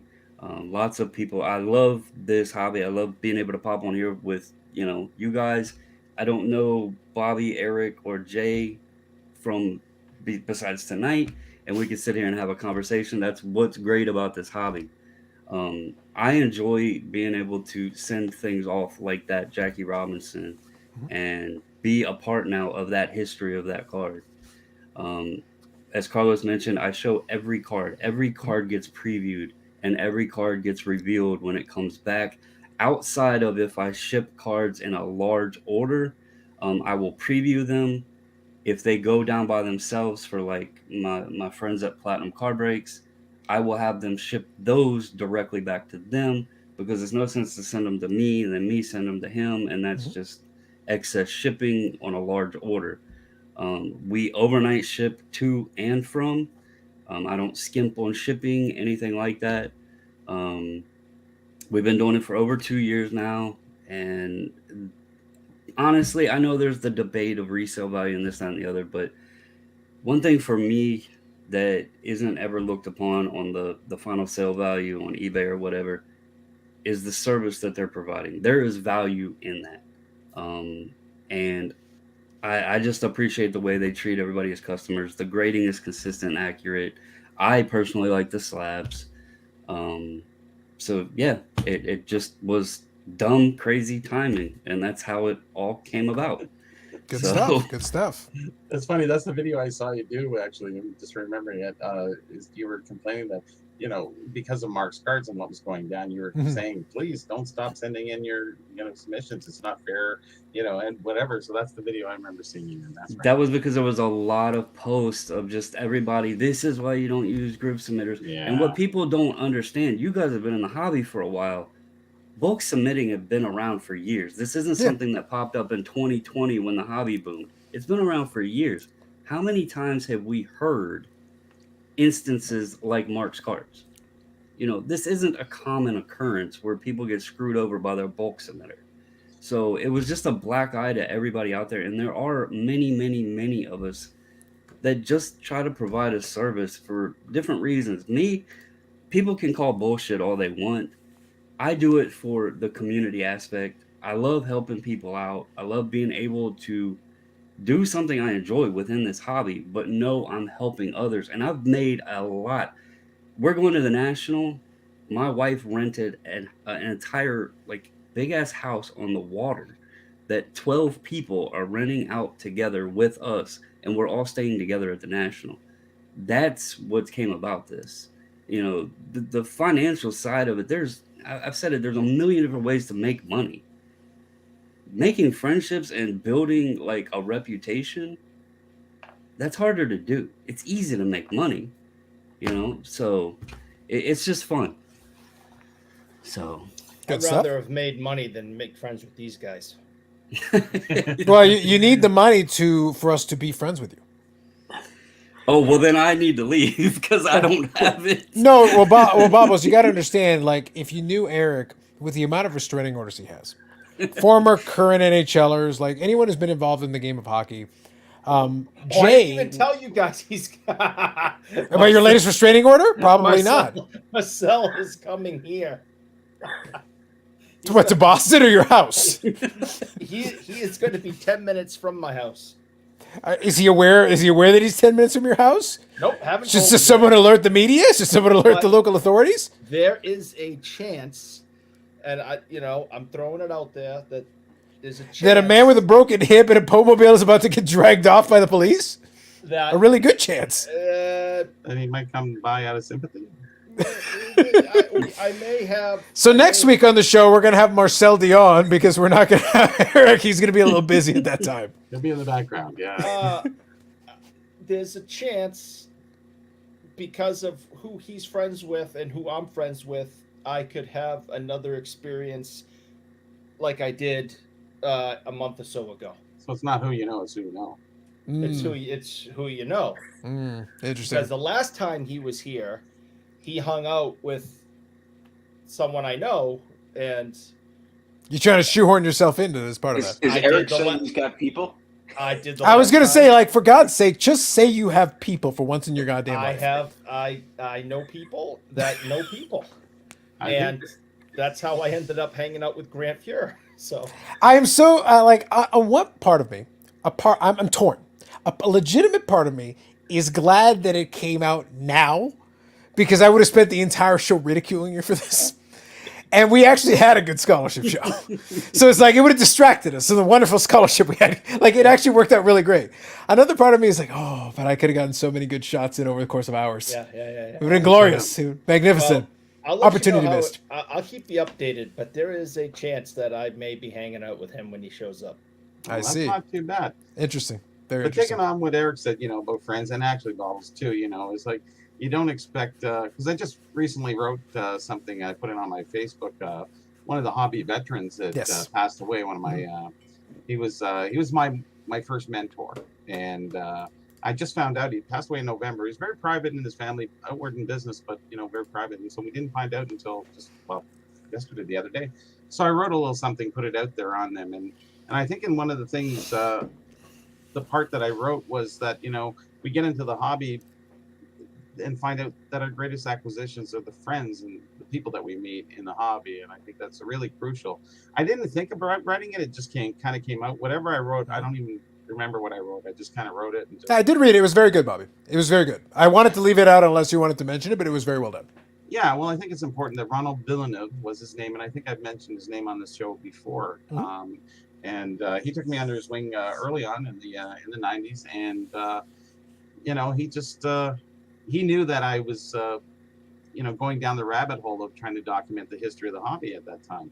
And nobody had really done it. Like Beckett had outskirted it, but they've never had a historian on their payroll.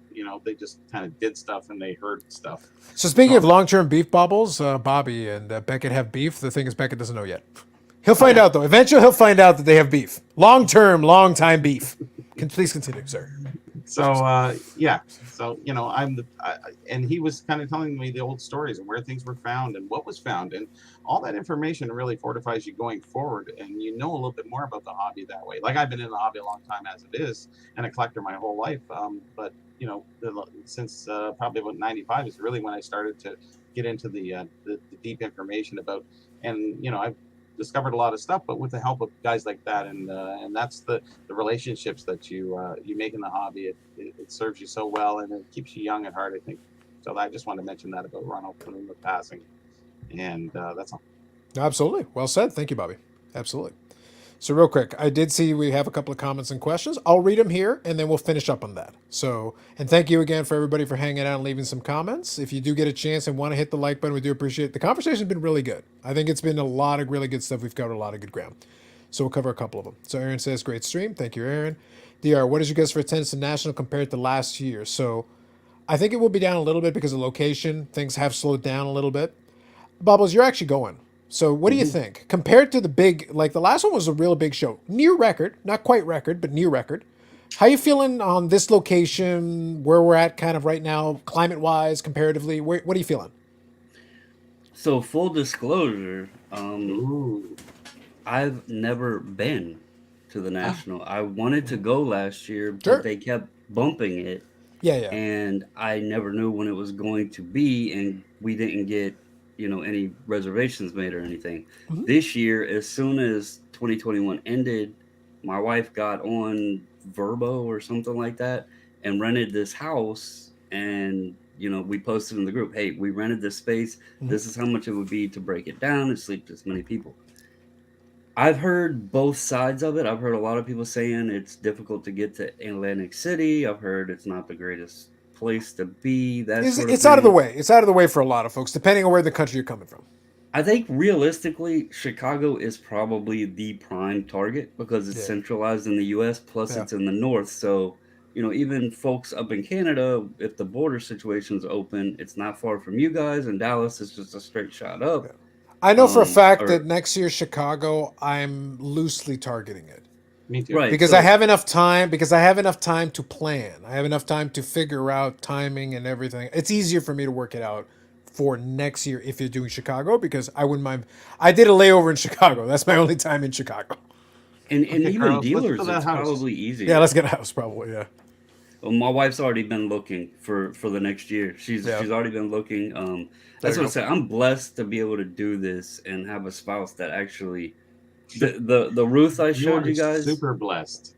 That Ruth star I blessed. got. That was a card she picked out.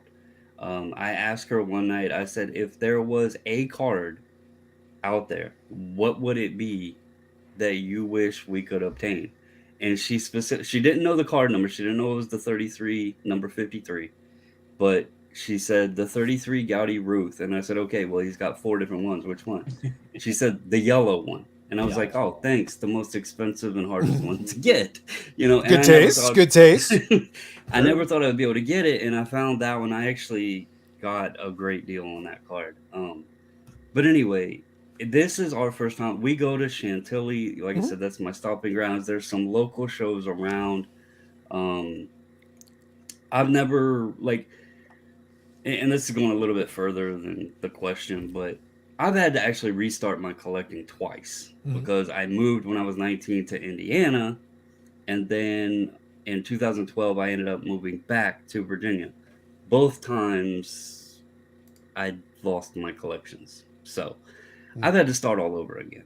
It's been a long path. I've never actually left the hobby, but starting over sucks. Sure. So I've never really been one to go to shows. So I'm super excited. To be honest, I'm not really looking to buy anything. I just love going and looking, and I want to meet, people. Like what Bobby said about making the friendships. We can collect every card that's been printed, but we can't make friends with everybody, So the friendships made, and I'm a pretty, I guess, what do they call it, introvert? I don't go out and socialize a whole lot. But there's a lot of folks, Bubbles, that fall under that category.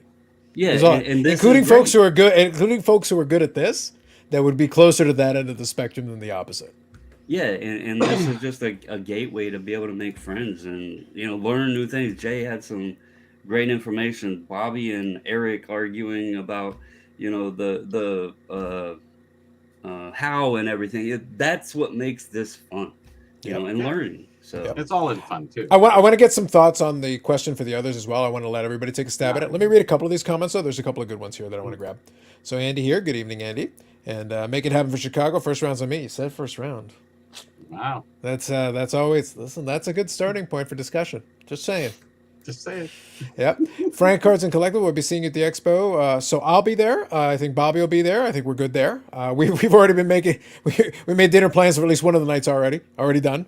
And I think Brad will be joining in on at least some of and I'll be having dinner with Brad and a couple of folks. There's a group of us that make almost all those shows. So we'll be there 100%. Yeah. So Frank, if you're around, just come by, say, hey, I'll probably be at the food court holding court. I'm jealous of the expo, I will say. The beer garden, sorry. They don't. Long con, Bobby. Long con. Work with me here.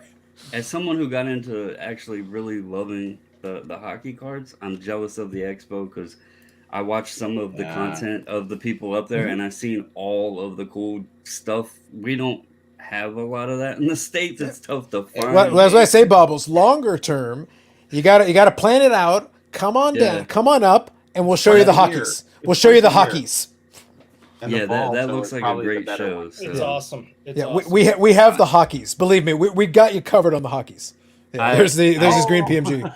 I like Jason Robertson. So. Well, the thing is that Bobbles and myself on the Discord that we're on, and we chat with different folks, we have an unusually high density of Dallas Star collectors, considering the relatively small size of that Discord. So Bobbles does the Jason Robertson thing. Obviously, I've got the long-term Medano and Jamie Benn thing. Nice. Very nice. I like that.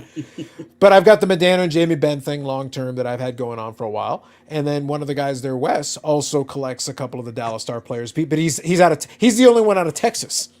Ironically, he's the only one in Texas who collects the Dallas Stars. Like, I'm over here doing it, and then Bobbles is over there doing it on that side of things.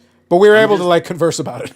Yeah, I'm just outside of D.C., and my first hockey card purchase was an Ovechkin Young Gun. Oh, I actually that'll do. sold Zion Williamson Prism to buy an Ovechkin Young worth Gun. it. And then my second hockey card, I know this is going to be looked upon and frowned upon, but I bought a Topps Wayne Gretzky rookie. So Okay, well, nothing wrong with that. Did you see what the Gretzky went for in an O-Pee-Chee compared to a Topps? What was it, 700,000 compared to 1.3 million? Was it? Yeah, it was very close. It actually wasn't too bad, all things considered. So more than half the value is actually really good considering Topps, considering that the desire. yeah, If you look I at bought a the- 4.5 for $289. Yeah, exactly. At the time he bought it earlier, and it was a good time and a good price. Let me read a couple of these because there's a couple. By the way, I want you guys still to think about. I want estimates on the national attendance. I actually want a percentage guess. But let me read a couple of these. So this one's for you, Jay. I have 5 sets of the 91 star cards. There are 5 card sets of the Jordan 1 of 1,000 promo sets. Is there a strong market for these? He found them in the collection. Anything you can add about those?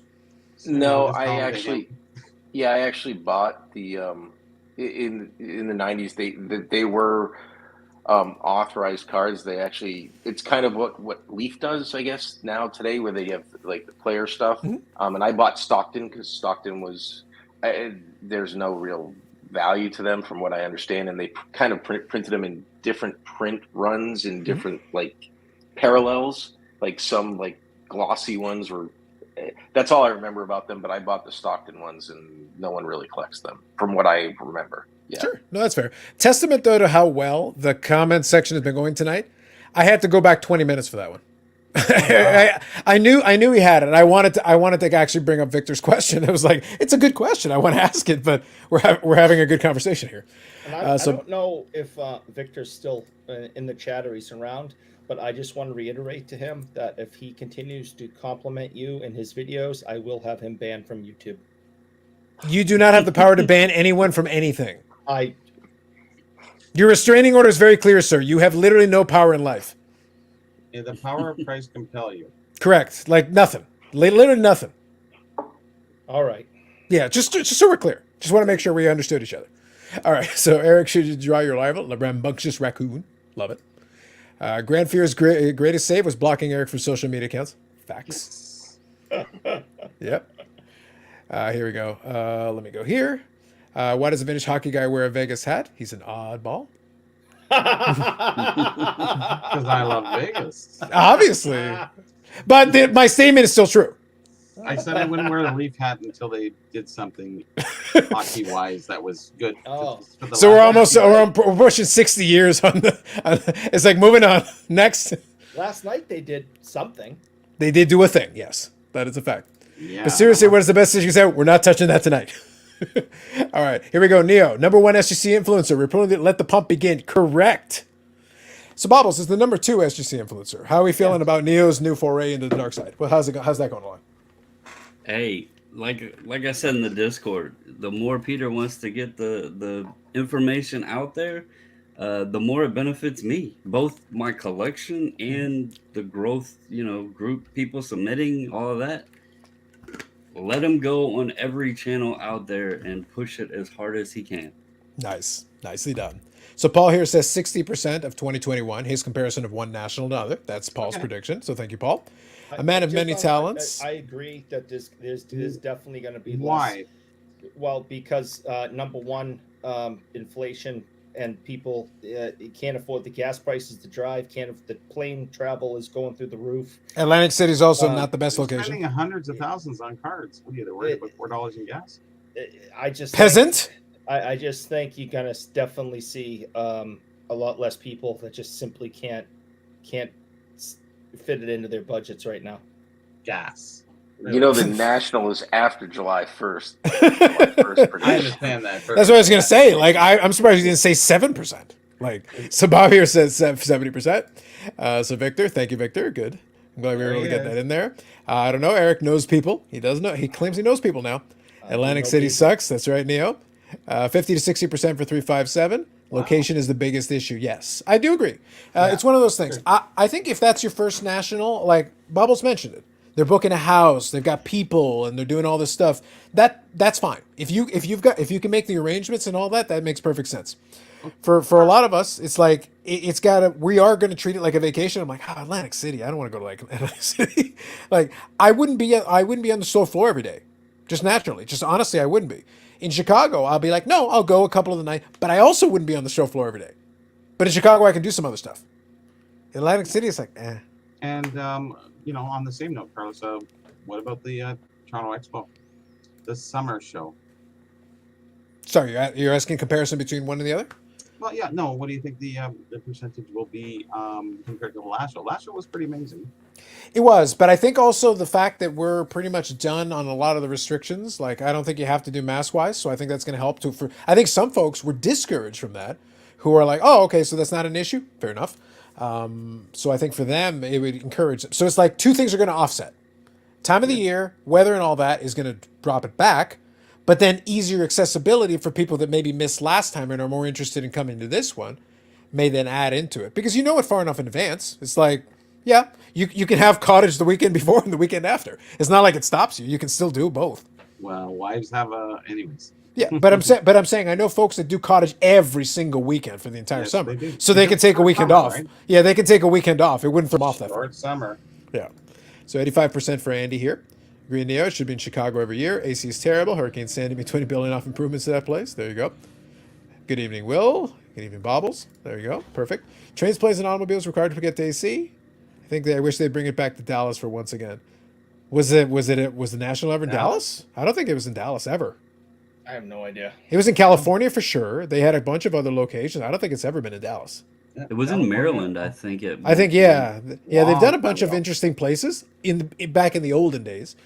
There were different stuff in the rotation. I don't think Dallas ever made it part of that rotation. Seattle. Yeah, they did do some West Coast stuff back then. That's been the biggest knock on the National is that they've never really approached the West again in a long time. It's too hard and expensive to go. Yeah, Baltimore in 2010. That was another one.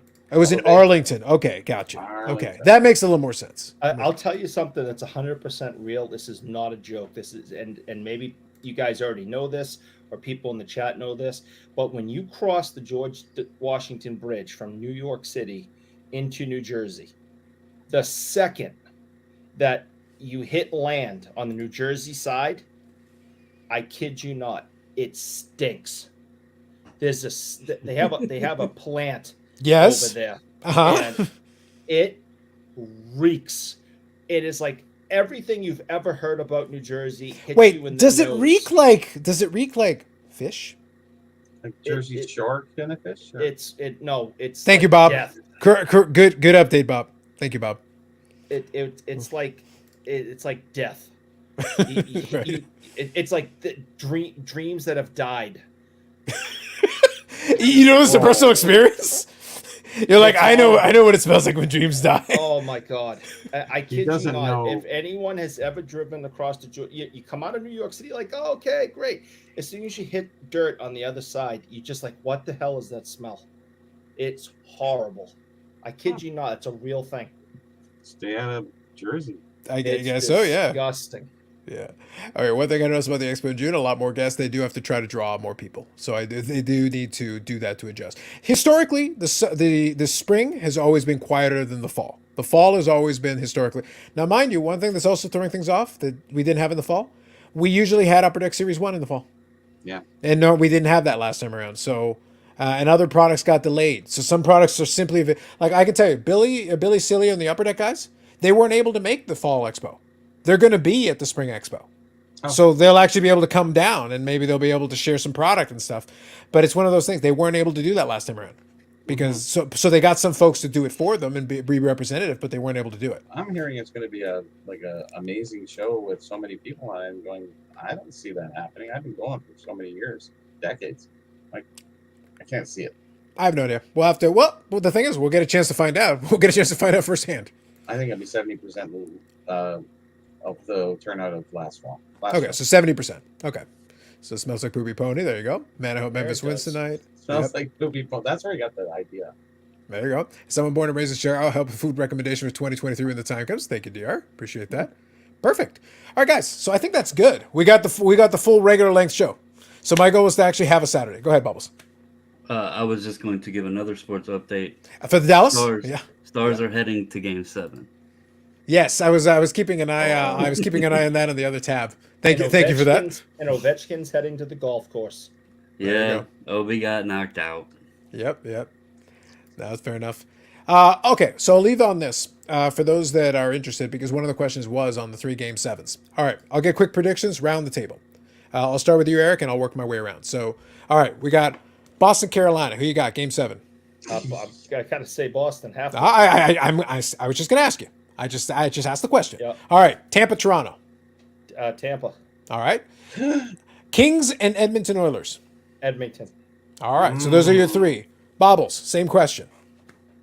What are you thinking? Game 7. I'll repeat it. I'll repeat the matchups if you want. Boston, Carolina. I've been hearing a lot about Carolina, so I'm going to go with them. Okay. Edmonton, Okay. that would be good for McDavid. Okay. And then It would be, yeah. You're Yeah, right. that's about and it. then Toronto, if they won, it would be good. It would be good for the NHL to have McDavid and Matthews move on. I agree with that. I agree with both those assessments. Jay, any thoughts or no interest at all? No, I'd say Carolina, Edmonton, and the Kings. I want Boston to win, but I just don't see it happening. I mean, I actually will bet against them because I bet with my head, not with my heart. Well, your goal is to win. When you're betting, my goal is always to win. That's usually how I play. I'm not betting with my heart when it comes to money. I actually want to win. Yeah. Mr. Burrell, what are you thinking? I think Boston's going to pull it out. Okay. They're good in the last game. The desperation they pull it out of their ass. I think Toronto and I have to say Toronto, but I really think it'll be in Toronto. We should win. There should be enough hype to do it. But I am nervous and scared because it's my hometown and my home team that I've been cheering for 57 years. Yeah, I'm not. Go ahead. And who do we got left there? We got Edmonton. Did you do Edmonton? I really like McDavid to go on, but I'm really worried. It will be iffy with them. But I'll give Edmonton the win. Okay. I think if they're driving, is it a home game for them? So it is. I want to say. I think they put the the home home team is the bottom team. Is the home team the bottom team usually when they list it off? I don't know. It's home for Edmonton. So it's Edmonton. So it is the bottom team. So that I'll means go it's with in Edmonton. Carolina, in Toronto, and in Edmonton. Based on that. Okay. I think, So that makes sense. I think the only upset will be Boston for not being home, but I think the other two will bring it home. All right. Sounds good. So I will go with Carolina, Tampa Bay, because Lord knows they love torturing these teams. Sure. Here's the thing. I actually would love to see. I don't care about Toronto one way or the other, to be fair. I would just love to see Tampa lose because Tampa dynasties, I don't like it. I'm not a fan. Not digging that. I'm out of that. I'm out on that. So that's fine. And I would like to see Edmonton advance because I would like to see if McDavid and those guys can do it. I want to see offensive firepower. Now is the time of the year where I'll start watching some games.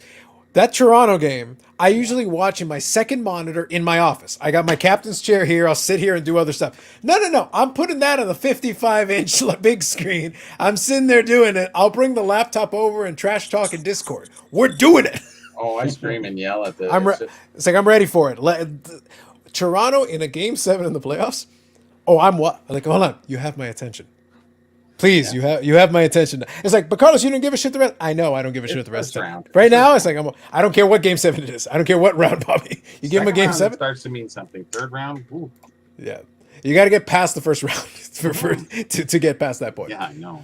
As someone in my defense on the hockey side, as a collector on hockey, and actually ESPN Plus was a blessing getting to watch so many games this year. I loved it. Yeah. Has there been, like in recent memory, not just like way back in the day, a three-peat?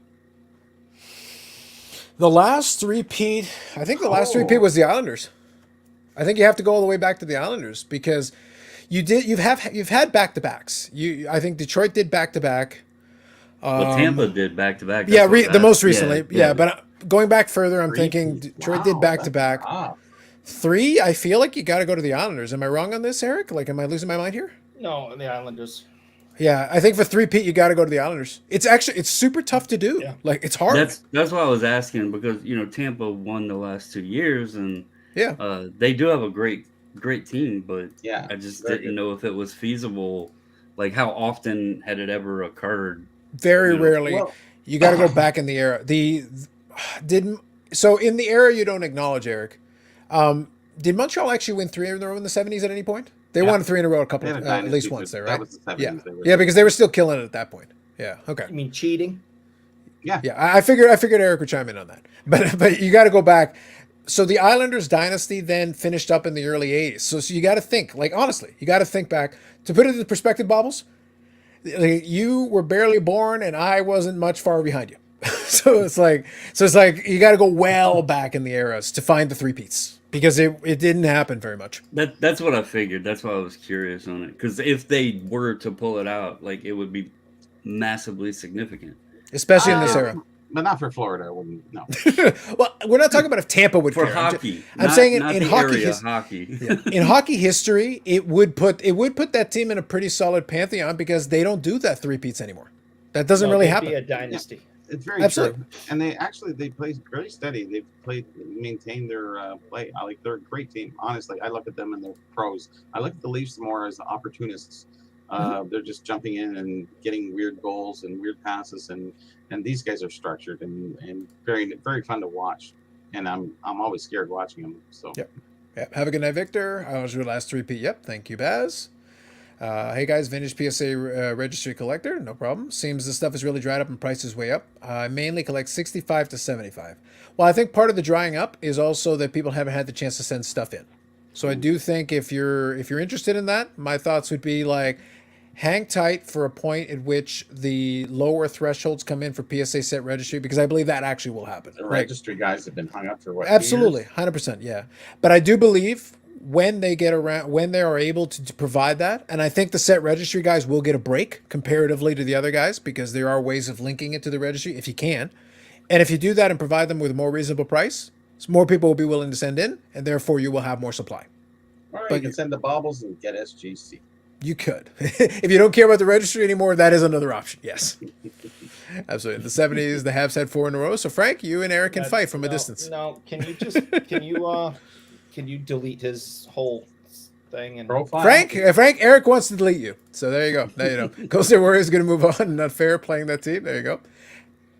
There you go. Aaron Davis and Isles. There you go. he can So I be need deleted to also. delete Aaron as well. Gotcha. So Eric's curmudgeonly notwithstanding, got caught up on all the comments. Thank you all. It's been a very odd and very informational and very scholarly Friday the 13th. Very interesting. So enjoy the rest of your weekend. I'll be back next week. I'll do the 8 p.m. again.